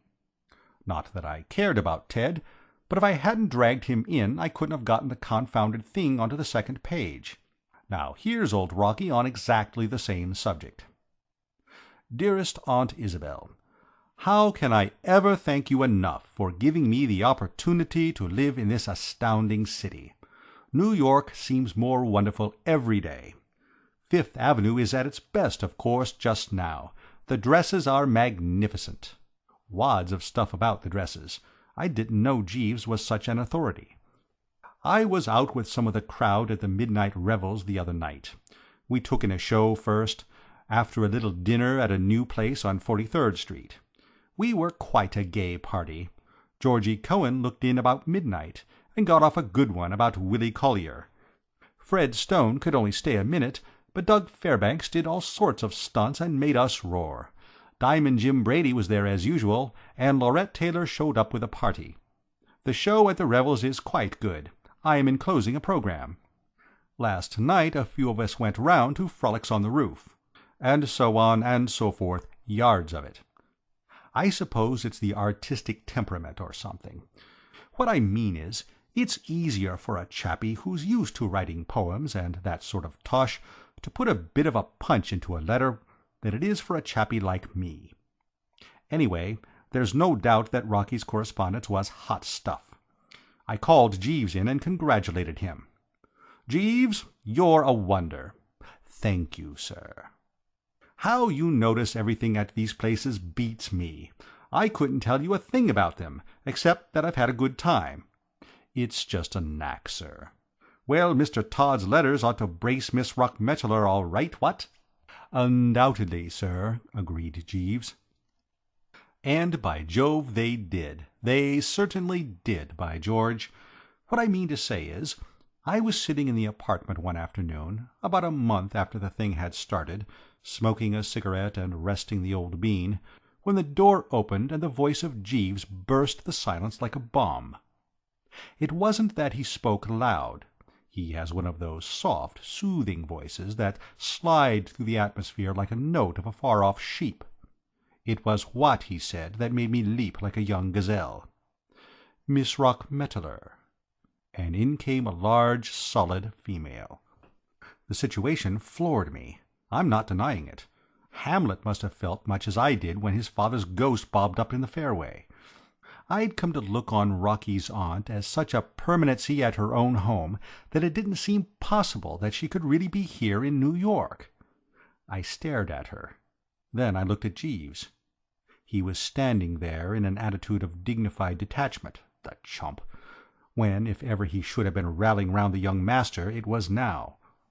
Rocky's aunt looked less like an invalid than anyone I'd ever seen, except my Aunt Agatha. She had a good deal of Aunt Agatha about her, as a matter of fact. She looked as if she might be deucedly dangerous if put upon, and something seemed to tell me that she would certainly regard herself as put upon if she ever found out the game which poor old Rocky had been pulling on her. "Good afternoon," I managed to say. "How do you do?" she said. "Mr. Cohen?" No." "Mr. Fred Stone?" "Not absolutely. As a matter of fact, my name is Wooster, Bertie Wooster." She seemed disappointed. The fine old name of Wooster appeared to mean nothing in her life. "Isn't Rockmetaler home?" she said. "Where is he?" She had me with the first shot. I couldn't think of anything to say. I couldn't tell her that Rocky was down in the country watching worms. There was the faintest flutter of sound in the background. It was the respectful cough with which Jeeves announces that he is about to speak without having been spoken to. "If you remember, sir, Mr. Todd went out in the automobile with a party in the afternoon." "So he did, Jeeves, so he did," I said, looking at my watch. "Did he say when he would be back?" "He gave me to understand, sir, that he would be somewhat late in returning." He vanished, and the aunt took the chair which I'd forgotten to offer her. She looked at me in a rather rummy way. It was a nasty look. It made me feel as if I were something the dog had brought in and intended to bury later on, when he had the time.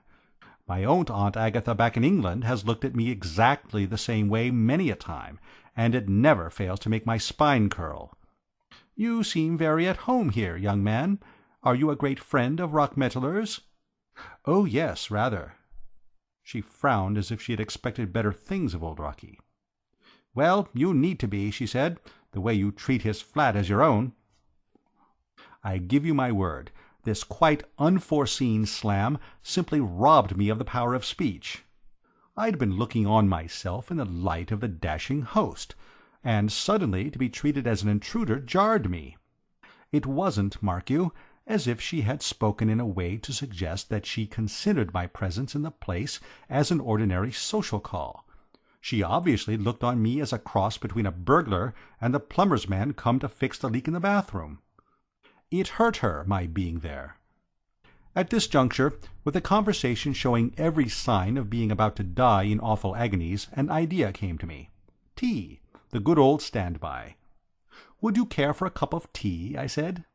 "Tea?" She spoke as if she'd never heard of the stuff. "Nothing like a cup after a journey," I said. "Bucks you up, puts a bit of a zip into you. What I mean to say is, restores you, and so on, don't you know? I'll go and tell Jeeves." I tottered down the passage to Jeeves' lair. The man was reading the evening paper as if he hadn't a care in the world. "Jeeves," I said, "we want some tea." "Very good, sir." "I say, Jeeves, this is a bit thick, what?" I wanted sympathy, don't you know, sympathy and kindness.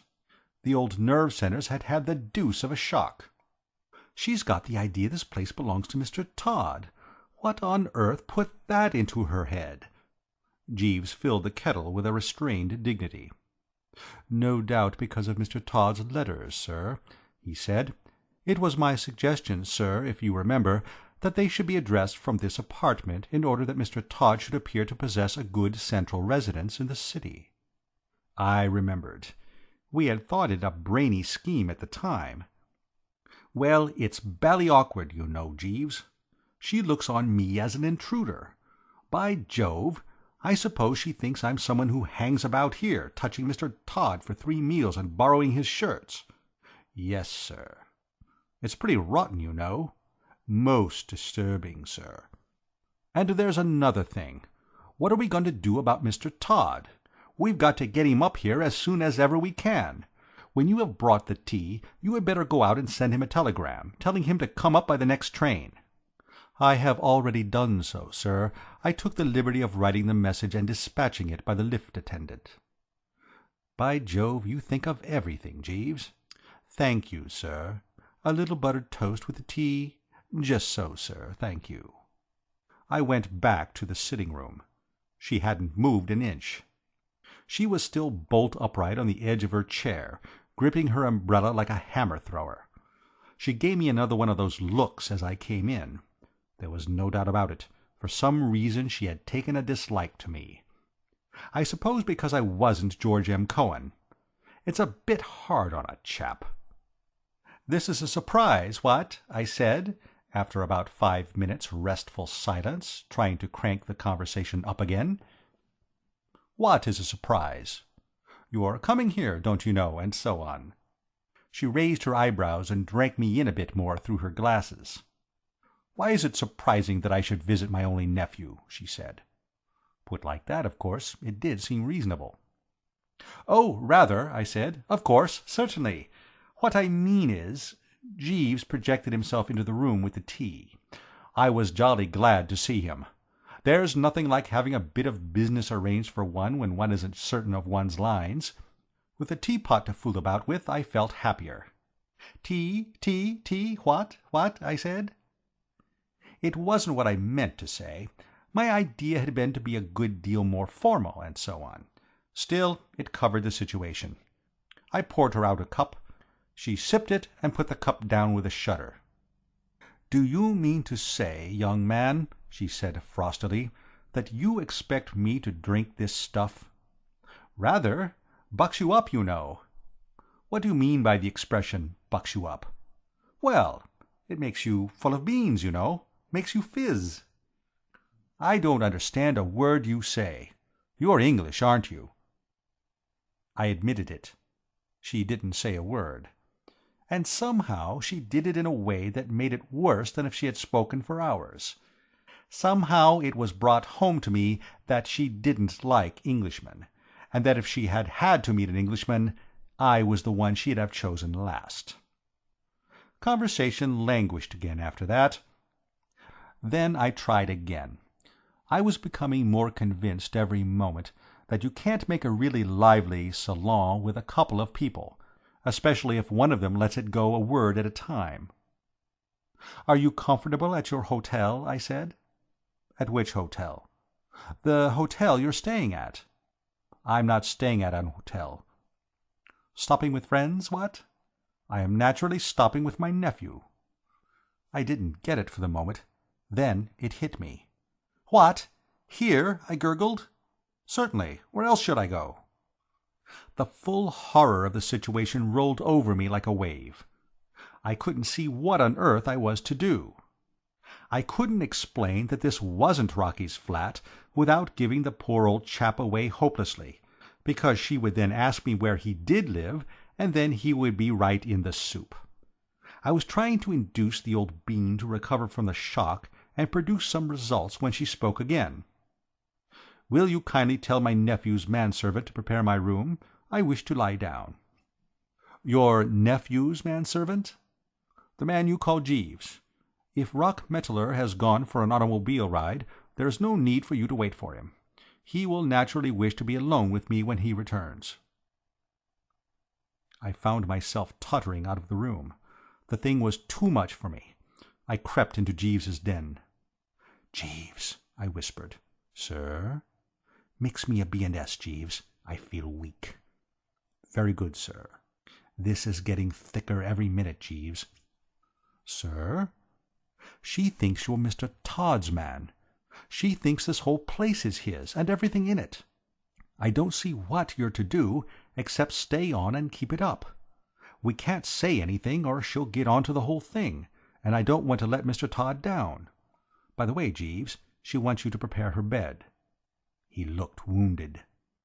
"It's hardly my place, sir. I know, but do it as a personal favor to me. If you come to that, it's hardly my place to be flung out of the flat like this and have to go to an hotel, what?" "Is it your intention to go to an hotel, sir? What will you do for clothes?" "Good Lord, I hadn't thought of that. Can you put a few things in a bag when she isn't looking, and sneak them down to me in the St. Aurea?" "I will endeavour to do so, sir." "Well, I don't think there's anything more, is there? Tell Mr. Todd where I am when he gets here." "Very good, sir." I looked round the place. The moment of parting had come. I felt sad. The whole thing reminded me of one of those melodramas where they drive chappies out of the old homestead into the snow. "Good-bye, Jeeves," I said. "Good-bye, sir." And I staggered out. You know, I rather think I agree with those poet and philosopher Johnnies who insist that a fellow ought to be devilish pleased if he has a bit of trouble. All that stuff about being refined by suffering, you know. Suffering does give a chap a sort of broader and more sympathetic outlook. It helps you understand other people's misfortunes if you've been through the same thing yourself. As I stood in my lonely bedroom at the hotel, trying to tie my white tie myself, it struck me for the first time that there must be whole squads of chappies in the world who had to get along without a man to look after them. I'd always thought of Jeeves as a kind of natural phenomenon, but by Jove, of course, when you come to think of it, there must be quite a lot of fellows who have to press their own clothes themselves, and haven't got anybody to bring them tea in the morning, and so on. It was rather a solemn thought, don't you know? I mean to say, ever since then I've been able to appreciate the frightful privations the poor have to stick.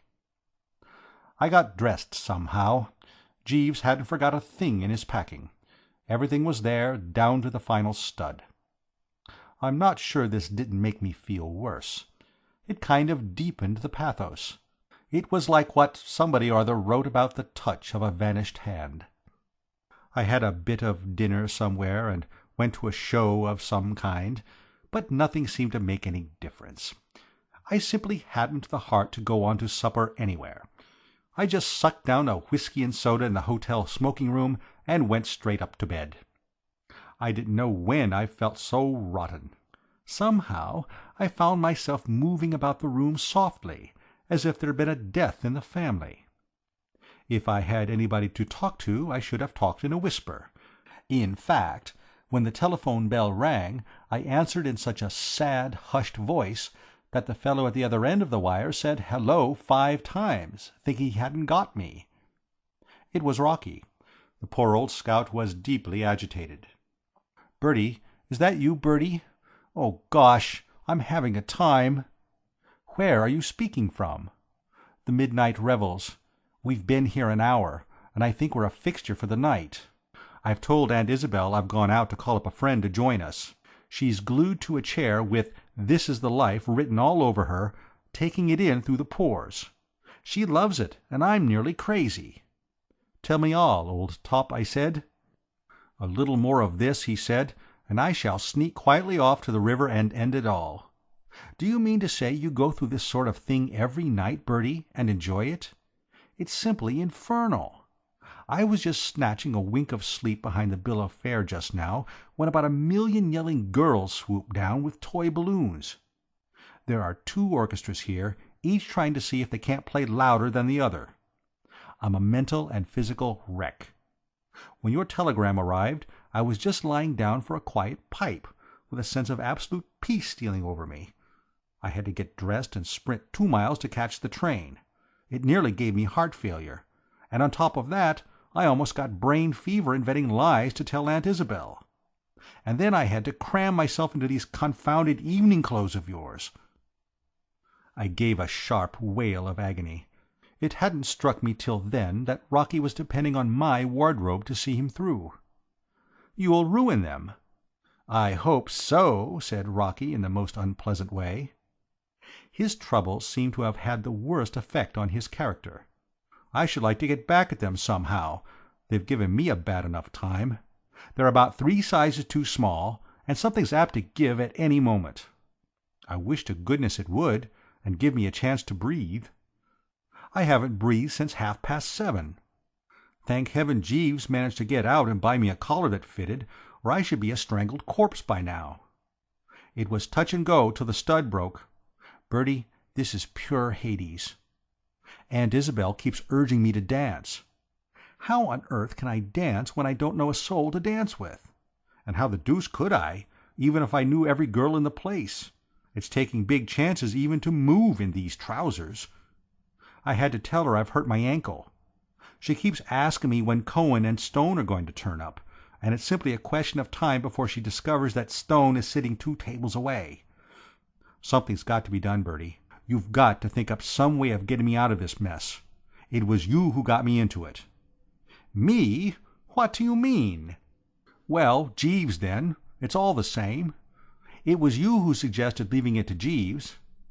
It was those letters I wrote from his notes that did the mischief. I made them too good.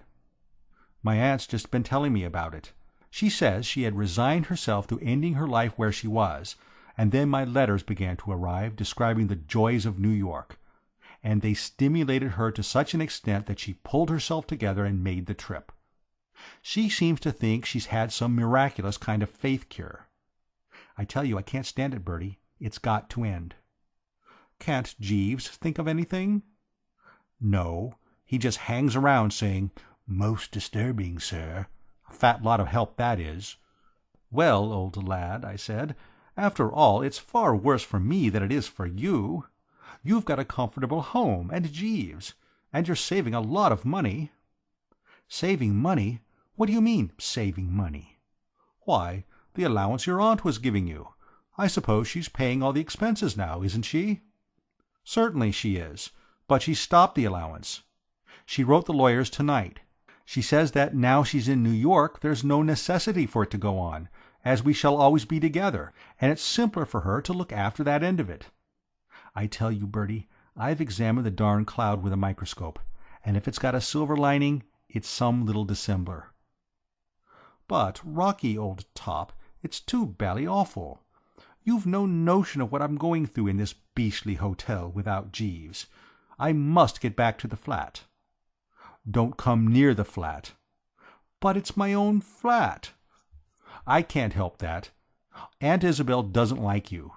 She asked me what you did for a living, and when I told her you didn't do anything, she said she thought as much, and that you were a typical specimen of a useless and decaying aristocracy. So if you think you've made a hit, forget it. Now I must be going back, or she'll be coming out here after me. Good-bye." It was all so homelike when he floated noiselessly into the room that I nearly broke down. "Good morning, sir," he said. "I have brought a few more of your personal belongings." He began to unstrap the suitcase he was carrying. "Did you have any trouble sneaking them away?" "It was not easy, sir. I had to watch my chance. Miss Rockmetaler is a remarkably alert lady." "You know, Jeeves, say what you like, this is a bit thick, isn't it?" "The situation is certainly one that has never before come under my notice, sir. I have brought the heather mixture suit, as the climatic conditions are congenial. To-morrow, if not prevented, I will endeavour to add the brown lounge with a faint green twill." "It can't go on, this sort of thing, Jeeves." "We must hope for the best, sir." "You can't think of anything to do?" "I have been giving the matter considerable thought, sir, but so far without success. I am placing 3 silk shirts, the dove-coloured, the light blue, and the mauve, in the first long drawer, sir." You don't mean to say you can't think of anything, Jeeves?" "For the moment, sir, no. You will find a dozen handkerchiefs and the tan socks in the upper drawer on the left." He strapped the suit-case and put it on a chair. "A curious lady, Miss Rockmetaller, sir." "You understate it, Jeeves." He gazed meditatively out of the window. "In many ways, sir, Miss Rockmetaller reminds me of an aunt of mine, who resides in the south-east portion of London.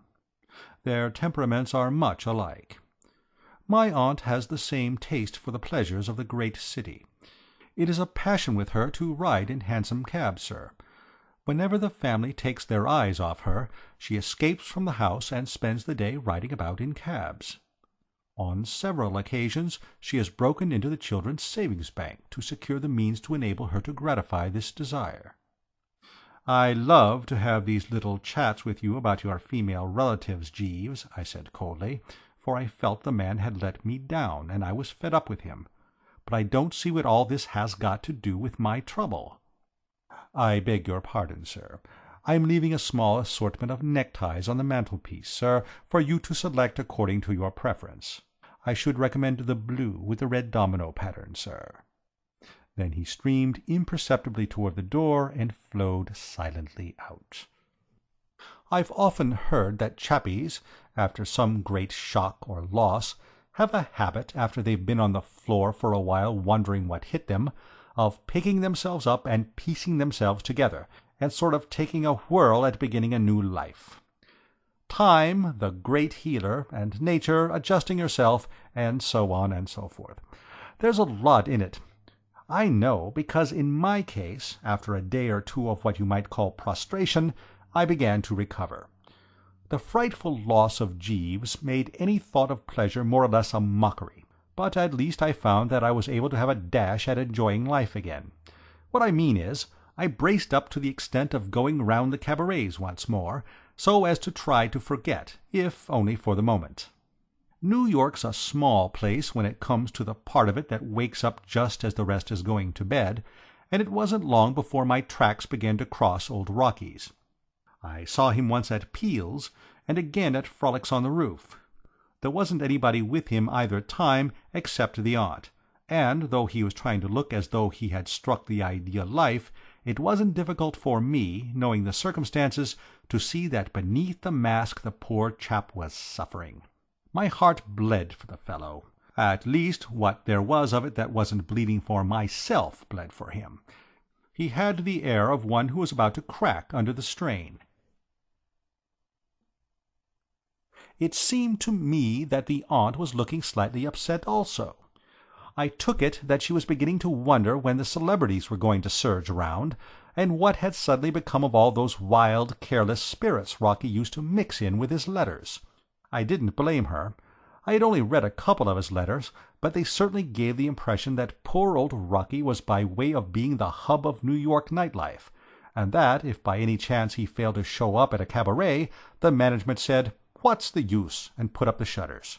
The next 2 nights I didn't come across them, but the night after that I was sitting by myself at the Maison Pierre when somebody tapped me on the shoulder-blade, and I found Rocky standing beside me with a sort of mixed expression of wistfulness and apoplexy on his face. How the chappie had contrived to wear my evening clothes so many times without disaster was a mystery to me. He confided later that early in the proceedings he had slit the waistcoat up the back, and that had helped a bit. For a moment I had the idea that he had managed to get away from his aunt for the evening, but looking past him I saw that she was in again. She was at a table over by the wall, looking at me as if I were something the management ought to be complained to about. "Bertie, old scout," said Rocky in a quiet, sort of crushed voice, "we've always been pals, haven't we? I mean, you know I'd do you a good turn if you asked me." "Dear old lad," I said. The man had moved me. "Then, for heaven's sake, come over and sit at our table for the rest of the evening."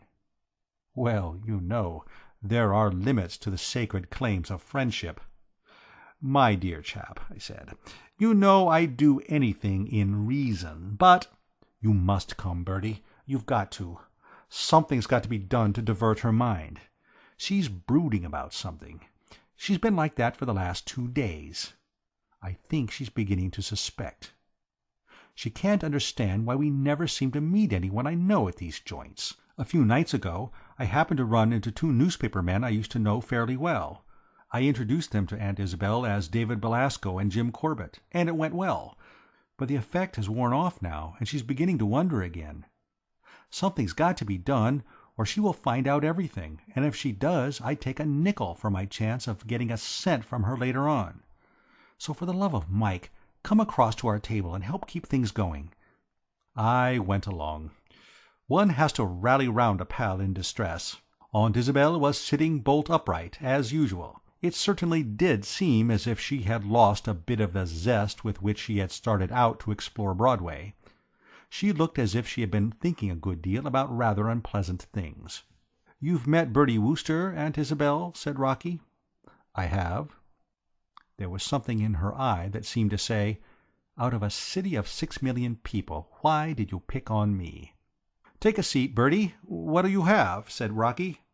And so the merry party began. It was one of those jolly, happy, bread-crumbling parties where you cough twice before you speak, and then decide not to say it after all. After we had had an hour of this wild dissipation, Aunt Isabel said she wanted to go home. In the light of what Rocky had been telling me, this struck me as sinister. I had gathered that at the beginning of her visit she had had to be dragged home with ropes. It must have hit Rocky the same way, for he gave me a pleading look. "You'll come along, won't you, Bertie, and have a drink at the flat?"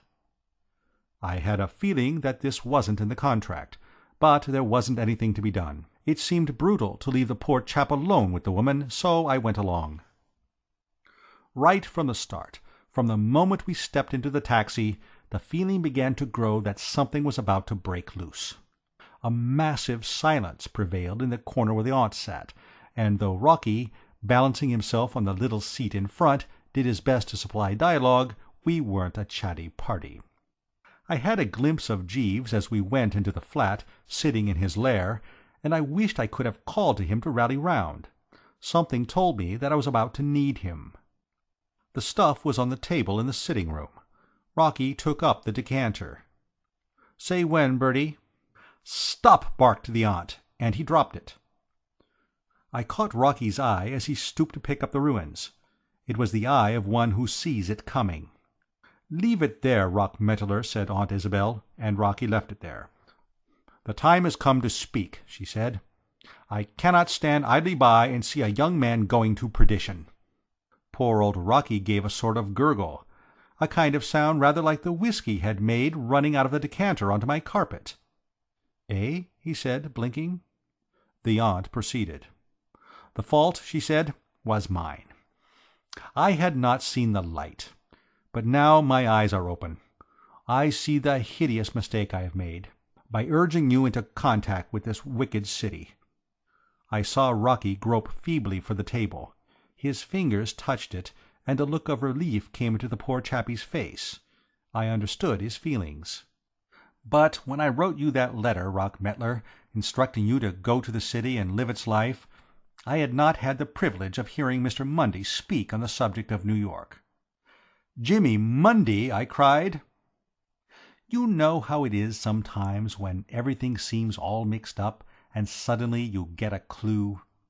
When she mentioned Jimmy Mundy, I began to understand more or less what had happened. I'd seen it happen before. I remember, back in England, the man I had before Jeeves sneaked off to a meeting on his evening out, and came back and denounced me in front of a crowd of chappies I was giving a bit of supper to as a moral leper. The aunt gave me a withering up and down. "Yes, Jimmy Mundy," she said. "I am surprised at a man of your stamp having heard of him. There is no music, there are no drunken, dancing men, no shameless, flaunting women at his meetings, so for you they would have no attraction. But for others, less dead in sin, he has his message. He has come to save New York from itself, to force it, in his picturesque phrase, to hit the trail. It was 3 days ago, Rockmetaler, that I first heard him. It was an accident that took me to his meeting. How often in this life a mere accident may shape your whole future. You had been called away by that telephone message from Mr. Belasco, so you could not take me to the Hippodrome as we had arranged. I asked your manservant, Jeeves, to take me there. The man has very little intelligence. He seemed to have misunderstood me. I am thankful that he did.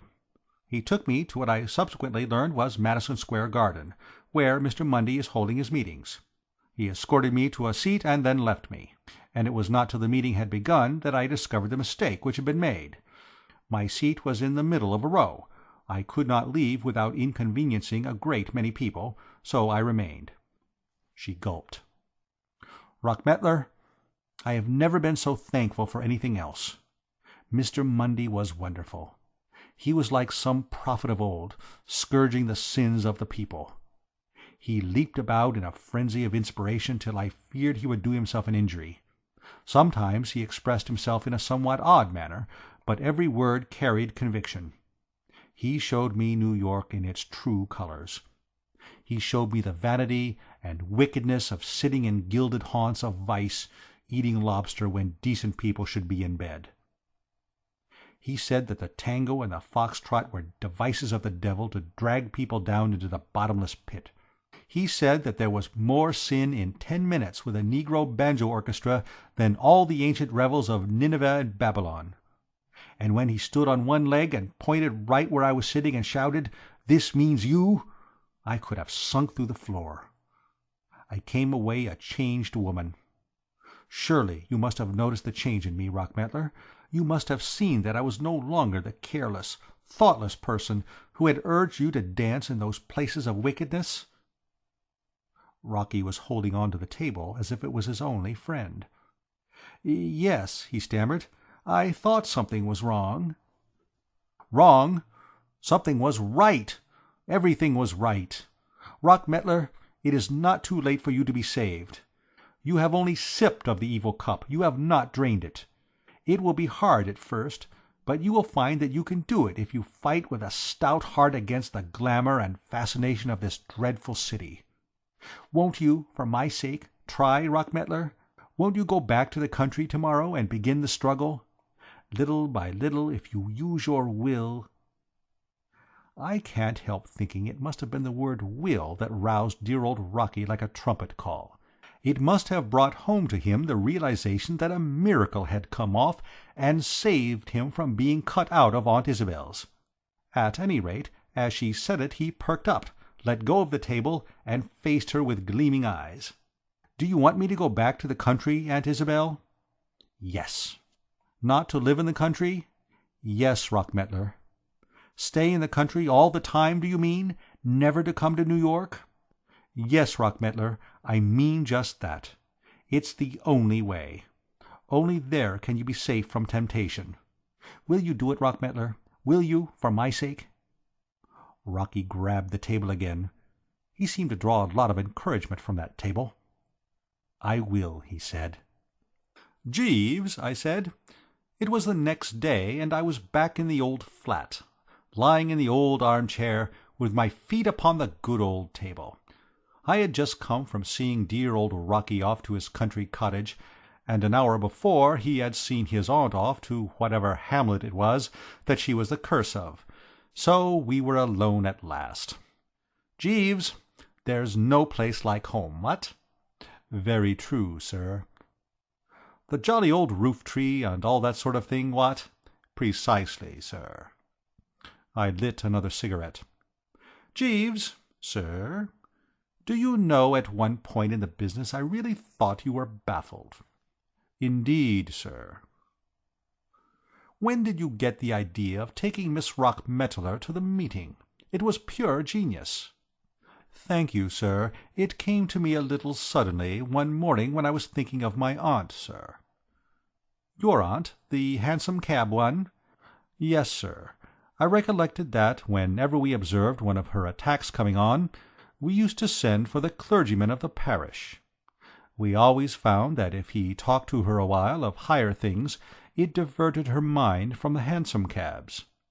It occurred to me that the same treatment might prove efficacious in the case of Miss Rockmettler." I was stunned by the man's resource. "It's brain," I said. "Pure brain. What do you do to get like that, Jeeves? I mean, you must eat a lot of fish or something. Do you eat a lot of fish, Jeeves?" "No, sir." "Well, then it's just a gift, I take it, and if you aren't born that way, there's no use worrying."